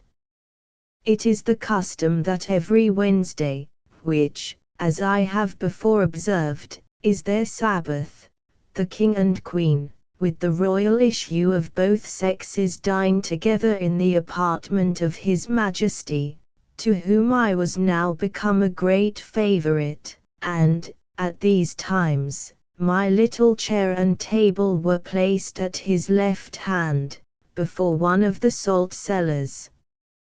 This prince took a pleasure in conversing with me, inquiring into the manners, religion, tours, government, and learning of Europe, wherein I gave him the best account I was able. His apprehension was so clear, and his judgment so exact, that he made very wise reflections and observations upon all I said.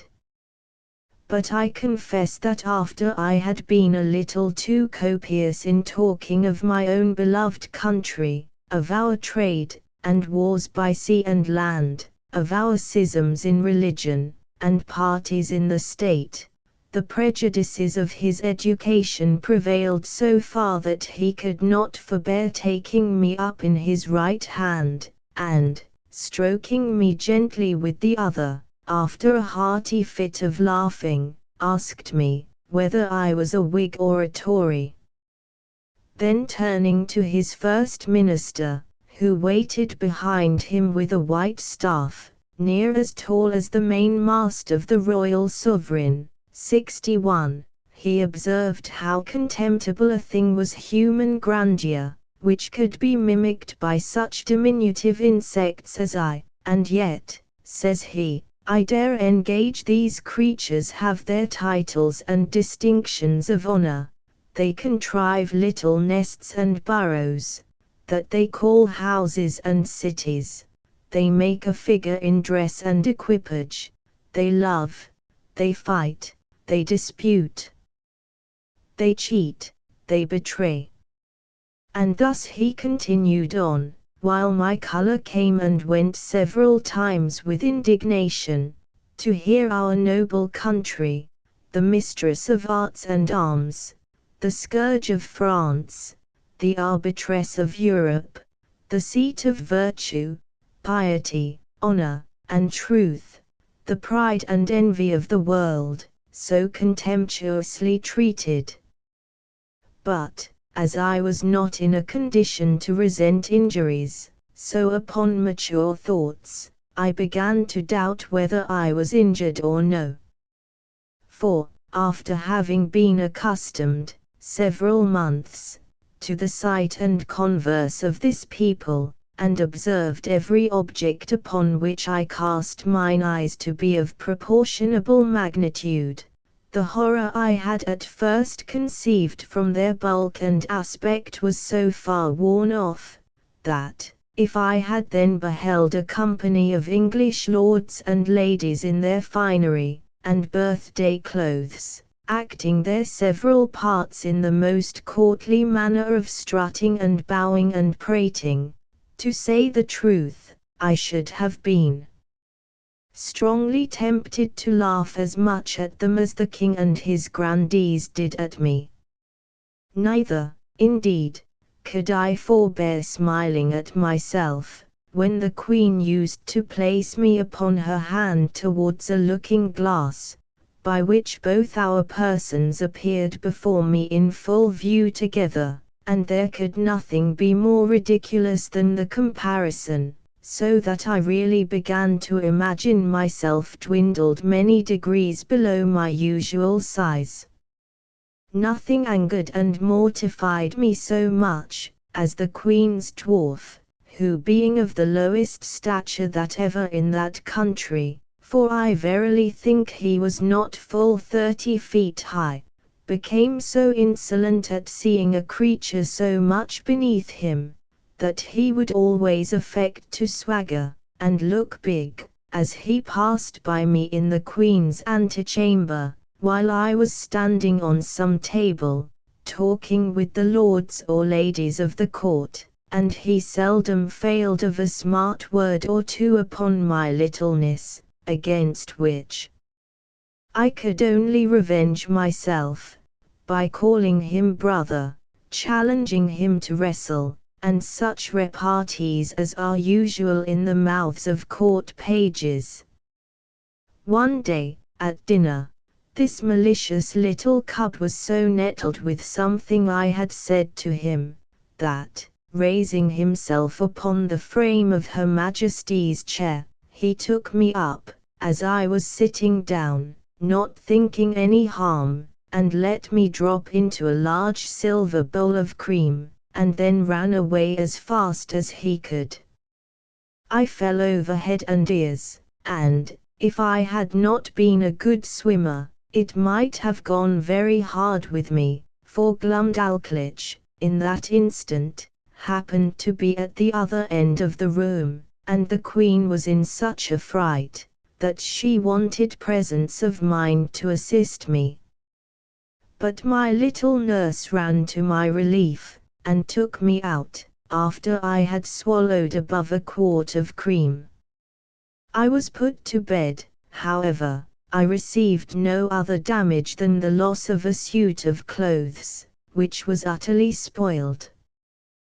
The dwarf was soundly whipped, and, as a farther punishment, forced to drink up the bowl of cream into which he had thrown me. Neither was he ever restored to favor, for, soon after, the Queen bestowed him on a lady of high quality, so that I saw him no more, to my very great satisfaction, for I could not tell to what extremity such a malicious urchin might have carried his resentment.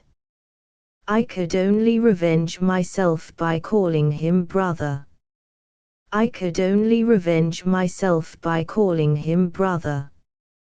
He had before served me a scurvy trick, which set the Queen a-laughing, although, at the same time she was heartily vexed, and would have immediately cashiered him, if I had not been so generous as to intercede. Her Majesty had taken a marrow-bone upon her plate and, after knocking out the marrow, placed the bone on the dish erect, as it stood before the dwarf, watching his opportunity, while Glumdalclitch was gone to the sideboard, mounted upon the stool she stood on to take care of me at meals, took me up in both hands, and, squeezing my legs together, wedged them into the marrow-bone above my waist, where I stuck for some time, and made a very ridiculous figure. I believe it was near a minute before anyone knew what was became of me, for I thought it below me to cry out. But, as princes seldom get their meat hot, my legs were not scalded, only my stockings and breeches in a sad condition. The dwarf, at my entreaty, had no other punishment than a sound whipping.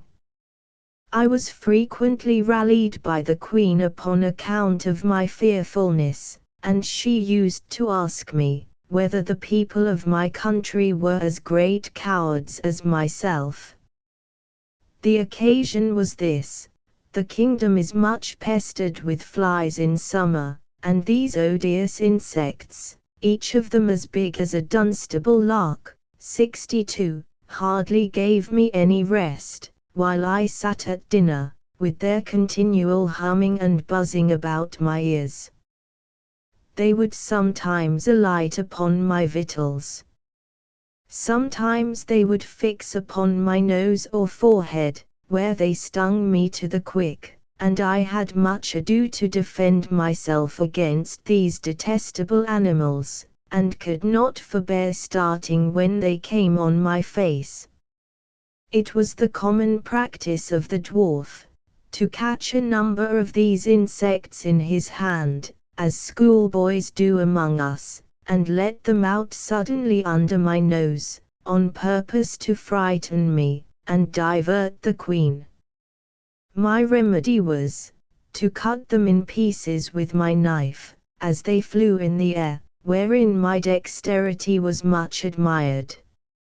Illustration: I remember, one morning, when Glumdalclitch had set me in my box upon a window, as she usually did in fair days, to give me air, for I durst not venture to let the box be hung on a nail out of the window, as we do with cages in England, after I had lifted up one of my sashes, and sat down at my table to eat a piece of sweet cake for my breakfast. Above 20 wasps, allured by the smell, came flying into the room, humming louder than the drones, 63, of as many bagpipes.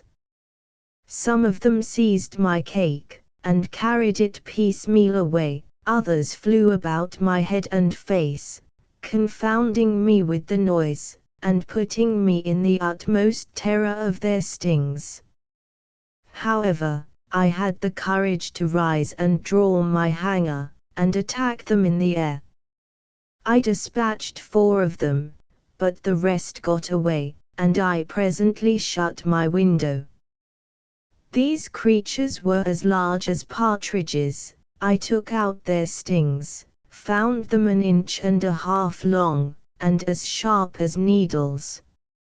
I carefully preserved them all, and having since shown them, with some other curiosities, in several parts of Europe, upon my return to England, I gave 3 of them to Gresham College, 64, and kept the 4th for myself. Illustration bar design Chapter 4. The country described. A proposal for correcting modern maps. The King's Palace, and some account of the metropolis. The author's way of travelling. The chief temple described. I now intend to give the reader a short description of this country, as far as I travelled in it, which was not above 2,000 miles round Lorbrulgrad, the metropolis. For the Queen, whom I always attended, never went farther when she accompanied the King in his progresses, and there stayed till His Majesty returned from viewing his frontiers. The whole extent of this prince's dominions reacheth about 6,000 miles in length, and from 3 to 5 in breadth. From whence I cannot but conclude, that our geographers of Europe are in a great error, by supposing nothing but sea between Japan and California, for it was ever my opinion, that there must be a balance of earth to counterpoise the great continent of Tartary, and therefore they ought to correct their maps and charts, by joining this vast tract of land to the northwest parts of America, wherein I shall be ready to lend them my assistance. The kingdom is a peninsula, terminated to the northeast by a ridge of mountains, 30 miles high, which are altogether impassable, by reason of the volcanoes upon the tops. Neither do the most learned know what sort of mortals inhabit beyond those mountains, or whether they be inhabited at all. On the 3 other sides it is bounded by the ocean. There is not one seaport in the whole kingdom, and those parts of the coasts into which the rivers issue, are so full of pointed rocks, and the sea generally so rough, that there is no venturing with the smallest of their boats, so that these people are wholly excluded from any commerce with the rest of the world. But the large rivers are full of vessels, and abound with excellent fish, for they seldom get any from the sea, because the sea fish are of the same size with those in Europe, and consequently not worth catching, whereby it is manifest, that nature, in the production of plants and animals of so extraordinary a bulk, is wholly confined to this continent, of which I leave the reasons to be determined by philosophers. However, now and then, they take a whale, that happens to be dashed against the rocks, which the common people feed on heartily. These whales I have known so large, that a man could hardly carry one upon his shoulders, and sometimes, for curiosity, they are brought in hampers to Lorbrulgrad. I saw one of them in a dish at the king's table, which passed for a rarity, but I did not observe he was fond of it, for I think indeed the bigness disgusted him, although I have seen one somewhat larger in Greenland. The country is well inhabited, for it contains 51 cities, near 100 walled towns, and a great number of villages. To satisfy my curious reader, it may be sufficient to describe Lorbrulgrad. This city stands upon almost 2 equal parts on each side the river that passes through. It contains above 80,000 houses, and about 600,000 inhabitants. It is in length 3 glomglungs, which make about 54 English miles, and 2½ in breadth, as I measured it myself in the royal map made by the king's order, which was laid on the ground on purpose for me, and extended 100 feet. I paced the diameter and circumference several times barefoot, and, computing by the scale, measured it pretty exactly. The king's palace is no regular edifice, but a heap of buildings, about 7 miles round. The chief rooms are generally 240 feet high, and broad and long in proportion. A coach was allowed to Glumdalclitch and me, wherein her governess frequently took her out to see the town, or go among the shops, and I was always of the party, carried in my box, although the girl, at my own desire, would often take me out, and hold me in her hand, that I might more conveniently view the houses and the people as we passed along the streets. I reckoned our coach to be about the square of Westminster Hall, but not altogether so high. However, I cannot be very exact. Besides the large box in which I was usually carried, the Queen ordered a smaller one to be made for me, of about 12 feet square and 10 high, for the convenience of travelling, because the other was somewhat too large for Glumdalclitch's lap, and cumbersome in the coach. It was made by the same artist, whom I directed in the whole contrivance. This travelling closet was an exact square, 65, with a window in the middle of 3 of the squares, and each window was latticed with iron wire on the outside, to prevent accidents in long journeys. On the 4th side, which had no window, 2 strong staples were fixed, through which the person who carried me, when I had a mind to be on horseback, put a leathern belt, and buckled it about his waist. This was always the office of some grave, trusty servant, in whom I could confide, whether I attended the king and queen in their progresses, or were disposed to see the gardens, or pay a visit to some great lady or minister of state in the court, for I soon began to be known and esteemed among the greatest officers, I suppose more on account of their majesties' favour than any merit of my own. In journeys, when I was weary of the coach, a servant on horseback would buckle on my box, and place it upon a cushion before him, and there I had a full prospect of the country on 3 sides from my 3 windows.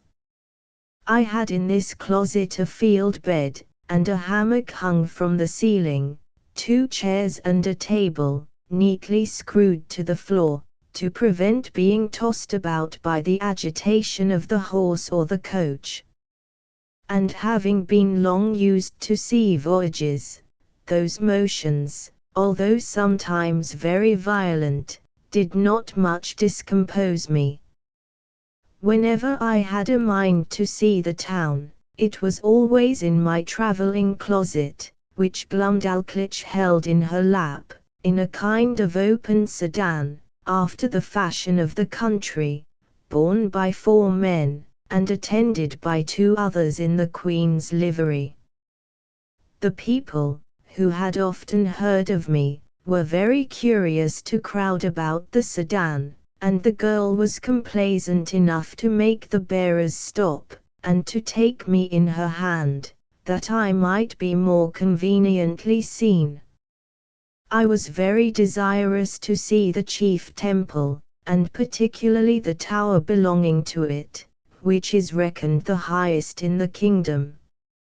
Accordingly, one day my nurse carried me thither, but I must truly say I came back disappointed, for the height is not above 3,000 feet, reckoning from the ground to the highest pinnacle top, which, allowing for the difference between the size of those people and us in Europe, is no great matter for admiration, nor at all equal in proportion, if I rightly remember, to Salisbury steeple. 66, but, not to detract from a nation, to which during my life I shall acknowledge myself extremely obliged, it must be allowed that whatever this famous tower wants in height is amply made up in beauty and strength. For the walls are nearly 100 feet thick, built of hewn stone, whereof each is about 40 feet square, and adorned on all sides with statues of gods and emperors, cut in marble larger than life, placed in their several niches. I measured a little finger which had fallen down from one of these statues, and lay unperceived among some rubbish, and found it exactly 4 feet and an inch in length. Glumdalclitch wrapped it up in her handkerchief and carried it home in her pocket, to keep among other trinkets, of which the girl was very fond, as children at her age usually are. The king's kitchen is indeed a noble building, vaulted at top, and about 600 feet high.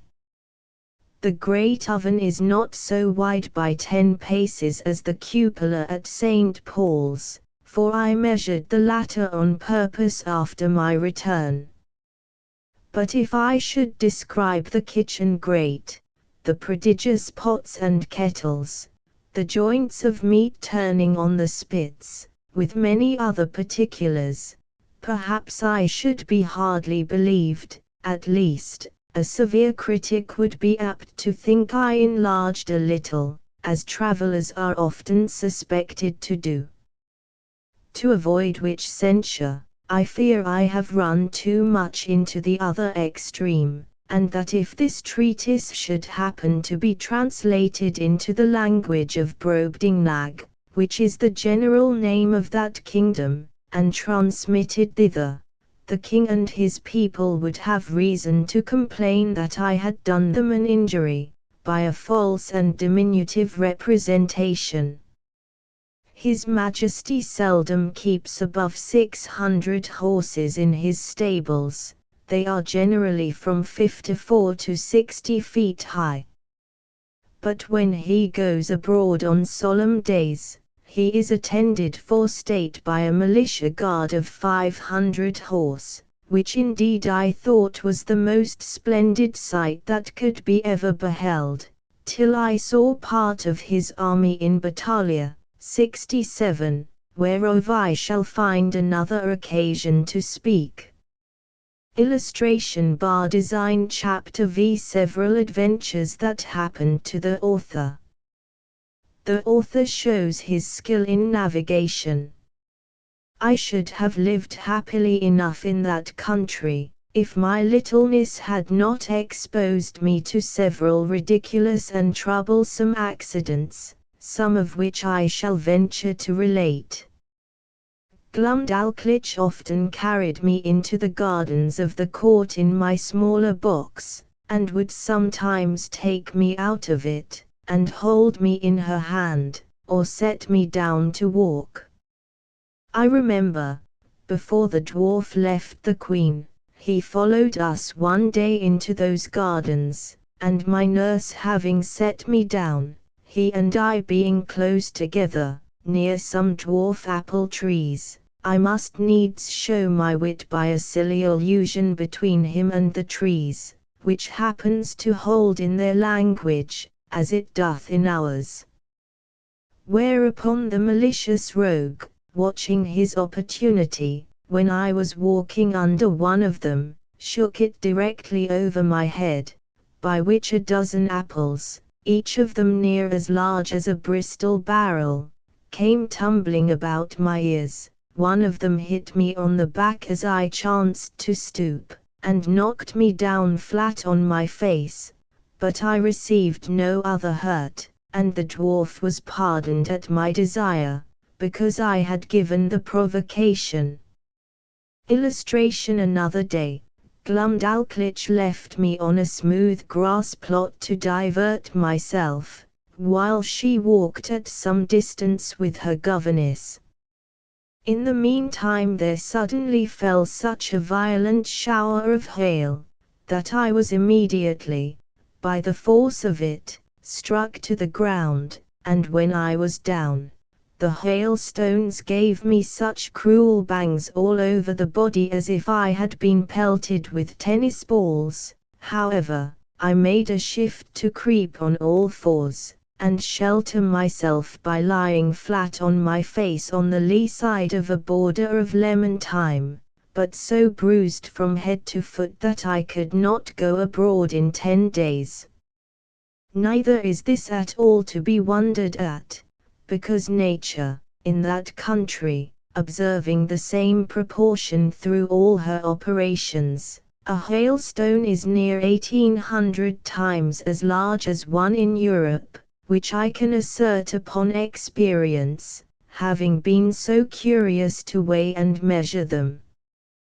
But a more dangerous accident happened to me in the same garden, when my little nurse, believing she had put me in a secure place, which I often entreated her to do, that I might enjoy my own thoughts, and having left my box at home, to avoid the trouble of carrying it, went to another part of the garden with governess and some ladies of her acquaintance. She was absent and out of hearing. A small white belonging to one of the chief gardeners, having got by accident into the garden, happened to place where I lay. The dog, following the scent, came directly up, and taking me in his mouth, ran straight to his master, wagging his tail, and set me gently on the ground. By good fortune, he had been so well taught, that I was carried between his teeth without the least hurt, or even tearing my clothes. But the poor gardener, who knew me well, and had a great kindness for me, was in a terrible fright. He gently took me up in both his hands, and asked me how I did, but I was so amazed and out of breath, that I could not speak a word. In a few minutes I came to myself, and he carried me safe to my little nurse, who by this time had returned to the place where she left me, and was in cruel agonies when I did not appear nor answer when she called. She severely reprimanded the gardener on account of his dog, but the thing was pushed up and never known at court, for the girl was afraid of the Queen's anger, and truly, as to myself, I thought it would not be for my reputation that such a story should go about. This accident absolutely determined Glumdalclitch never to trust me abroad for the future out of her sight. I had been long afraid of this resolution, and therefore concealed from her some little unlucky adventures that happened in those times when I was left by myself. Once a kite, hovering over the garden, made a stoop at me, and if I had not resolutely drawn my hanger, and run under a thick espalier, 68, he would have certainly carried me away in his talons. Another time, walking to the top of a fresh mole-hill, I fell to my neck in the hole through which that animal had cast up the earth. I likewise broke my right shin against the shell of a snail, which I happened to stumble over as I was walking alone and thinking on poor England. I cannot tell whether I were more pleased or mortified to observe in those solitary walks that the smaller birds did not appear to be at all afraid of me, but would hop about within a yard's distance, looking for worms and other food, with as much indifference and security as if no creature at all were near them.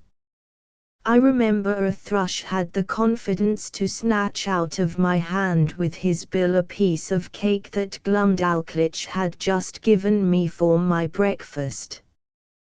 When I attempted to catch any of these birds they would boldly turn against me, endeavoring to pick my fingers, which I durst not venture within their reach, and then they would hop back unconcerned to hunt for worms and snails as they did before. But one day I took a thick cudgel, and threw it with all my strength so luckily at a linnet that I knocked him down, and seizing him by the neck with both my hands ran with him in triumph to my nurse. However, the bird, who had only been stunned, recovering himself, gave me so many boxes with his wings on both sides of my head and body, though I held him at arm's length and was out of the reach of his claws, that I was 20 times thinking of letting him go. But I was soon relieved by one of our servants, who wrung off the bird's neck, and I had him next day for dinner by the Queen's command. This linnet, as near as I can remember, seemed to be somewhat larger than an English swan. The Queen, who often used to hear me talk of my sea voyages, and took all occasions to divert me when I was melancholy, asked me, whether I understood how to handle a sail or an oar, and whether a little exercise of rowing might not be convenient for my health. I answered, that I understood both very well, for, although my proper employment had been to be surgeon or doctor to the ship, yet often, upon a pinch, I was forced to work like a common mariner. But I could not see how this could be done in their country, where the smallest wherry was equal to a first-rate man of war among us, and such a boat as I could manage would never live in any of their rivers. The smaller birds did not appear to be at all afraid of me.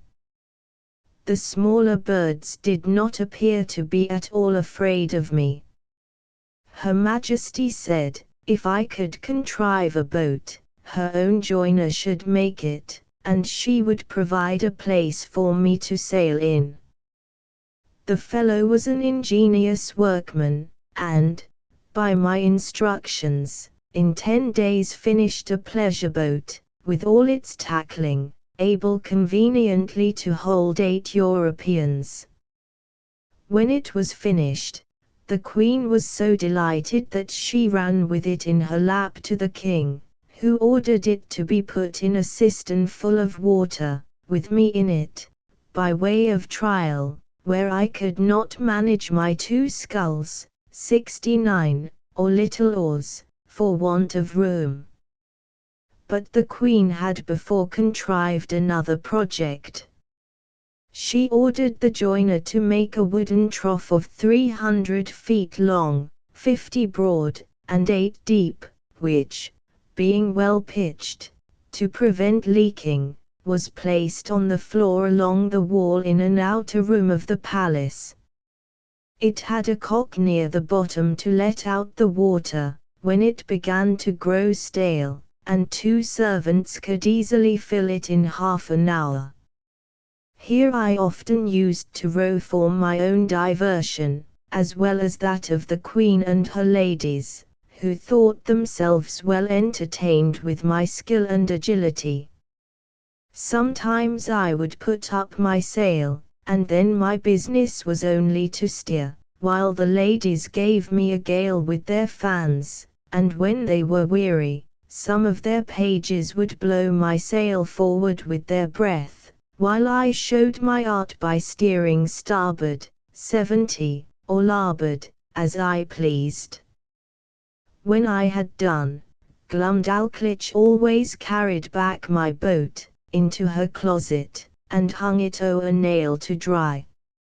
In this exercise I once met an accident, which had like to have cost me my life, for one of the pages having put my boat into the trough, the governess, who attended Glumdalclitch, very officiously lifted me up to place me in the boat, but I happened to slip through her fingers, and should infallibly have fallen down 40 feet upon the floor, if, by the luckiest chance in the world, I had not been stopped by a corking pin, 71, that stuck in the good gentlewoman's stomach. A winking sad smiley 72, the head of the pin passed between my shirt and the waistband of my breeches, and thus I held by the middle in the air, till Glumdalclitch ran to my relief. Gave me a gale with their fans.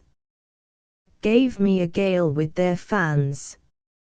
Another time, one of the servants, whose office it was to fill my trough every third day with fresh water, was so careless as to let a huge frog, not perceiving it, slip out of his pail.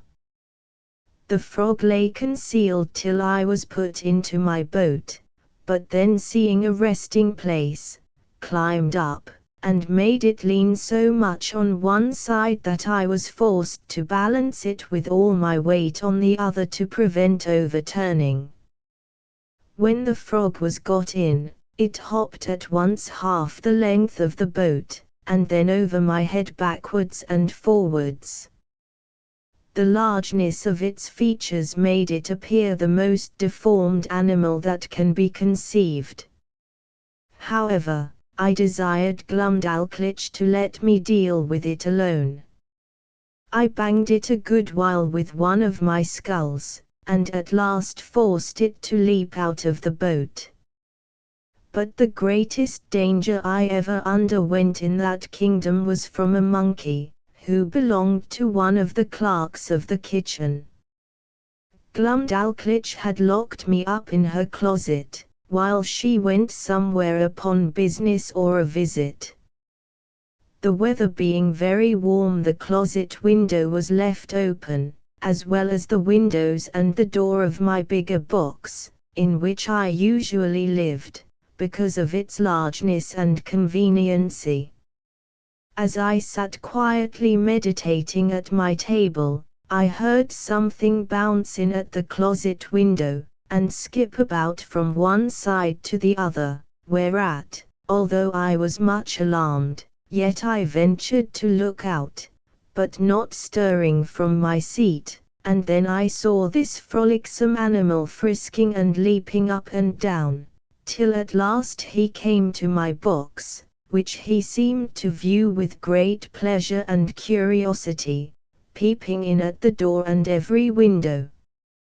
Illustration: I retreated to the farther corner of my room or box, but the monkey, looking in at every side, put me into such a fright that I wanted presence of mind to conceal myself under the bed, as I might easily have done. After some time spent in peeping, grinning, and chattering, he at last espied me, and reaching one of his paws in at the door, as a cat does when she plays with a mouse, although I often shifted place to avoid him, he at length seized the lappet of my coat, which, being made of that country silk, was very thick and strong, and dragged me out. He took me out in his right forefoot, and held me as a nurse does a child, just as I have seen the same sort of creature do with a kitten in Europe, and, when I offered to struggle, he squeezed me so hard that I thought it more prudent to submit. I have good reason to believe that he took me for a young one of his own species, by his often stroking my face very gently with his other paw. In these diversions he was interrupted by a noise at the closet door, as if somebody were opening it, whereupon he suddenly leaped up to the window, at which he had come in, and thence upon the leads and gutters, walking upon 3 legs, and holding me in the 4th, till he clambered up to a roof that was next to ours. I heard Glumdalclitch give a shriek at the moment he was carrying me out. The poor girl was almost distracted. That quarter of the palace was all in an uproar. The servants ran for ladders. The monkey was seen by hundreds in the court, sitting upon the ridge of a building, holding me like a baby in one of his forepaws, whereat many of the rabble below could not forbear laughing. Neither do I think they justly ought to be blamed, for without question, the sight was ridiculous enough to everybody but myself. Some of the people threw up stones, hoping to drive the monkey down, but this was strictly forbidden, or else very probably my brains had been dashed out. The ladders were now applied, and mounted by several men, which the monkey observing, and finding himself almost encompassed, not being able to make speed enough with his 3 legs, let me drop on a ridge tile, and made his escape. Here I sat for some time, 500 yards from the ground, expecting every moment to be blown down by the wind, or to fall by my own giddiness, and come tumbling over and over from the ridge to the eaves. But an honest lad, one of my nurse's footmen, climbed up, and putting me into his breeches pocket, brought me down safe. I was so weak and bruised in the sides with the squeezes given me by this odious animal, that I was forced to keep my bed a fortnight. The king, queen, and all the court, sent every day to inquire after my health, and Her Majesty made me several visits during my sickness. The monkey was killed, and an order made that no such animal should be kept about the palace. When I attended the king, after my recovery, to return him thanks for his favors, he was pleased to rally me a good deal upon this adventure. He asked me what my thoughts and speculations were while I lay in the monkey's paw. He desired to know what I would have done upon such an occasion in my own country. I told His Majesty that in Europe we had no monkeys, except such as were brought for curiosities from other places, and so small, that I could deal with a dozen of them together if they presumed to attack me. And as for that monstrous animal with whom I was so lately engaged, it was, indeed, as large as an elephant. If my fears had suffered me to think so far as to make use of my hanger, looking fiercely, and clapping my hand upon the hilt, as I spoke, when he poked his paw into my chamber, perhaps I should have given him such a wound as would have made him glad to withdraw it with more haste than he put it in. This I delivered in a firm tone, like a person who was jealous lest his courage should be called in question. However, my speech produced nothing else besides a loud laughter, which all the respect due to His Majesty from those about him could not make them contain.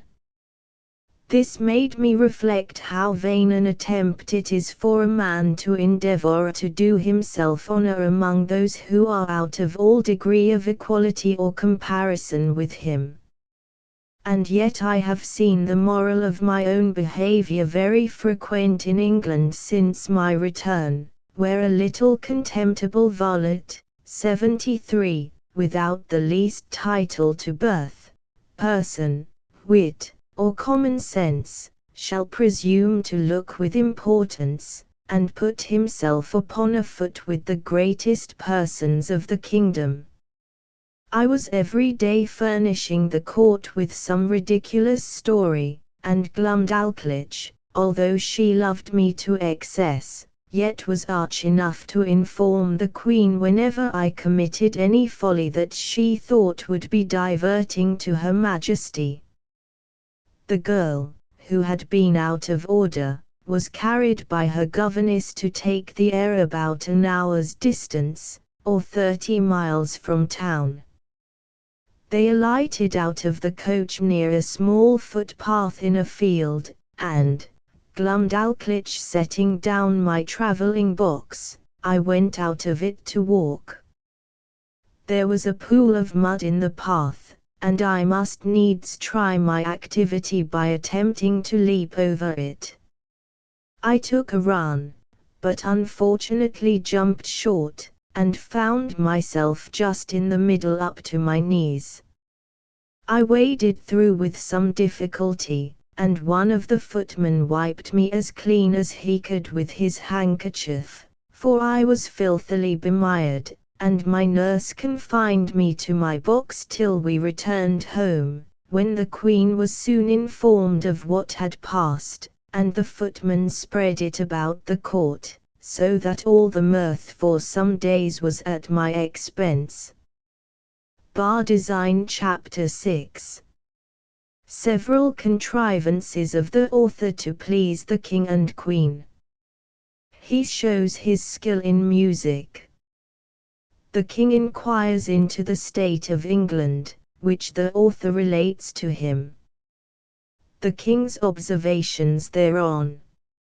I used to attend the King's levee, 74, once or twice a week, and had often seen him under the barber's hand, which indeed was at first very terrible to behold, for the razor was almost twice as long as an ordinary scythe.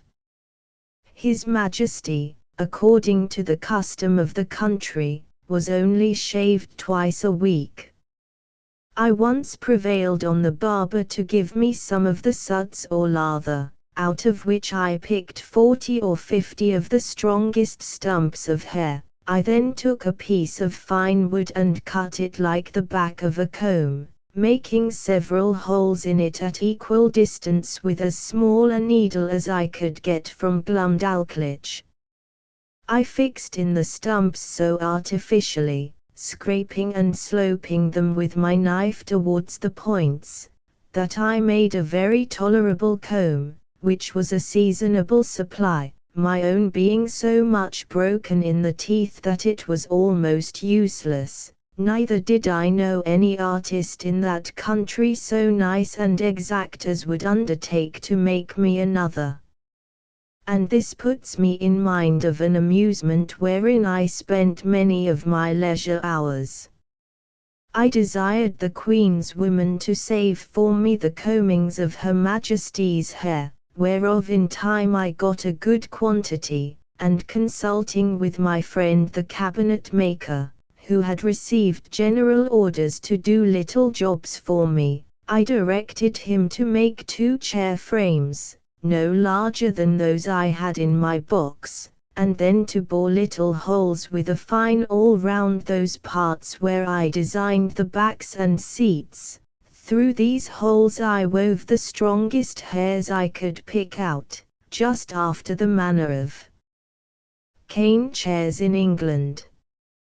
When they were finished I made a present of them to Her Majesty, who kept them in her cabinet, and used to show them for curiosities, as indeed they were the wonder of every one that beheld them. Of these hairs, as I had always a mechanical genius, I likewise made a neat little purse, about 5 feet long, with Her Majesty's name deciphered in gold letters, which I gave to Glumdalclitch, by the Queen's consent. To say the truth, it was more for show than use, being not of strength to bear the weight of the larger coins, and therefore she kept nothing in it, but some little coins that girls are fond of. The king, who delighted in music, had frequent concerts at court, to which I was sometimes carried, and set in my box on a table to hear them, but the noise was so great that I could hardly distinguish the tunes. I am confident that all the drums and trumpets of a royal army beating and sounding together just at your ears, could not equal it. My practice was to have my box removed from the place where the performers sat, as far as I could, then to shut the doors and windows of it, and draw the window curtains, after which I found their music not disagreeable. Illustration: I had learnt in my youth to play a little upon the spine. 75. Glumdalclitch kept one in her chamber, and a master attended twice a week to teach her. I called it a spine, because it somewhat resembled that instrument, and was played upon in the same manner. A fancy came into my head that I would entertain the king and queen with an English tune upon this instrument. But this appeared extremely difficult, for the spine was nearly 60 feet long, each key being almost a foot wide, so that with my arms extended I could not reach to above 5 keys, and to press them down required a good smart stroke with my fist, which would be too great a labor, and to no purpose. The method I contrived was this: I prepared 2 round sticks, about the bigness of common cudgels. They were thicker at one end than the other, and I covered the thicker ends with a piece of mouse's skin, that by rapping on them I might neither damage the tops of the keys nor interrupt the sound. Before the spine a bench was placed about 4 feet below the keys, and I was put upon the bench. I ran sidling upon it that way and this as fast as I could, banging the proper keys with my 2 sticks, and made a shift to play a jig to the great satisfaction of both their majesties, but it was the most violent exercise I ever underwent, and yet I could not strike above 16 keys, nor consequently play the bass and treble together as other artists do, which was a great disadvantage to my performance. The king, who, as I before observed, was a prince of excellent understanding, would frequently order that I should be brought in my box, and set upon the table in his closet. 76. He would then command me to bring one of my chairs out of the box, and sit down within 3 yards distance upon the top of the cabinet, which brought me almost to a level with his face. In this manner I had several conversations with him. I one day took the freedom to tell His Majesty that the contempt he discovered towards Europe and the rest of the world did not seem answerable to those excellent qualities of mind that he was master of, that reason did not extend itself with the bulk of the body. On the contrary, we observed in our country that the tallest persons were usually least provided with it. That, among other animals, bees and ants had the reputation of more industry, art, and sagacity than many of the larger kinds, and that, as inconsiderable as he took me to be, I hoped I might live to do His Majesty some signal. 77. Service. The king heard me with attention, and began to conceive a much better opinion of me than he had ever before. He desired I would give him as exact an account of the government of England as I possibly could, because, as fond as princes commonly are of their own customs, for he conjectured of other monarchs by my former discourses, he should be glad to hear of anything that might deserve imitation.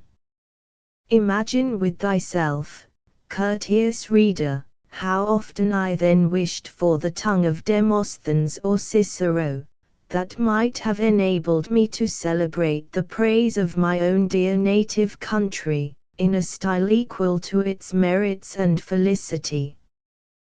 The most violent exercise I ever underwent. The most violent exercise I ever underwent.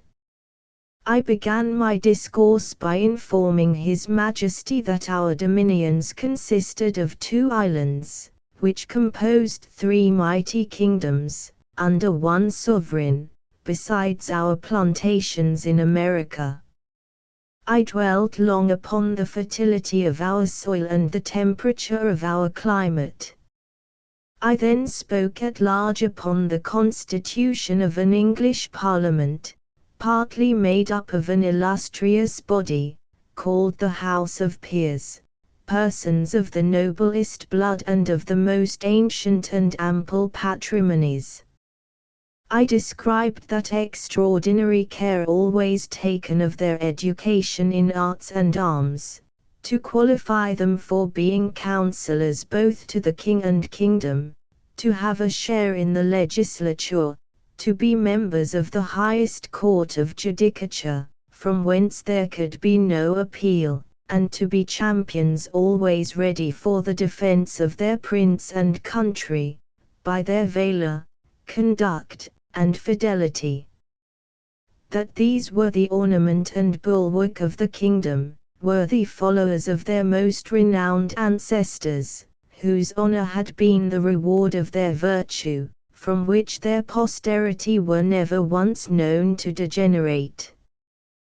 To these were joined several holy persons, as part of that assembly, under the title of bishops, whose peculiar business it is to take care of religion, and those who instruct the people therein.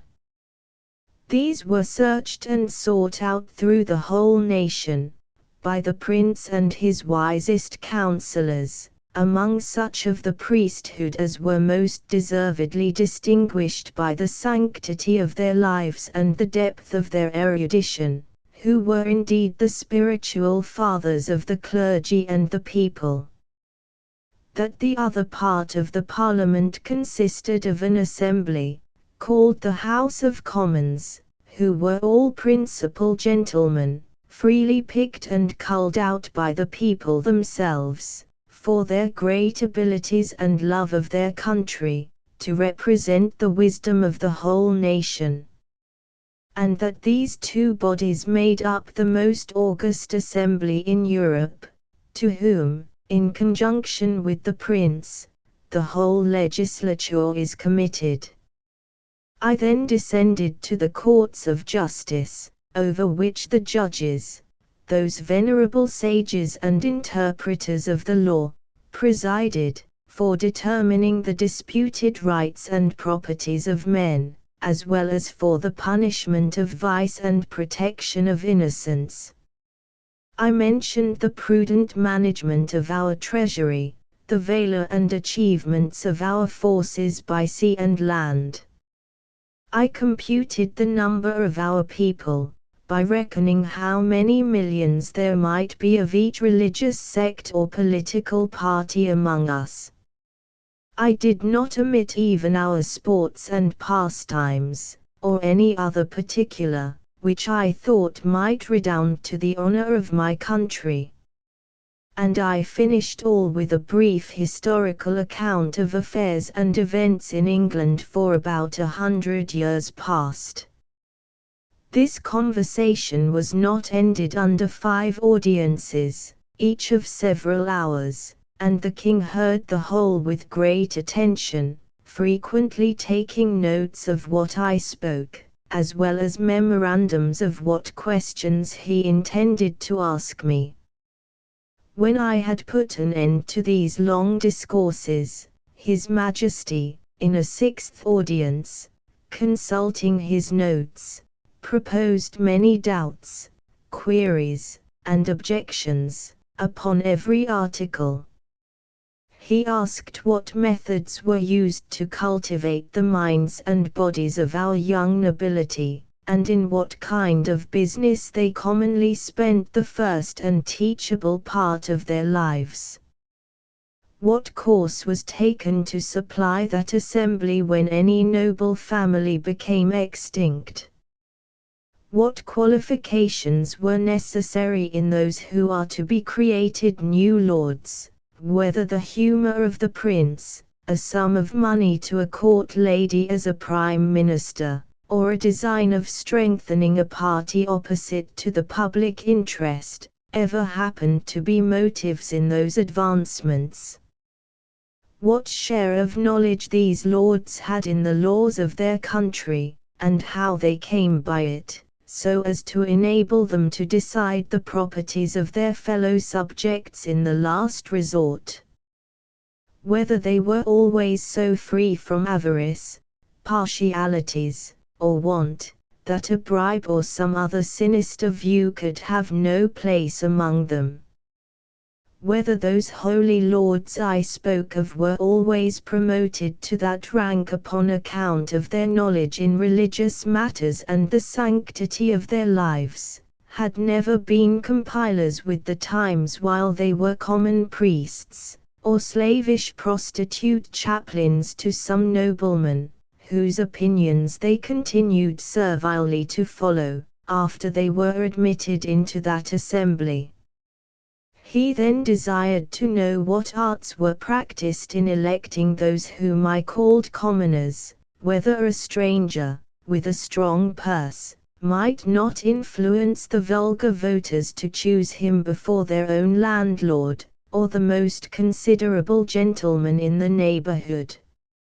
How it came to pass that people were so violently bent upon getting into this assembly, which I allowed to be a great trouble and expense, often to the ruin of their families, without any salary or pension, because this appeared such an exalted strain of virtue and public spirit, that His Majesty seemed to doubt it might possibly not be always sincere, and he desired to know whether such zealous gentlemen could have any views of refunding themselves for the charges and trouble they were at, by sacrificing the public good to the designs of a weak and vicious prince, in conjunction with a corrupted ministry. He multiplied his questions, and sifted me thoroughly upon every part of this head, proposing numberless inquiries and objections, which I think it not prudent or convenient to repeat.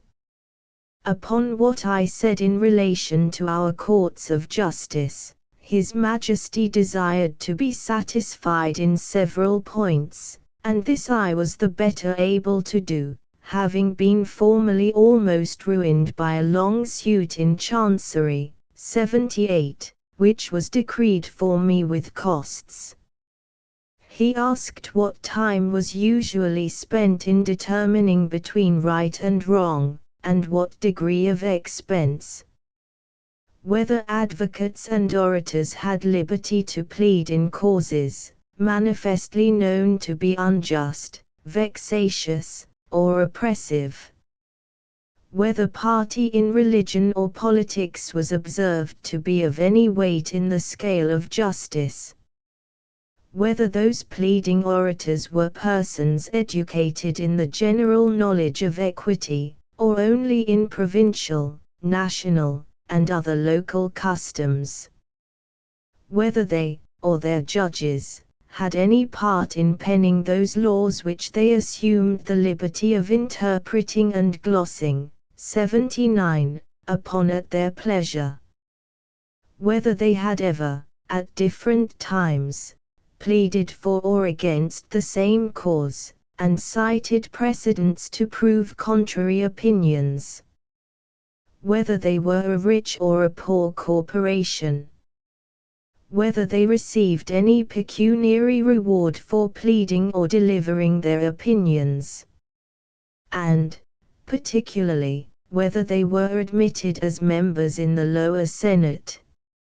He fell next upon the management of our treasury, and said he thought my memory had failed me, because I computed our taxes at about 5 or 6 millions a year, and, when I came to mention the issues, he found they sometimes amounted to more than double, for the notes he had taken were very particular in this point, because he hoped, as he told me, that the knowledge of our conduct might be useful to him, and he could not be deceived in his calculations.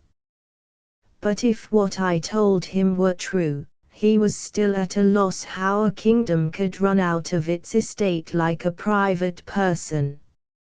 He asked me who were our creditors, and where we found to pay them. He wondered to hear me talk of such chargeable and expensive wars, that certainly we must be a quarrelsome people, or live among very bad neighbors, and that our generals must needs be richer than our kings. He asked what business we had out of our own islands, unless upon the score of trade or treaty, or to defend the coasts with our fleet. Above all, he was amazed to hear me talk of a mercenary standing army in the midst of peace and among a free people. He said if we were governed by our own consent, in the persons of our representatives, he could not imagine of whom we were afraid, or against whom we were to fight, and would hear my opinion, whether a private man's house might not better be defended by himself, his children, and family, than by half a dozen rascals, picked up at a venture in the streets for small wages, who might get 100 times more by cutting their throats. He laughed at my odd kind of arithmetic, as he was pleased to call it, in reckoning the numbers of our people by a computation drawn from the several sects among us, in religion and politics. He said, he knew no reason why those who entertain opinions prejudicial to the public should be obliged to change, or should not be obliged to conceal them. And as it was tyranny in any government to require the first, so it was weakness not to enforce the second, for a man may be allowed to keep poisons in his closet, but not to vend them about for cordials. He observed, that among the diversions of our nobility and gentry, I had mentioned gaming. He desired to know at what age this entertainment was usually taken up, and when it was laid down, how much of their time it employed, whether it ever went so high as to affect their fortunes, whether mean, vicious people, by their dexterity in that art, might not arrive at great riches, and sometimes keep our very nobles in dependence, as well as habituate them to vile companions, wholly take them from the improvement of their minds, and force them, by the losses they received, to learn and practice that infamous dexterity upon others. He was perfectly astonished with the historical account I gave him of our affairs during the last century, protesting it was only a heap of conspiracies, rebellions, murders, massacres, revolutions, banishments, the very worst effects that avarice, faction, hypocrisy, perfidiousness, cruelty, rage, madness, hatred, envy, lust, malice, and ambition, could produce. His Majesty, in another audience, was at the pains to recapitulate the sum of all I had spoken, compared the questions he made with the answers I had given, then taking me into his hands, and stroking me gently, delivered himself in these words which I shall never forget, nor the manner he spoke them in. My little friend Grildrig, you have made a most admirable panegyric upon your country. You have clearly proved that ignorance, idleness, and vice are the proper ingredients for qualifying a legislator, that laws are best explained, interpreted, and applied by those whose interest and abilities lie in perverting, confounding, and eluding them. I observe among you some lines of an institution, which in its original might have been tolerable, but these half erased, and the rest wholly blurred and blotted by corruptions. It doth not appear, from all you have said, how any one perfection is required towards the procurement of any one station among you, much less that men are ennobled on account of their virtue, that priests are advanced for their piety or learning, soldiers for their conduct or valor, judges for their integrity, senators for the love of their country, or counselors for their wisdom. As for yourself, continued the king, who have spent the greatest part of your life in traveling, I am well disposed to hope you may hitherto have escaped many vices of your country. But by what I have gathered from your own relation, and the answers I have with much pains wrung and extorted from you, I cannot but conclude the bulk of your natives to be the most pernicious race of little odious vermin that nature ever suffered to crawl upon the surface of the earth. You have made a most admirable panegyric. You have made a most admirable panegyric bar design. Chapter 7. The author's love of his country. He makes a proposal of much advantage to the king, which is rejected. The king's great ignorance in politics. The learning of that country very imperfect and confined. The laws, and military affairs, and parties in the state. Nothing but an extreme love of truth could have hindered me from concealing this part of my story. It was in vain to discover my resentments, which were always turned into ridicule, and I was forced to rest with patience, while my noble and beloved country was so injuriously treated. I am as heartily sorry as any of my readers can possibly be, that such an occasion was given, but this prince happened to be so curious and inquisitive upon every particular, that it could not consist either with gratitude or good manners, to refuse giving him what satisfaction I was able.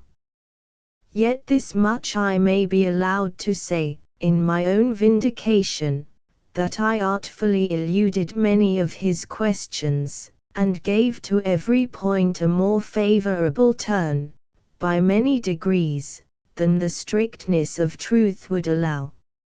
For I have always borne that laudable partiality to my own country, which Dionysius Halicarnassensis, 80, with so much justice, recommends to an historian. I would hide the frailties and deformities of my political mother, and place her virtues and beauties in the most advantageous light. This was my sincere endeavor, in those many discourses I had with that monarch, although it unfortunately failed of success. But great allowances should be given to a king who lives wholly secluded from the rest of the world, and must therefore be altogether unacquainted with the manners and customs that most prevail in other nations, the want of which knowledge will ever produce many prejudices, and a certain narrowness of thinking, from which we and the politer countries of Europe are wholly exempted. And it would be hard indeed, if so remote a prince's notions of virtue and vice were to be offered as a standard for all mankind. To confirm what I have now said, and farther to show the miserable effects of a confined education, I shall here insert a passage which will hardly obtain belief.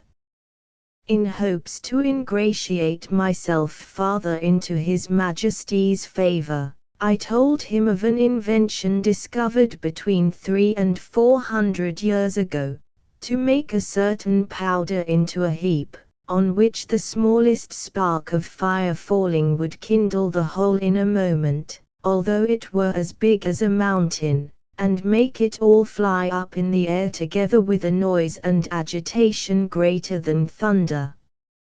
That a proper quantity of this powder rammed into a hollow tube of brass or iron, according to its bigness, would drive a ball of iron or lead with such violence and speed as nothing was able to sustain its force. That the largest balls thus discharged would not only destroy whole ranks of an army at once, but batter the strongest walls to the ground, sink down ships with 1,000 men in each to the bottom of the sea, and, when linked together by a chain, would cut through masts and rigging, divide hundreds of bodies in the middle, and lay all waste before them. That we often put this powder into large hollow balls of iron, and discharged them by an engine into some city we were besieging, which would rip up the pavements, tear the houses to pieces, burst and throw splinters on every side, dashing out the brains of all who came near. That I knew the ingredients very well, which were cheap and common, I understood the manner of compounding them, and could direct his workmen how to make those tubes of a size proportionable to all other things in His Majesty's kingdom, and the largest need not to be above 100 feet long, 20 or 30 of which tubes, charged with the proper quantity of powder and balls, would batter down the walls of the strongest town in his dominions in a few hours, or destroy the whole metropolis if ever it should pretend to dispute his absolute commands. This I humbly offered to His Majesty as a small tribute of acknowledgment, in return for so many marks that I had received of his royal favor and protection. The king was struck with horror at the description I had given him of those terrible engines, and the proposal I had made. He was amazed, how so impotent and groveling an insect as I, these were his expressions, could entertain such inhuman ideas, and in so familiar a manner, as to appear wholly unmoved at all the scenes of blood and desolation, which I had painted, as the common effects of those destructive machines, whereof, he said, some evil genius, enemy to mankind, must have been the first contriver. As for himself, he protested, that although few things delighted him so much as new discoveries in art or in nature, yet he would rather lose half his kingdom than be privy to such a secret, which he commanded me, as I valued my life, never to mention any more. A strange effect of narrow principles and short views. That a prince possessed of every quality which procures veneration, love, and esteem, of strong parts, great wisdom, and profound learning, endowed with admirable talents for government, and almost adored by his subjects, should, from a nice unnecessary scruple, whereof in Europe we can have no conception, let slip an opportunity put into his hands, that would have made him absolute master of the lives, the liberties, and the fortunes of his people. Neither do I say this with the least intention to detract from the many virtues of that excellent king, whose character I am sensible will on this account be very much lessened in the opinion of an English reader, but I take this defect among them to have arisen from their ignorance, by not having hitherto reduced politics into a science, as the more acute wits of Europe have done. For I remember very well, in a discourse one day with the king, when I happened to say there were several thousand books among us, written upon the art of government, it gave him, directly contrary to my intention, a very mean opinion of our understandings. He professed both to abominate and despise all mystery, refinement, and intrigue, either in a prince or a minister. He could not tell what I meant by secrets of state, where an enemy or some rival nation were not in the case. He confined the knowledge of governing within very narrow bounds, to common sense and reason, to justice and lenity, to the speedy determination of civil and criminal causes, with some other obvious topics, which are not worth considering. And he gave it for his opinion, that whoever could make 2 ears of corn, or 2 blades of grass to grow upon a spot of ground, where only one grew before, would deserve better of mankind, and do more essential service to his country, than the whole race of politicians put together. The learning of this people is very defective, consisting only in morality, history, poetry, and mathematics, wherein they must be allowed to excel. But the last of these is wholly applied to what may be useful in life, to the improvement of agriculture, and all mechanical arts, so that among us it would be little esteemed. And as to ideas, entities, abstractions, and transcendentals, 81, I could never drive the least conception into their heads. No law of that country must exceed in words the number of letters in their alphabet, which consists only in 22. But indeed few of them extend even to that length. They are expressed in the most plain and simple terms, wherein those people are not mercurial, 82, enough to discover above one interpretation, and to write a comment upon any law is a capital crime. As to the decision of civil causes, or proceedings against criminals, their precedents are so few, that they have little reason to boast of any extraordinary skill in either. They have had the art of printing, as well as the Chinese, time out of mind, but their libraries are not very large, for that of the king, which is reckoned the largest, doth not amount to above 1,000 volumes, placed in a gallery of 1,200 feet long, from whence I had liberty to borrow what books I pleased. The Queen's joiner had contrived in one of Glumdalclitch's rooms, a kind of wooden machine, 25 feet high, formed like a standing ladder. The steps were each 50 feet long. It was indeed a movable pair of stairs, the lowest end placed at 10 feet distance from the wall of the chamber. The book I had a mind to read was put up leaning against the wall. I first mounted to the upper step of the ladder, and turning my face towards the book began at the top of the page, and so walking to the right and left about 8 or 10 paces, according to the length of the lines, till I had gotten a little below the level of mine eyes, and then descending gradually, till I came to the bottom, after which I mounted again, and began the other page in the same manner, and so turned over the leaf, which I could easily do with both my hands, for it was as thick and stiff as a pasteboard, and in the largest folios not above 18 or 20 feet long.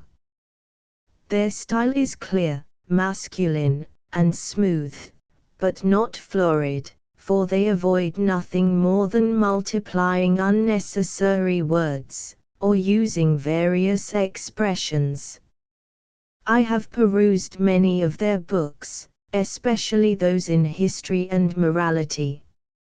Among the rest, I was much diverted with a little old treatise, which always lay in Glumdalclitch's bedchamber, and belonged to her governess, a grave elderly gentlewoman, who dealt in writings of morality and devotion. The book treats of the weakness of humankind, and is in little esteem, except among the women and the vulgar.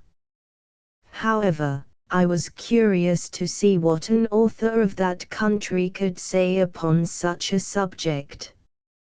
Illustration: this writer went through all the usual topics of European moralists, showing how diminutive, contemptible, and helpless an animal was man in his own nature, how unable to defend himself from inclemencies of the air, or the fury of wild beasts, how much he was excelled by one creature in strength, by another in speed, by a third in foresight, by a fourth in industry. He added, that nature was degenerated in these latter declining ages of the world, and could now produce only small births, in comparison to those in ancient times. He said, it was very reasonable to think, not only that the species of men were originally much larger, but also, that there must have been giants in former ages, which as it is asserted by history and tradition, so it hath been confirmed by huge bones and skulls, casually dug up in several parts of the kingdom, far exceeding the common dwindled race of man in our days.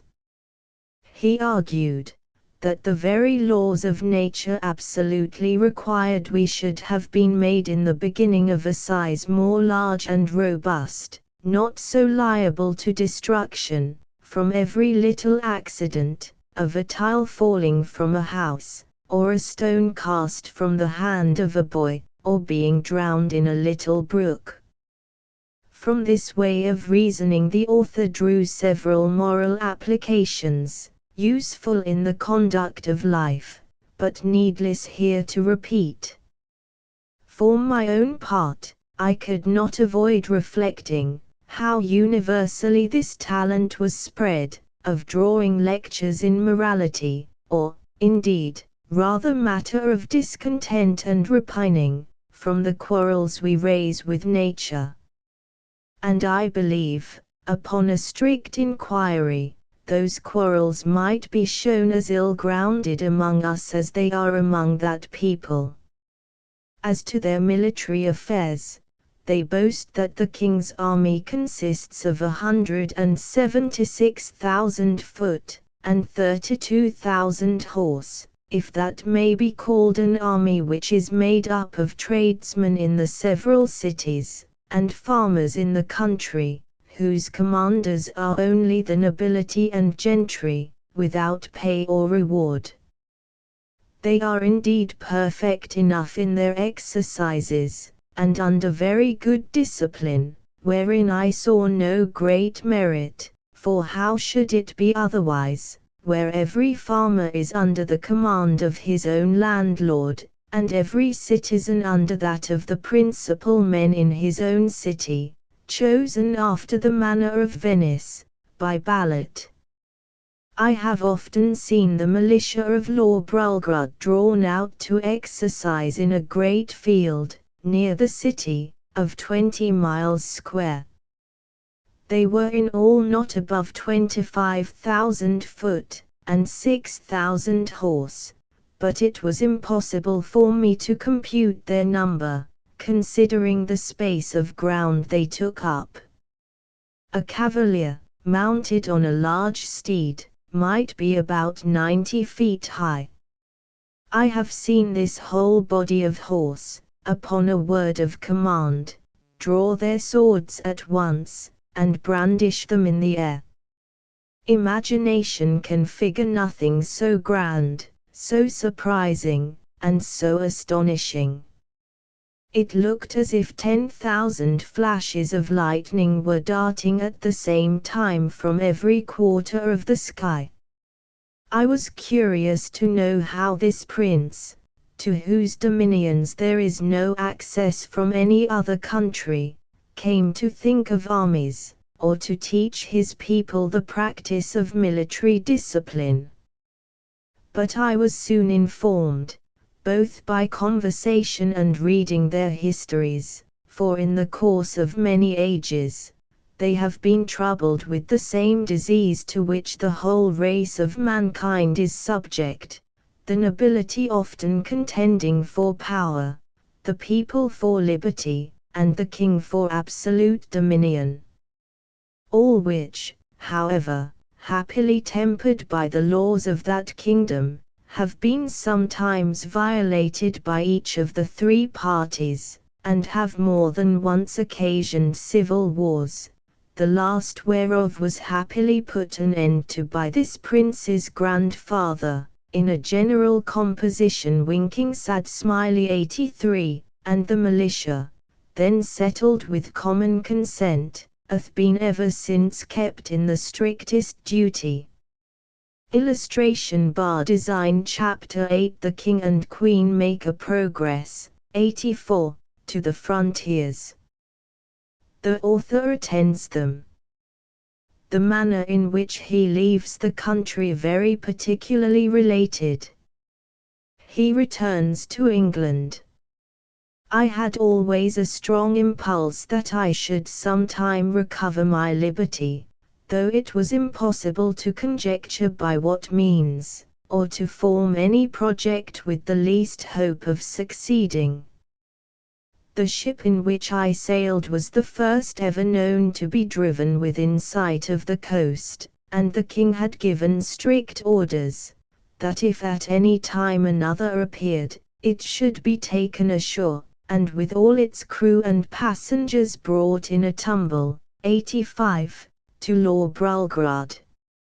I was treated with much kindness, I was the favourite of a great king and queen, and the delight of the whole court, but it was upon such a footing as ill became the dignity of humankind. I could never forget those domestic pledges I had left behind me.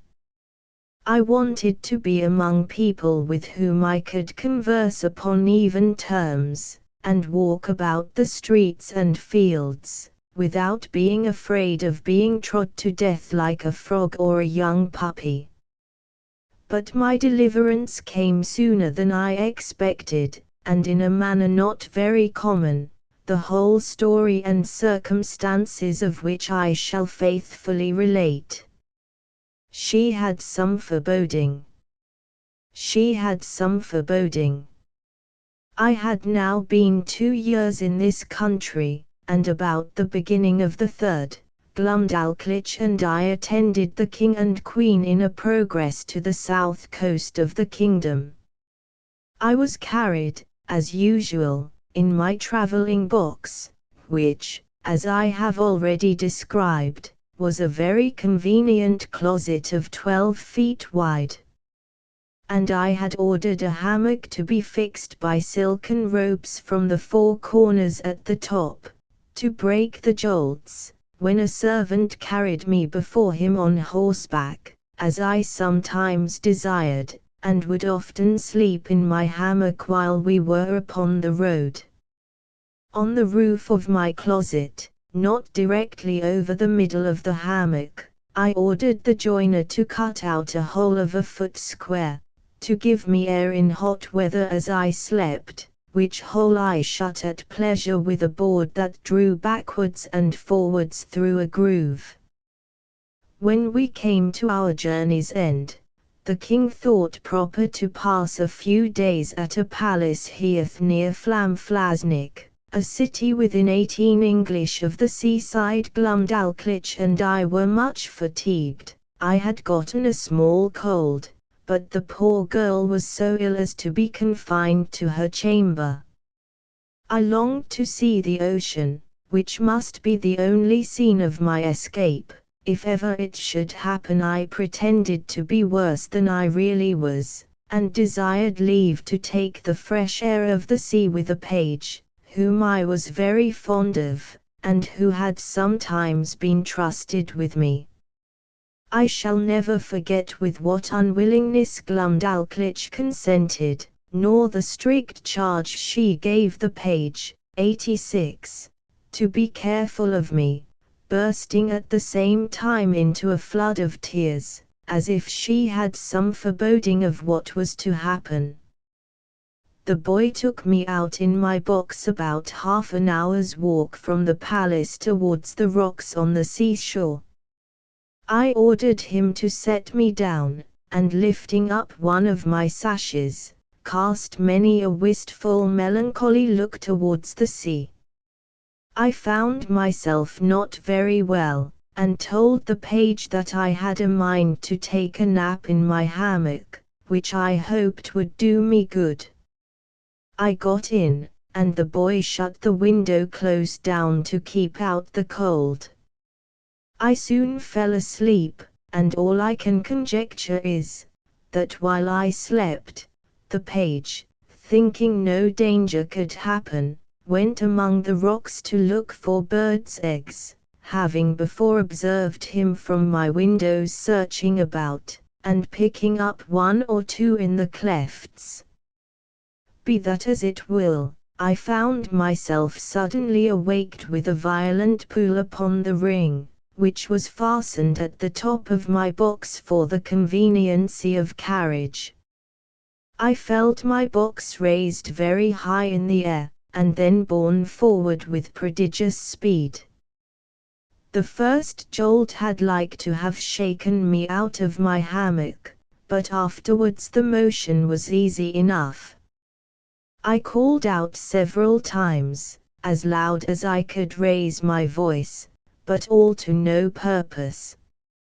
I looked towards my windows, and could see nothing but the clouds and sky. I heard a noise just over my head like the clapping of wings, and then began to perceive the woeful condition I was in, that some eagle had got the ring of my box in his beak, with an intent to let it fall on a rock like a tortoise in a shell, and then pick out my body and devour it, for the sagacity and smell of this bird enabled him to discover his quarry, 87, at a great distance, though better concealed than I could be within a 2-inch board. Illustration: in a little time I observed the noise and flutter of wings to increase very fast, and my box was tossed up and down like a sign in a windy day. I heard several bangs or buffet, as I thought, given to the eagle, for such I am certain it must have been, that held the ring of my box in his beak, and then all on a sudden felt myself falling perpendicularly down for above a minute, but with such incredible swiftness, that I almost lost my breath. My fall was stopped by a terrible squash, 88, that sounded louder to my ears than the cataract of Niagara, after which I was quite in the dark for another minute, and then my box began to rise so high that I could see light from the tops of the windows. I now perceived I was fallen into the sea. My box, by the weight of my body, the goods that were in, and the broad plates of iron fixed for strength at the 4 corners of the top and bottom, floated about 5 feet deep in the water. I did then, and do now suppose, that the eagle which flew away with my box was pursued by 2 or 3 others, and forced to let me drop while he defended himself against the rest, who hoped to share in the prey. The plates of iron fastened at the bottom of the box, for those were the strongest, preserved the balance while it fell, and hindered it from being broken on the surface of the water. Every joint of it was well grooved, and the door did not move on hinges, but up and down like a sash, which kept my closet so tight that very little water came in. I got with much difficulty out of my hammock, having first ventured to draw back my slipboard on the roof already mentioned, contrived on purpose to let in air, for want of which I found myself almost stifled. How often did I then wish myself with my dear Glumdalch, from whom one single hour had so far divided me. And I may say with truth that in the midst of my own misfortunes I could not forbear lamenting my poor nurse, the grief she would suffer for my loss, the displeasure of the Queen, and the ruin of her fortune. Perhaps many travellers have not been under greater difficulties and distress than I was at juncture, expecting every moment to see my box dashed to pieces, or at least overset by the first violent blast or rising wave. A breach in one single pane of glass would have been immediate death, nor could anything have preserved the windows but the strong lattice wires placed on the outside against accidents in travelling. I saw the water ooze in at several crannies, although the leaks were not considerable, and I endeavoured to stop them as well as I could. I was not able to lift up the roof of my closet, which otherwise I certainly should have done, and sat on the top of it, where I might at least preserve myself some hours longer, than by being shut up, as I may call it, in the hold. Or, if I escaped these dangers for a day or two, what could I expect but a miserable death of cold and hunger? I was 4 hours under these circumstances, expecting, and indeed wishing, every moment to be my last. I have already told the reader that there were 2 strong staples fixed upon that side of my box which had no window, and into which the servant who used to carry me on horseback would put a leathern belt, and buckle it about his waist. Being in this disconsolate state, I heard, or at least thought I heard, some kind of grating noise on that side of my box where the staples were fixed, and soon after I began to fancy that the box was pulled or towed along in the sea, for I now and then felt a sort of tugging which made the waves rise near the tops of my windows, leaving me almost in the dark. This gave me some faint hopes of relief, although I was not able to imagine how it could be brought about. I ventured to unscrew one of my chairs, which were always fastened to the floor, and having made a hard shift to screw it down again directly under the slipping board that I had lately opened, I mounted on the chair, and putting my mouth as near as I could to the hole, I called for help in a loud voice and in all the languages I understood. I then fastened my handkerchief to a stick I usually carried, and thrusting it up the hole, waved it several times in the air, that if any boat or ship were near, the seamen might conjecture some unhappy mortal to be shut up in the box. I found no effect from all I could do, but plainly perceived my closet to be moved along, and in the space of an hour or better, that side of the box where the staples were and had no window struck against something that was hard. I apprehended it to be a rock, and found myself tossed more than ever. I plainly heard a noise upon the cover of my closet like that of a cable, and the grating of it as it passed through the ring. I then found myself hoisted up by degrees, at least 3 feet higher than I was before. Whereupon I again thrust up my stick and handkerchief, calling for help till I was almost hoarse. In return to which I heard a great shout repeated 3 times, giving me such transports of joy as are not to be conceived but by those who feel them. I now heard a trampling over my head, and somebody calling through the hole with a loud voice in the English tongue.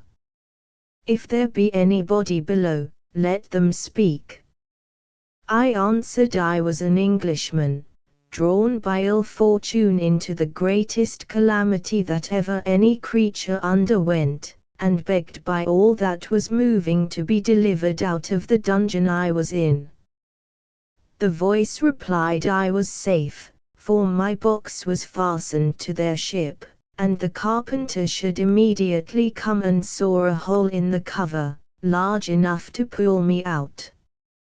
I answered that was needless, and would take up too much time, for there was no more to be done, but let one of the crew put his finger into the ring, and take the box out of the sea into the ship, and so into the captain's cabin.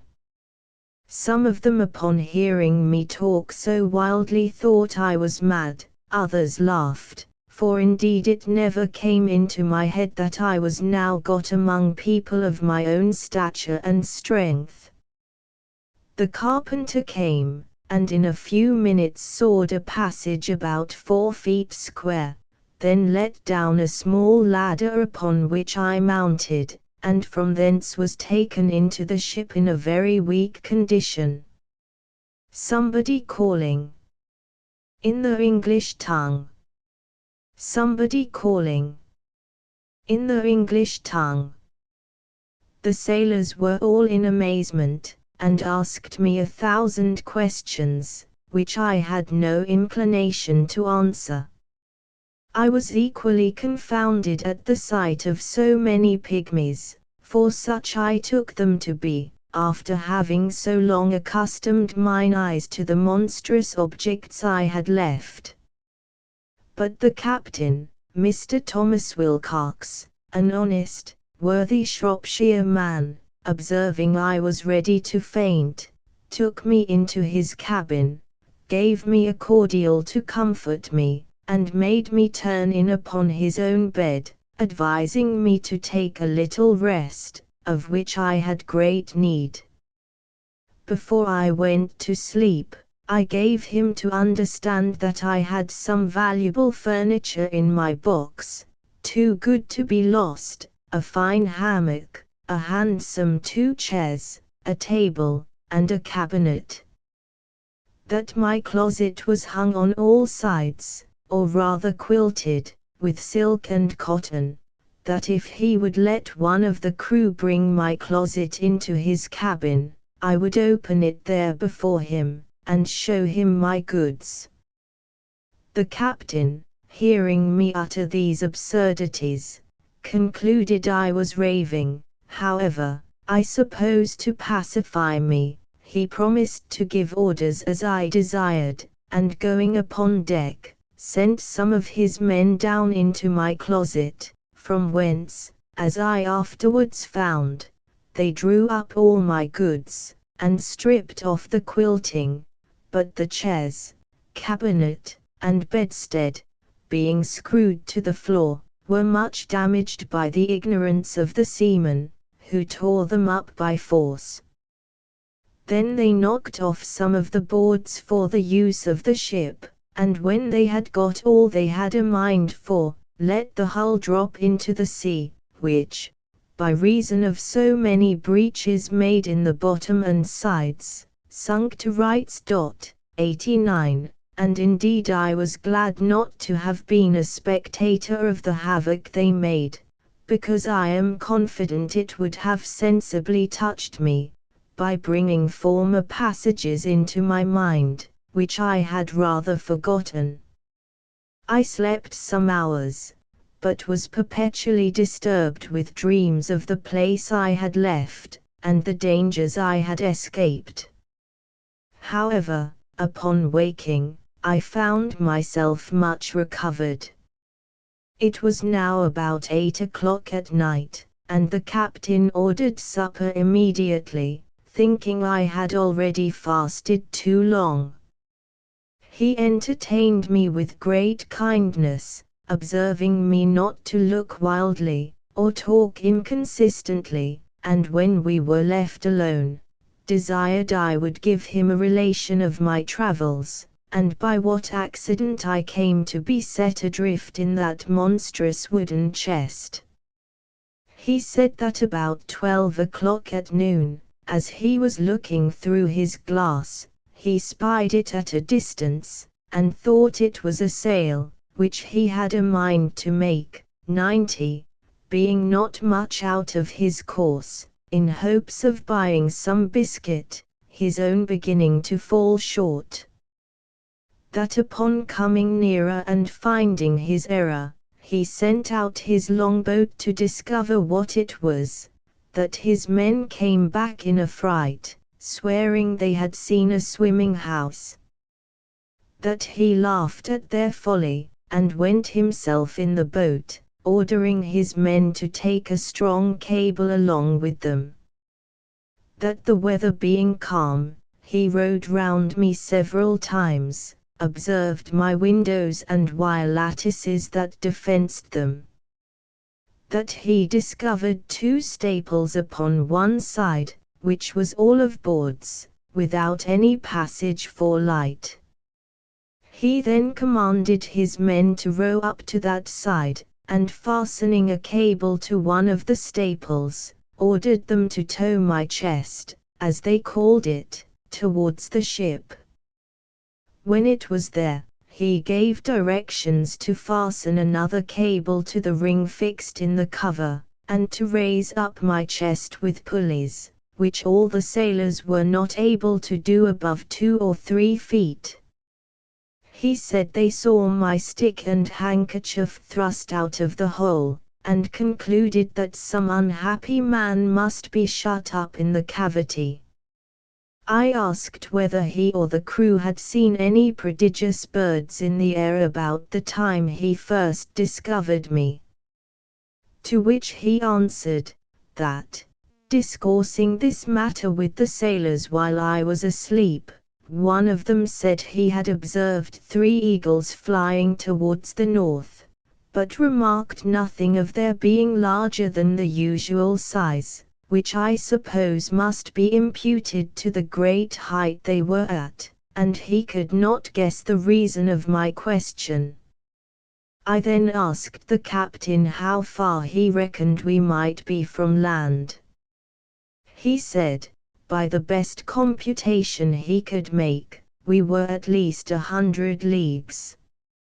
I assured him that he must be mistaken by almost half, for I had not left the country from whence I came above 2 hours before I dropped into the sea.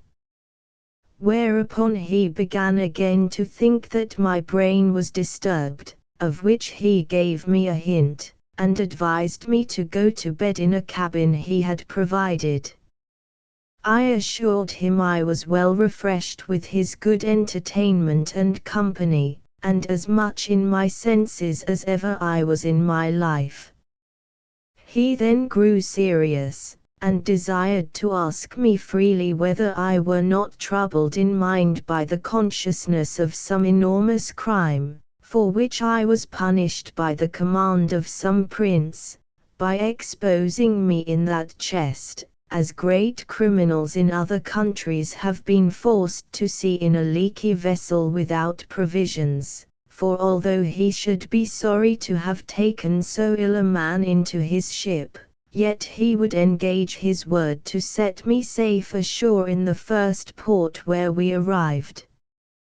He added that his suspicions were much increased by some very absurd speeches I had delivered, at first to his sailors, and afterwards to himself, in relation to my closet chest, as well as by my odd looks and behavior while I was at supper. I begged his patience to hear me tell my story, which I faithfully did, from the last time I left England to the moment he first discovered me. And as truth always forceth its way into rational minds, so this honest worthy gentleman, who had some tincture of learning and very good sense, was immediately convinced of my candour and veracity. But, farther to confirm all I had said, I entreated him to give order that my cabinet should be brought, of which I had the key in my pocket, for he had already informed me how Seaman disposed of my closet. I opened it in his own presence, and showed him the small collection of rarities I made in the country from whence I had been so strangely delivered. There was the comb I had contrived out of the stumps of the king's beard. There was a collection of needles and pins, from a foot to half a yard long, 4 wasps' stings, like joiners' tacks, some combings of the Queen's hair, a gold ring, which one day she made me a present of in a most obliging manner, taking it from her little finger and throwing it over my head like a collar. I desired the captain would please to accept this ring in return of his civilities, which he absolutely refused. Lastly, I desired him to see the breeches I had then on, which were made of a mouse's skin. I could force nothing upon him but a footman's tooth, which I observed him to examine with great curiosity, and found he had a fancy for it. He received it with abundance of thanks, more than such a trifle could deserve. It was drawn by an unskilful surgeon, in a mistake, from one of Glumdalclitch's men, who was affected with the toothache, but it was as sound as any in his head. I got it cleaned, and put it in my cabinet. It was about a foot long, and 4 inches in diameter.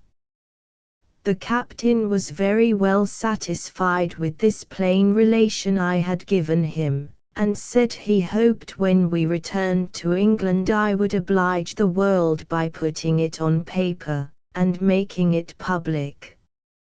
My answer was, that I thought we were already overstocked with books of travels, that nothing could now pass which was not extraordinary, wherein I doubted some authors less consulted truth than their own vanity, or interest, or the diversion of ignorant readers, that my story could contain little besides common events, without those ornamental descriptions of strange plants, trees, birds, and other animals, or of the barbarous customs and idolatry of savage people, with which most writers abound.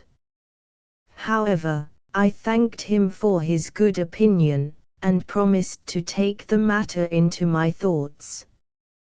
He said he wondered at one thing very much, which was, to hear me speak so loud, asking me whether the king or queen of that country were thick of hearing.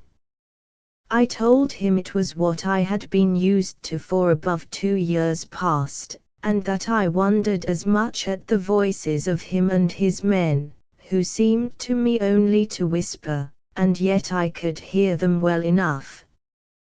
But when I spoke in that country, it was like a man talking in the street to another looking out from the top of a steeple, unless when I was placed on a table, or held in any person's hand. I told him I had likewise observed another thing, that when I first got into the ship, and the sailors stood all about me, I thought they were the most contemptible little creatures I had ever beheld. For indeed, while I was in that prince's country, I could never endure to look in a glass, after my eyes had been accustomed to such prodigious objects, because the comparison gave me so despicable a conceit of myself. The captain said that while we were at supper he observed me to look at everything with a sort of wonder, and that I often seemed hardly able to contain my laughter, which he knew not well how to take, but imputed it to some disorder in my brain. I answered, it was very true, and I wondered how I could forbear, when I saw his dishes of the size of a silver threepence, a leg of pork hardly a mouthful, a cup not so big as a nutshell, and so I went on, describing the rest of his household stuff and provisions after the same manner. For although the Queen had ordered a little equipage of all things necessary for me, while I was in her service, yet my ideas were wholly taken up with what I saw on every side of me, and I winked at my own littleness, as people do at their own faults.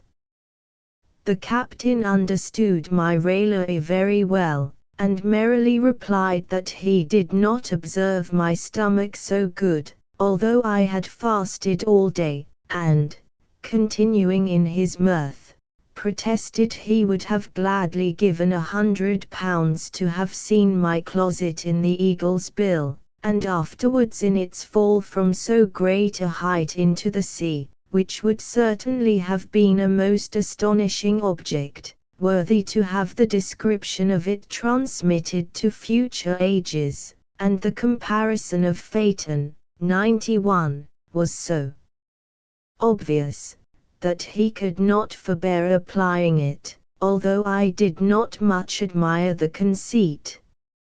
My daughter kneeled but I could not see her. My daughter kneeled but I could not see her. The captain, having been at Tonkin, was, in his return to England, driven northeastward, to the latitude of 44 degrees, and of longitude 143.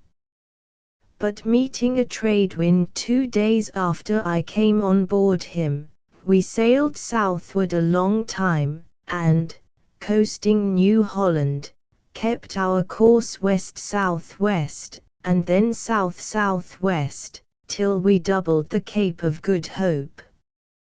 Our voyage was very prosperous, but I shall not trouble the reader with a journal of it. The captain called in at 1 or 2 ports, and sent in his longboat for provisions and fresh water, but I never went out of the ship till we came into the Downs, which was on the 3rd day of June, 1706, about 9 months after my escape.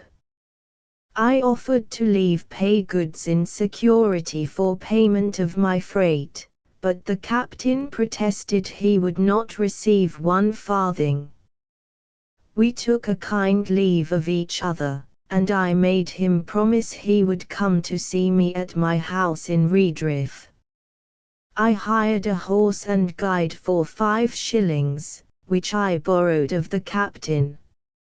As I was on the road, observing the littleness of the houses, the trees, the cattle, and the people, I began to think myself in Lilliput. I was afraid of trampling on every traveller I met, and often called aloud to have them stand out of the way, so that I had like to have gotten 1 or 2 broken heads for my impertinence. When I came to my own house, for which I was forced to inquire, one of the servants opened the door. I bent down to go in, like a goose under a gate, for fear of striking my head. My wife ran out to embrace me, but I stooped lower than her knees, thinking she could otherwise never be able to reach my mouth. My daughter kneeled to ask my blessing, but I could not see her till she arose, having been so long used to stand with my head and eyes erect to above 60 feet, and then I went to take her up with one hand by the waist. I looked down upon the servants, and one or two friends who were in the house, as if they had been pygmies, and I a giant. I told my wife she had been too thrifty, for I found she had starved herself and her daughter to nothing.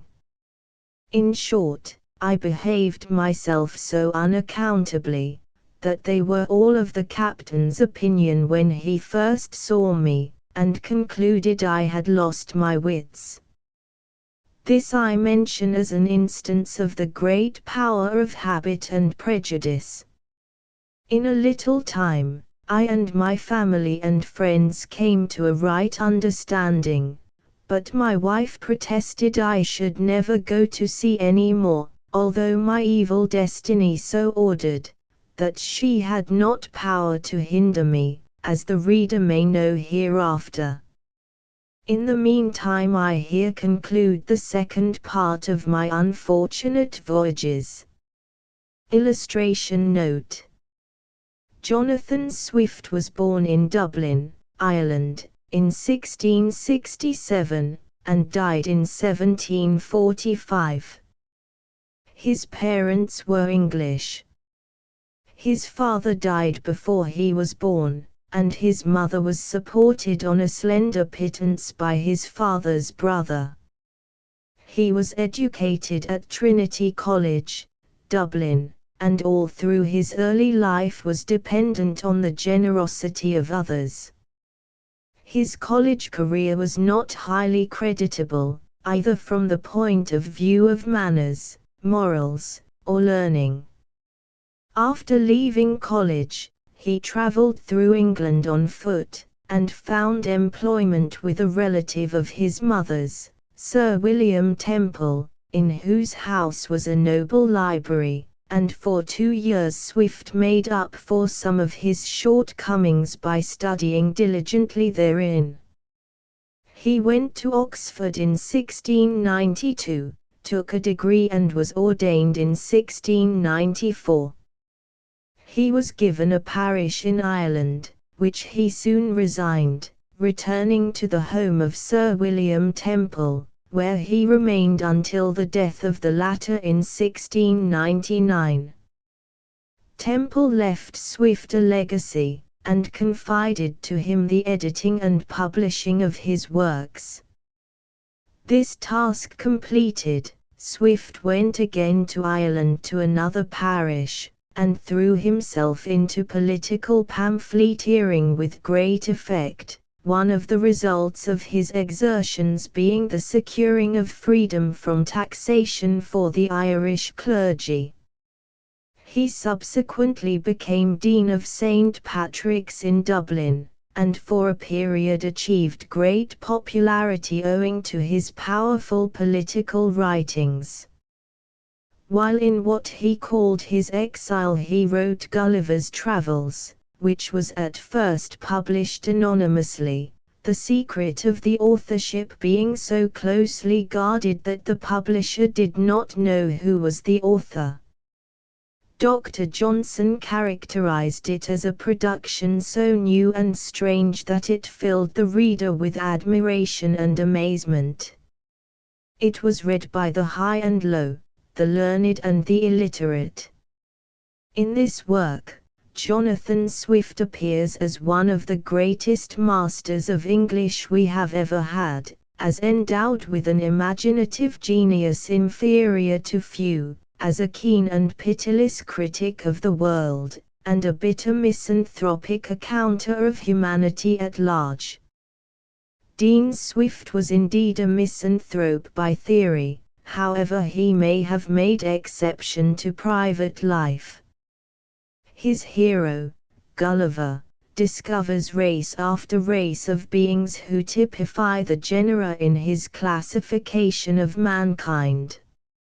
Extremely diverting are Gulliver's adventures among the tiny Lilliputians, only less so are his more perilous encounters with the giants of Brobdingnag. By a singular dispensation of Providence, We usually read the travels while we are children. We are delighted with the marvelous story. We are not at all injured by the poison. Poor Swift. He was conscious of insanity's approach. He repeated annually Job's curse upon the day of his birth. He died a madman. There are numerous biographies of Swift, but probably the best characterization of the man and his life, rather than of his books, is to be found in Thackeray's English Humorists, and a closer study of the man and his works in Leslie Stevenson's Swift in Morley's English Men of Letters.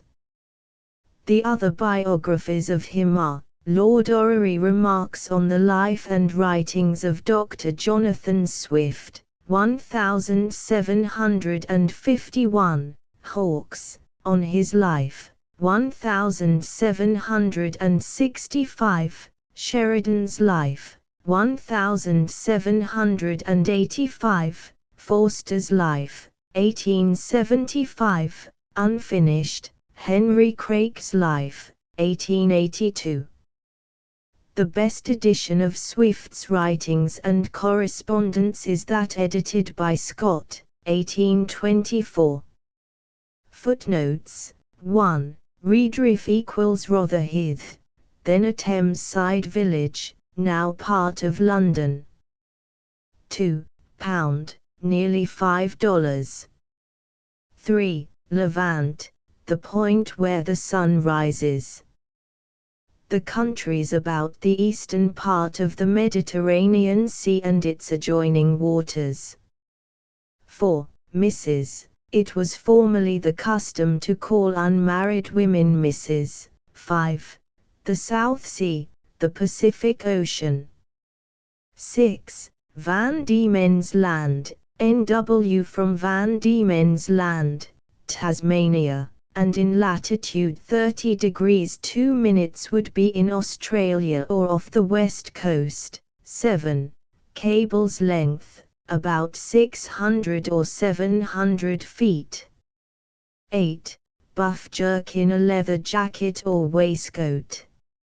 9. Small, weak, thin.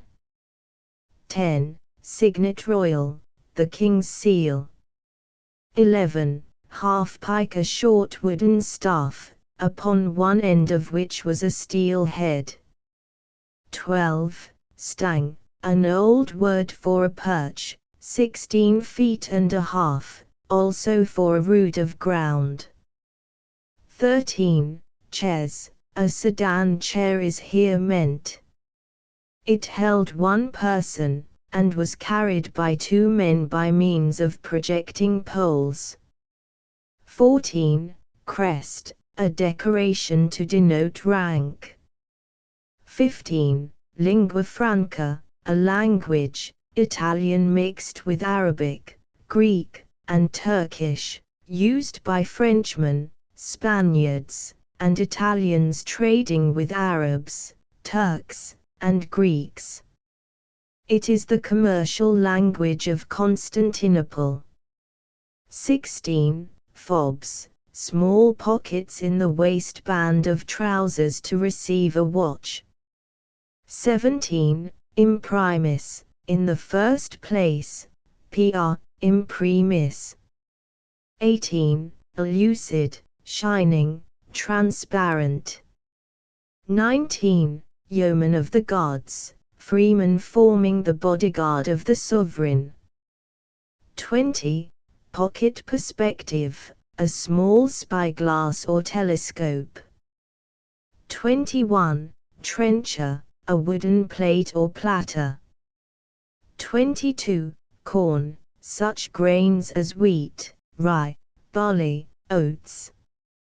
23. Quadrant, an instrument long used for measuring altitudes.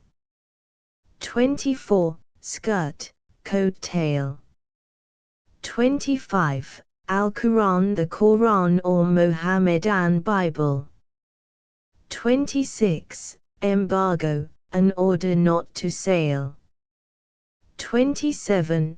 discompose them, displace them. 28. Puissant, powerful. 29. Junto, a body of men secretly united to gain some political end. 30. Pulling, plucking and drawing, preparatory to cooking. 31. Mina, of lower rank. 32. Portion, the part of an estate given to a child. 33. Domestic, the household and all pertaining thereto. 34. Exchequer bills, bills of credit issued from the Exchequer by authority of Parliament. 35. Close chair, sedan chair. 36. Cabal, a body of men united for some sinister purpose. 37. Lee side, side sheltered from the wind. 38. Ancient, flag, corrupted from ensign. 39. Downs, a famous natural roadstead off the southeast coast of Kent, between Goodwin Sands and the mainland, south of the Thames entrance. 40. Black Bull, inns in England are often named after animals with an adjective descriptive of the colour of the sign, as the Golden Lion, the White Horse. 41. Towardly, apt, docile. 42. Straits of Madagascar, Mozambique Channel. 43. The line, the equator. 44. Hinds, peasants, rustics. 45. Pistoles, about $3.60. 46. Trencher-side, up to his trencher or wooden plate. 47. Discovering, showing. 48. From London Bridge to Chelsea, about 3 miles as the birds fly. 49. Pillion, a cushion for a woman to ride on behind a person on horseback. From London to St. Albans, about 20 miles. 50. Pumpkin, pumpkin. 51. Parts, accomplishments.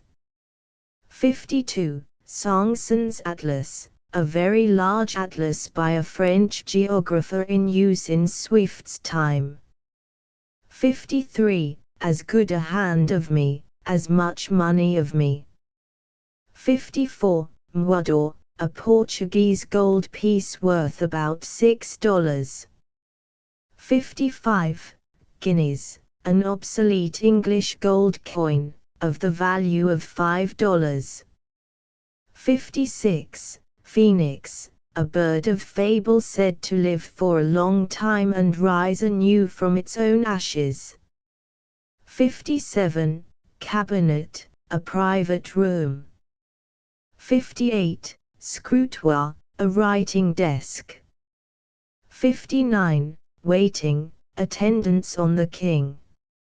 60. Illusius naturae, a freak of nature. 61. Royal Sovereign, one of the great ships of Swift's time. 62. Dunstable lark, large larks are caught on the downs near Dunstable between September and February, and sent to London for luxurious tables. 63. Drone, the largest tube of a bagpipe, giving forth a dull heavy tone. 64. Gresham College, in London, is named after the founder, an English merchant, who died in 1580. 65. The square of, as large as the square of.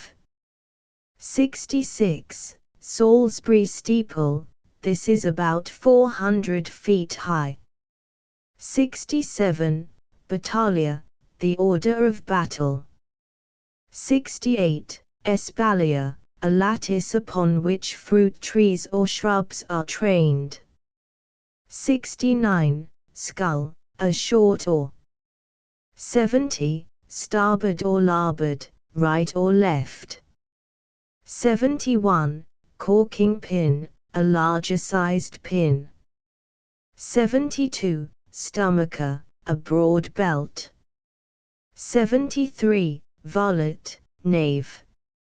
74. Levee, a ceremonious visit received by a distinguished person in the morning. 75. Spine, a stringed instrument, a forerunner of our piano. 76. Closet, private room. 77. Signal, memorable. 78. Chancery, a high court of equity. 79. Glossing, commenting. 80. Dionysius of Halicarnassus was born about the middle of the 1st century BC. He endeavored in his history to relieve his Greek countrymen from the mortification they had felt in their subjection to the Romans, and patched up an old legend about Rome being of Greek origin and therefore their political mother. 81. Ideas, entities, abstractions, transcendentals, words used in that philosophy which deals with thinking, existence, and things beyond the senses. 82. Mercurial, active, spirited. 83. Composition, compact, agreement. 84. Progress, an old term for the traveling of the sovereign to different parts of his country. 85. Tumble, a rough cart. 86. Page, a serving boy, and especially one who waits on a person of rank. 87. Quarry, prey. 88. Squash, shock, concussion. 89. To write speedily. 90. To make to get alongside. 91. Phaeton, a son of Apollo who was dashed into the river Endanus for his foolhardiness in attempting to drive the steeds of the sun for one day. Bar design advertisements, Heath's Home and School Classics. For grades I and II. Mother Goose, a book of nursery rhymes, arranged by C. Welsh. In 2 parts. Illustrated by Clara E. Atwood. Paper, each part, 10 cents, cloth, 2 parts bound in 1/30 cents. Crake So Fat and Mew Mew. Introduction by Lucy M. Wheelock. Illustrated by C. M. Howard. Paper, 10 cent, cloth, 20 cents. 6 Nursery Classics. The House That Jack Built, Mother Hubbard, Cock Robin, The Old Woman and Her Pig, Dame Wiggins of Lee, and The 3 Bears. Edited by M. V. O'Shea. Illustrated by Ernest Fosbury. Paper, 10 cents, cloth, 20 cents. For grades 2 and 3. Crib and Fly, A Tale of Two Terriers, edited by Charles F. Dole. Illustrated by Gwendoline Sandham. Paper, 10 cents, cloth, 20 cents. Goody Two Shoes. Attributed to Oliver Goldsmith. Edited by Charles Welsh. With 28 illustrations after the woodcuts in the original edition of 1765. Paper, 10 cents, cloth 20 cents. Segur's The Story of a Donkey. Translated by C. Welsh. Edited by Charles F. Dole. Illustrated by E. H. Saunders. Paper, 10 cents, cloth, 20 cents. For grades 3 and 4. Trimmer's The History of the Robins. Edited by Edward Everett Hale. Illustrated by C. M. Howard. Paper, 10 cents, cloth, 20 cents. Aiken and Barbord's Eyes and No Eyes, and Other Stories. Edited by M. V. O'Shea, illustrated by H. P. Barnes and C. M. Howard. Paper, 10 cents, cloth, 20 cents. Edgeworth's Waste Not Want Not, and Other Stories. Edited by M. V. O'Shea. Illustrated by W. P. Bodwell. Paper, 10 cents, cloth, 20 cents. Ruskin's The King of the Golden River. Edited by M. V. O'Shea. Illustrated by Sears Gallagher. Paper, 10 cents, cloth, 20 cents. Brown's The Wonderful Chair and the Tales It Told. Edited by M. V. O'Shea. Illustrated by Clara E. Atwood after Mrs. Seymour Lucas. In 2 parts. Paper, each part, 10 cents, cloth, 2 parts bound in 130 cents. For grades 4 and V. Thackeray's The Rose and the Ring, A Fairy Tale. Edited by Edward Everett Hale. Illustrations by Thackeray. Paper, 15 cents, cloth, 25 cents. Ingelow's 3 Fairy Stories. Edited by Charles F. Dole. Illustrated by E. Ripley. Paper, 10 cents, cloth, 20 cents. Ayrton's Child Life in Japan and Japanese Child Stories. Edited by William Elliott Griffiths. Illustrated by Japanese artists. Paper, 10 cents, cloth, 20 cents. Ewing's Jackanapes. Edited by W. P. Trent. Illustrated by Josephine Bruce. Paper, 10 cents, cloth, 20 cents. Mullarka's The Little Lame Prince. Preface by Elizabeth Stewart Phelps Ward. Illustrated by Miss E. B. Barry. In 2 parts. Paper, each part, 10 cents, cloth, 2 parts bound in 130 cents. For grades V and 6.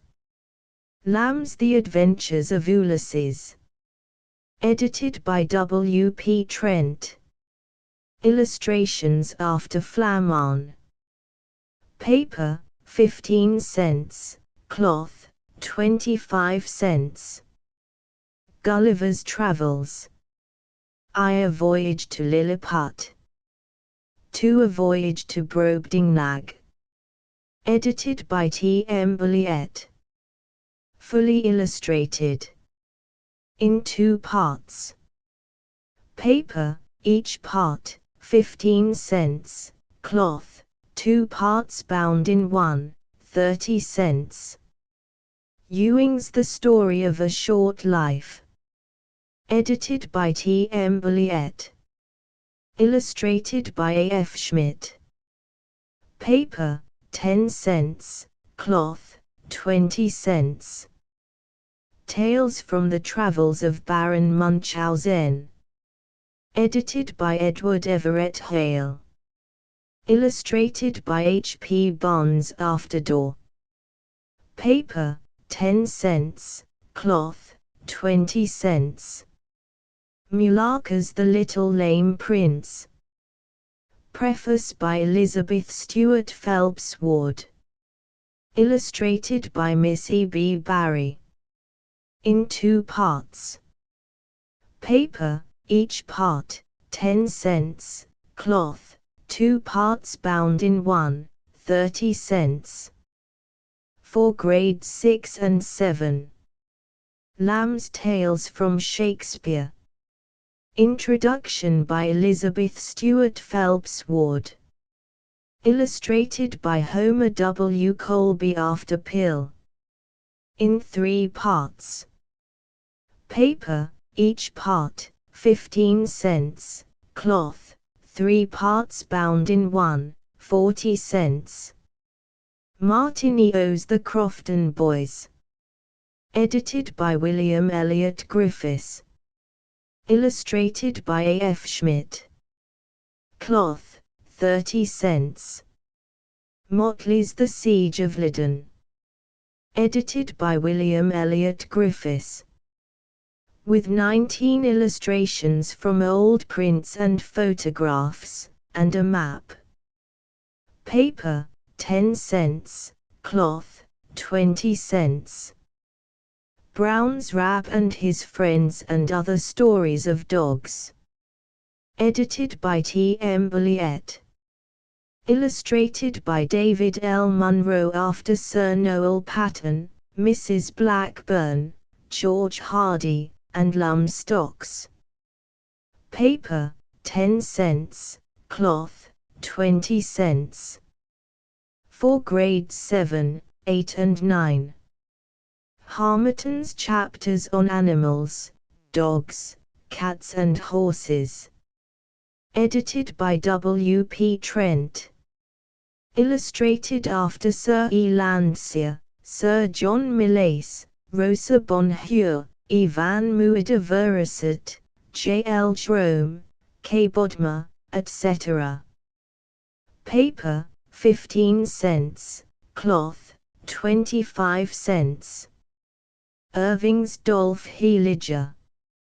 Edited by G. H. Brown. Illustrated by H. P. Barnes. Paper, 15 cents. Cloth, 25 cents. Shakespeare's The Tempest. Edited by Sarah W. Hiestand. Illustrations after Resk and the Chandos portrait. Paper, 15 cents. Cloth, 25 cents. Shakespeare's A Midsummer Night's Dream. Edited by Sarah W. Hiestand. Illustrations after Smirk and the Droeshout portrait. Paper, 15 cents. Cloth, 25 cents. Shakespeare's The Comedy of Errors. Edited by Sarah W. Hiestand. Illustrations after Smirk, Creswick and Leslie. Paper, 15 cents. Cloth, 25 cents. Shakespeare's The Winter's Tale. Edited by Sarah W. Hiestand. Illustrations after Leslie, Wheatley, and Wright. Paper, 15 cents. Cloth, 25 cents. Defoe's Robinson Crusoe. Edited by Edward Everett Hale. Illustrated. In 4 parts. Paper, each part, 15 cents. Cloth, 4 parts bound in 1, 60 cents. Jordan's True Tales of Birds and Beasts. By David Starr Jordan. Illustrated by Mary H. Wellman. Cloth, 40 cents. Falk S. Undine. Introduction by Elizabeth Stuart Phelps Ward. Illustrations after Julius Hopner. Cloth, 30 cents. Melville St. Types, Life in the South Seas. Introduction by W. P. Trent. Illustrated by H. W. Moore. Cloth, 45 cents. End of the Project Gutenberg ebook. Gulliver's travels into several remote regions of the world. Updated editions will replace the previous one, the old editions will be renamed. Creating the works from print editions not protected by U.S. copyright law means that no one owns a United States copyright in these works, so the Foundation, and you, can copy and distribute it in the United States without permission and without paying copyright royalties. Special rules, set forth in the general terms of use part of this license, apply to copying and distributing Project Gutenberg trademark symbol electronic works to protect the Project Gutenberg trademark symbol concept and trademark. Project Gutenberg is a registered trademark, and may not be used if you charge for an ebook, except by following the terms of the trademark license, including paying royalties for use of the Project Gutenberg trademark. If you do not charge anything for copies of this ebook, complying with the trademark license is very easy.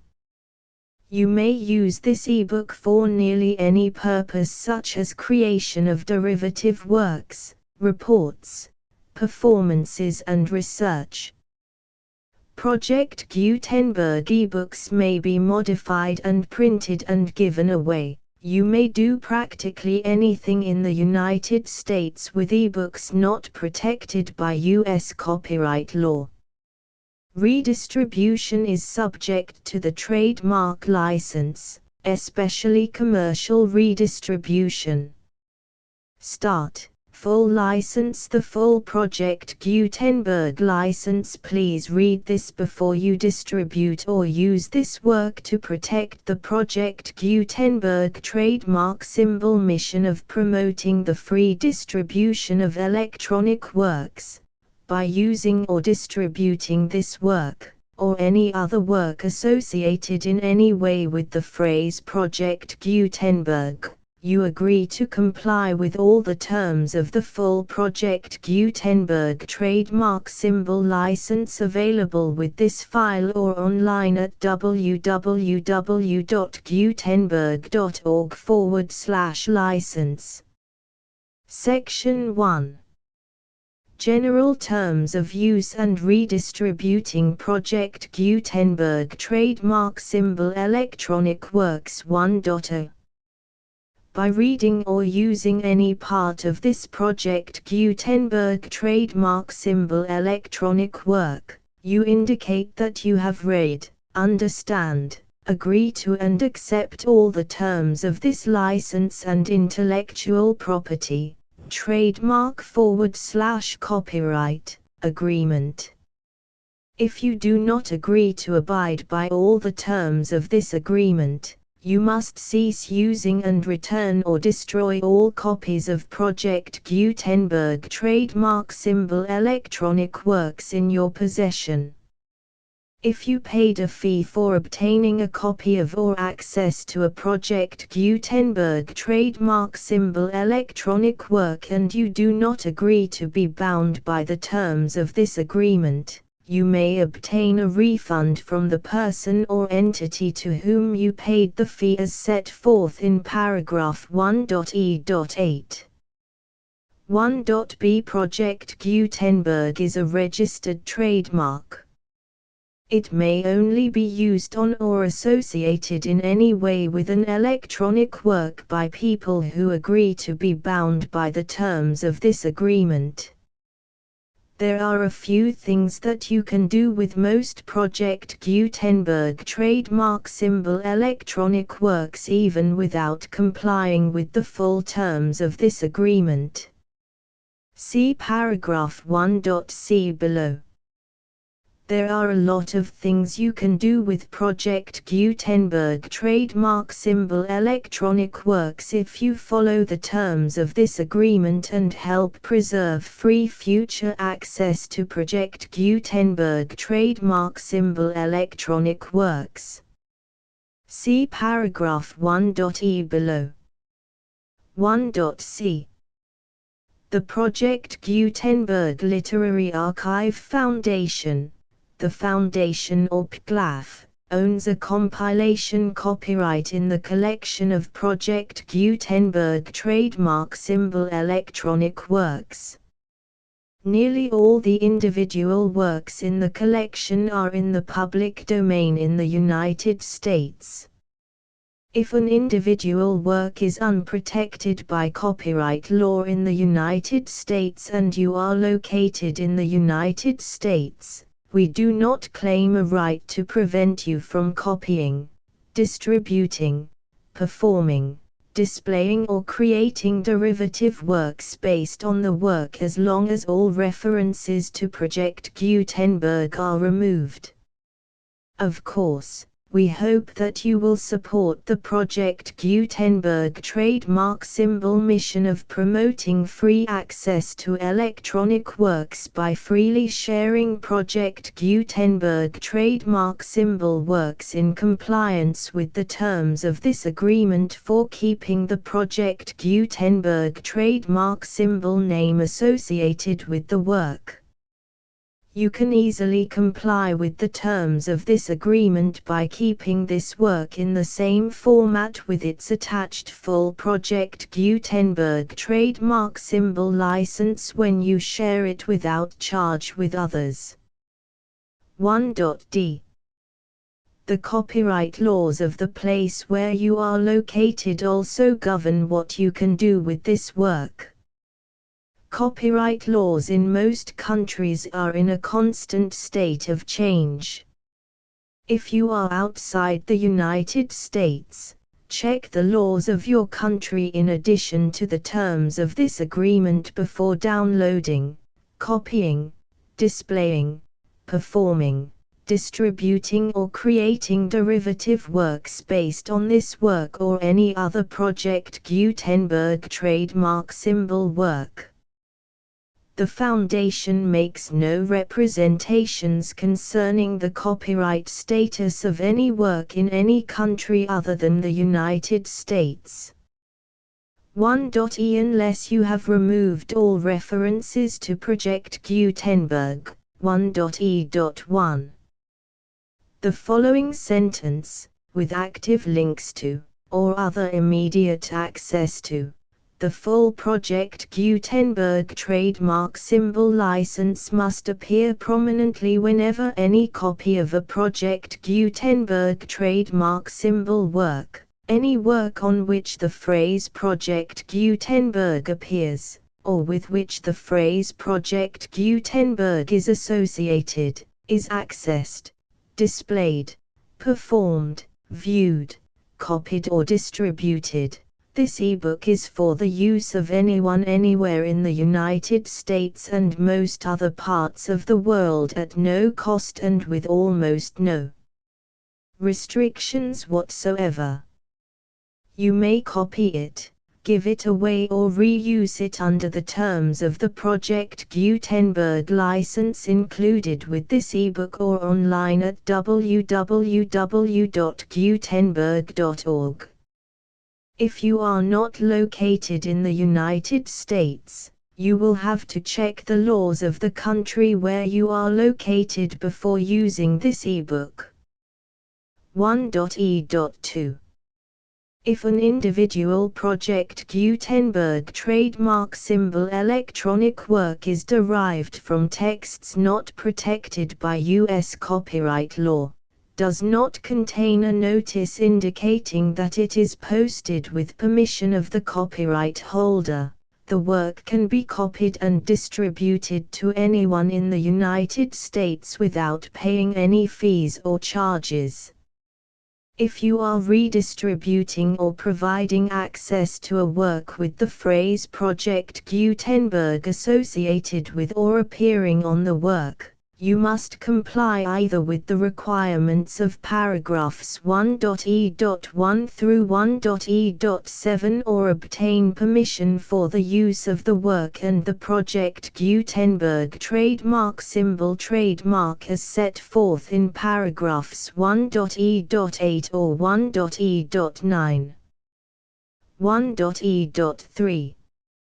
If an individual Project Gutenberg trademark symbol electronic work is posted with the permission of the copyright holder, your use and distribution must comply with both paragraphs 1.e.1 through 1.e.7 and any additional terms imposed by the copyright holder. Additional terms will be linked to the Project Gutenberg trademark symbol license for all works posted with the permission of the copyright holder found at the beginning of this work. 1.e.4. Do not unlink or detach or remove the full Project Gutenberg trademark symbol license terms from this work, or any files containing a part of this work or any other work associated with Project Gutenberg trademark symbol. 1.e.5. Do not copy, display, perform, distribute or redistribute this electronic work, or any part of this electronic work, without prominently displaying the sentence set forth in paragraph 1.e.1 with active links or immediate access to the full terms of the Project Gutenberg trademark symbol license. 1.e.6.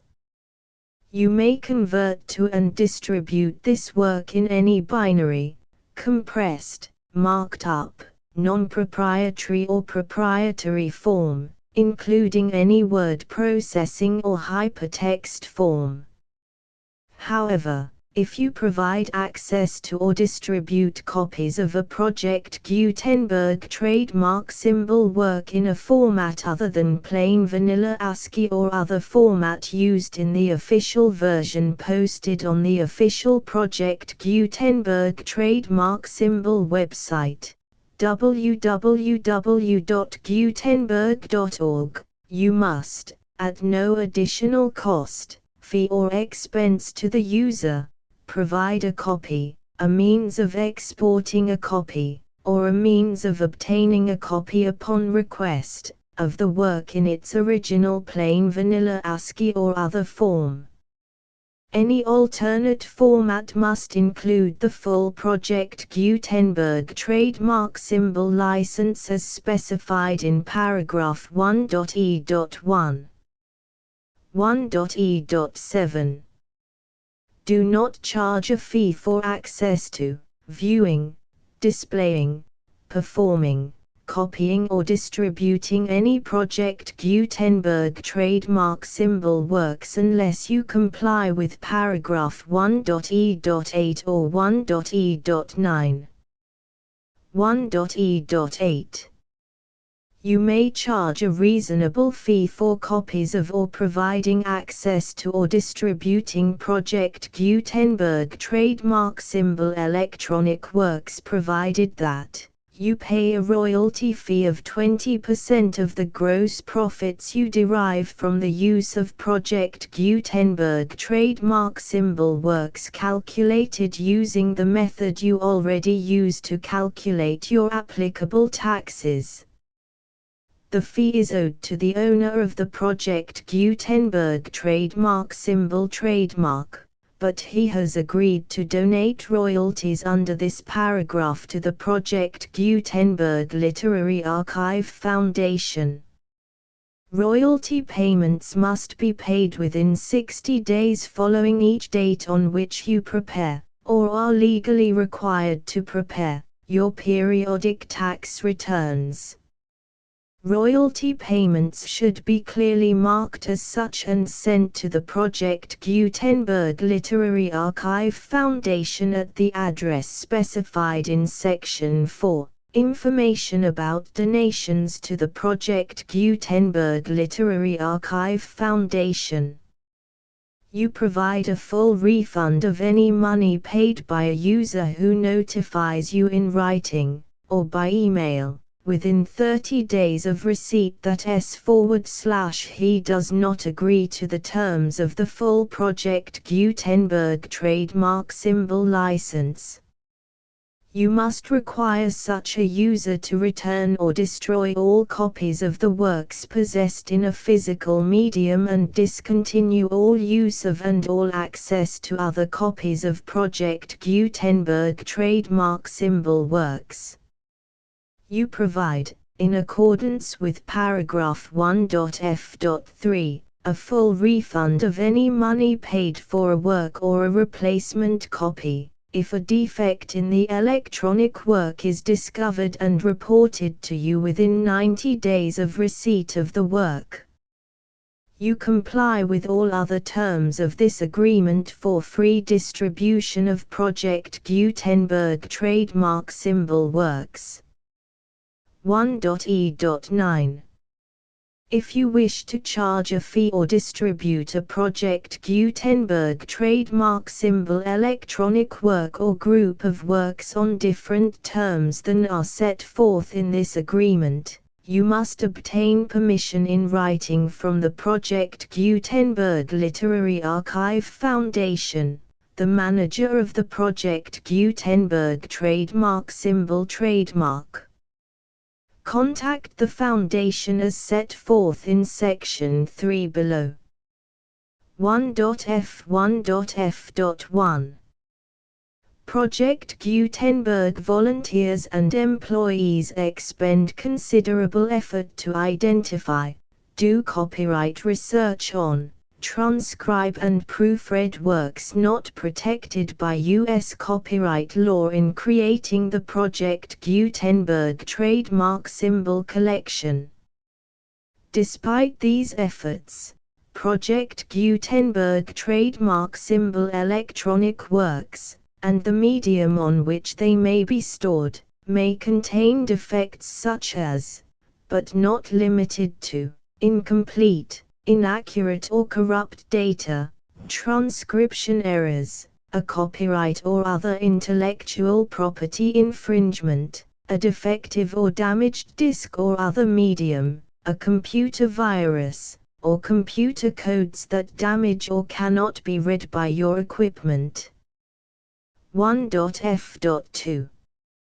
Limited warranty, disclaimer of damages, except for the right of replacement or refund described in paragraph 1.f.3, the Project Gutenberg Literary Archive Foundation, the owner of the Project Gutenberg trademark symbol trademark, and any other party distributing a Project Gutenberg trademark symbol electronic work under this agreement, disclaim all liability to you for damages, costs and expenses, including legal fees. You agree that you have no remedies for negligence, strict liability, breach of warranty or breach of contract except those provided in paragraph 1.f.3.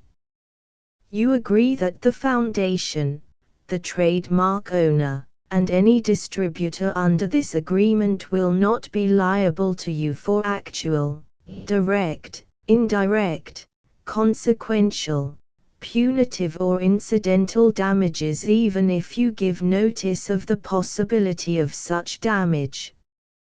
1.f.3. Limited right of replacement or refund. If you discover a defect in this electronic work within 90 days of receiving it, you can receive a refund of the money, if any, you paid for it by sending a written explanation to the person you received the work from. If you received the work on a physical medium, you must return the medium with your written explanation. The person or entity that provided you with the defective work may elect to provide a replacement copy in lieu of a refund. If you received the work electronically, the person or entity providing it to you may choose to give you a second opportunity to receive the work electronically in lieu of a refund. If the second copy is also defective, you may demand a refund in writing without further opportunities to fix the problem. 1.f.4 Except for the limited right of replacement or refund set forth in paragraph 1.f.3, this work is provided to you as is, with no other warranties of any kind, express or implied, including but not limited to warranties of merchantability or fitness for any purpose. 1.f.5 Some states do not allow disclaimers of certain implied warranties or the exclusion or limitation of certain types of damages. If any disclaimer or limitation set forth in this agreement violates the law of the state applicable to this agreement, the agreement shall be interpreted to make the maximum disclaimer or limitation permitted by the applicable state law. The invalidity or unenforceability of any provision of this agreement shall not void the remaining provisions. 1.f.6 Indemnity. You agree to indemnify and hold the foundation, the trademark owner, any agent or employee of the foundation, anyone providing copies of Project Gutenberg trademark symbol electronic works in accordance with this agreement, and any volunteers associated with the production, promotion and distribution of Project Gutenberg trademark symbol electronic works, harmless from all liability, costs and expenses, including legal fees, that arise directly or indirectly from any of the following which you do or cause to occur. A. Distribution of this or any Project Gutenberg trademark symbol work. B. Alteration, modification, or additions or deletions to any Project Gutenberg trademark symbol work, and C. Any defect you cause. Section 2. Information about the mission of Project Gutenberg trademark symbol. Project Gutenberg trademark symbol is synonymous with the free distribution of electronic works in formats readable by the widest variety of computers, including obsolete, old, middle-aged and new computers. It exists because of the efforts of hundreds of volunteers and donations from people in all walks of life.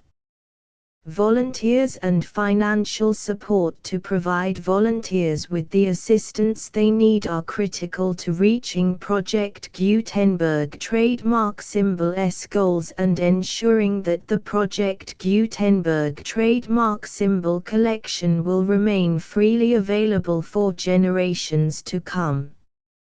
In 2001, the Project Gutenberg Literary Archive Foundation was created to provide a secure and permanent future for Project Gutenberg trademark symbol and future generations. To learn more about the Project Gutenberg Literary Archive Foundation and how your efforts and donations can help, see sections 3 and 4 and the Foundation information page at www.gutenberg.org. Section 3. Information about the Project Gutenberg Literary Archive Foundation. The Project Gutenberg Literary Archive Foundation is a non-profit 501(c)(3) educational corporation organized under the laws of the state of Mississippi and granted tax-exempt status by the Internal Revenue Service. The Foundation's IN or Federal Tax Identification Number is 64-6221541. Contributions to the Project Gutenberg Literary Archive Foundation are tax-deductible to the full extent permitted by U.S. federal laws and your state's laws. The Foundation's business office is located at 809 North 1500 West, Salt Lake City, UT 84116, 801-596-1887. Email contact links and up-to-date contact information can be found at the Foundation's website and official page at www.gutenberg.org/contact section 4. Information about donations to the Project Gutenberg Literary Archive Foundation. Project Gutenberg trademark symbol depends upon and cannot survive without widespread public support and donations to carry out its mission of increasing the number of public domain and licensed works that can be freely distributed in machine-readable form accessible by the widest array of equipment including outdated equipment. Many small donations, $1 to $5,000, are particularly important to maintaining tax-exempt status with the IRS. The Foundation is committed to complying with the laws regulating charities and charitable donations in all 50 states of the United States. Compliance requirements are not uniform and it takes a considerable effort, much paperwork and many fees to meet and keep up with these requirements. We do not solicit donations in locations where we have not received written confirmation of compliance. To send donations or determine the status of compliance for any particular state, visit www.gutenberg.org/donate. While we cannot and do not solicit contributions from states where we have not met the solicitation requirements, we know of no prohibition against accepting unsolicited donations from donors in such states who approach us with offers to donate. International donations are gratefully accepted, but we cannot make any statements concerning tax treatment of donations received from outside the United States. U.S. laws alone swamp our small staff. Please check the Project Gutenberg web pages for current donation methods and addresses.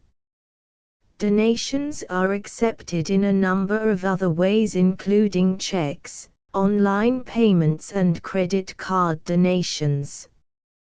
To donate, please visit www.gutenberg.org/donate. Section 5. General information about Project Gutenberg trademark symbol electronic works. Professor Michael S. Hart was the originator of the Project Gutenberg trademark symbol concept of a library of electronic works that could be freely shared with anyone. For 40 years, he produced and distributed Project Gutenberg trademark symbol ebooks with only a loose network of volunteer support. Project Gutenberg trademark symbol ebooks are often created from several printed editions, all of which are confirmed as not protected by copyright in the U.S. unless a copyright notice is included. Thus, we do not necessarily keep ebooks in compliance with any particular paper edition. Most people start at our website, which has the main PG search facility, www.gutenberg.org. This website includes information about Project Gutenberg trademark symbol, including how to make donations to the Project Gutenberg Literary Archive Foundation, how to help produce our new ebooks, and how to subscribe to our email newsletter to hear about new ebooks.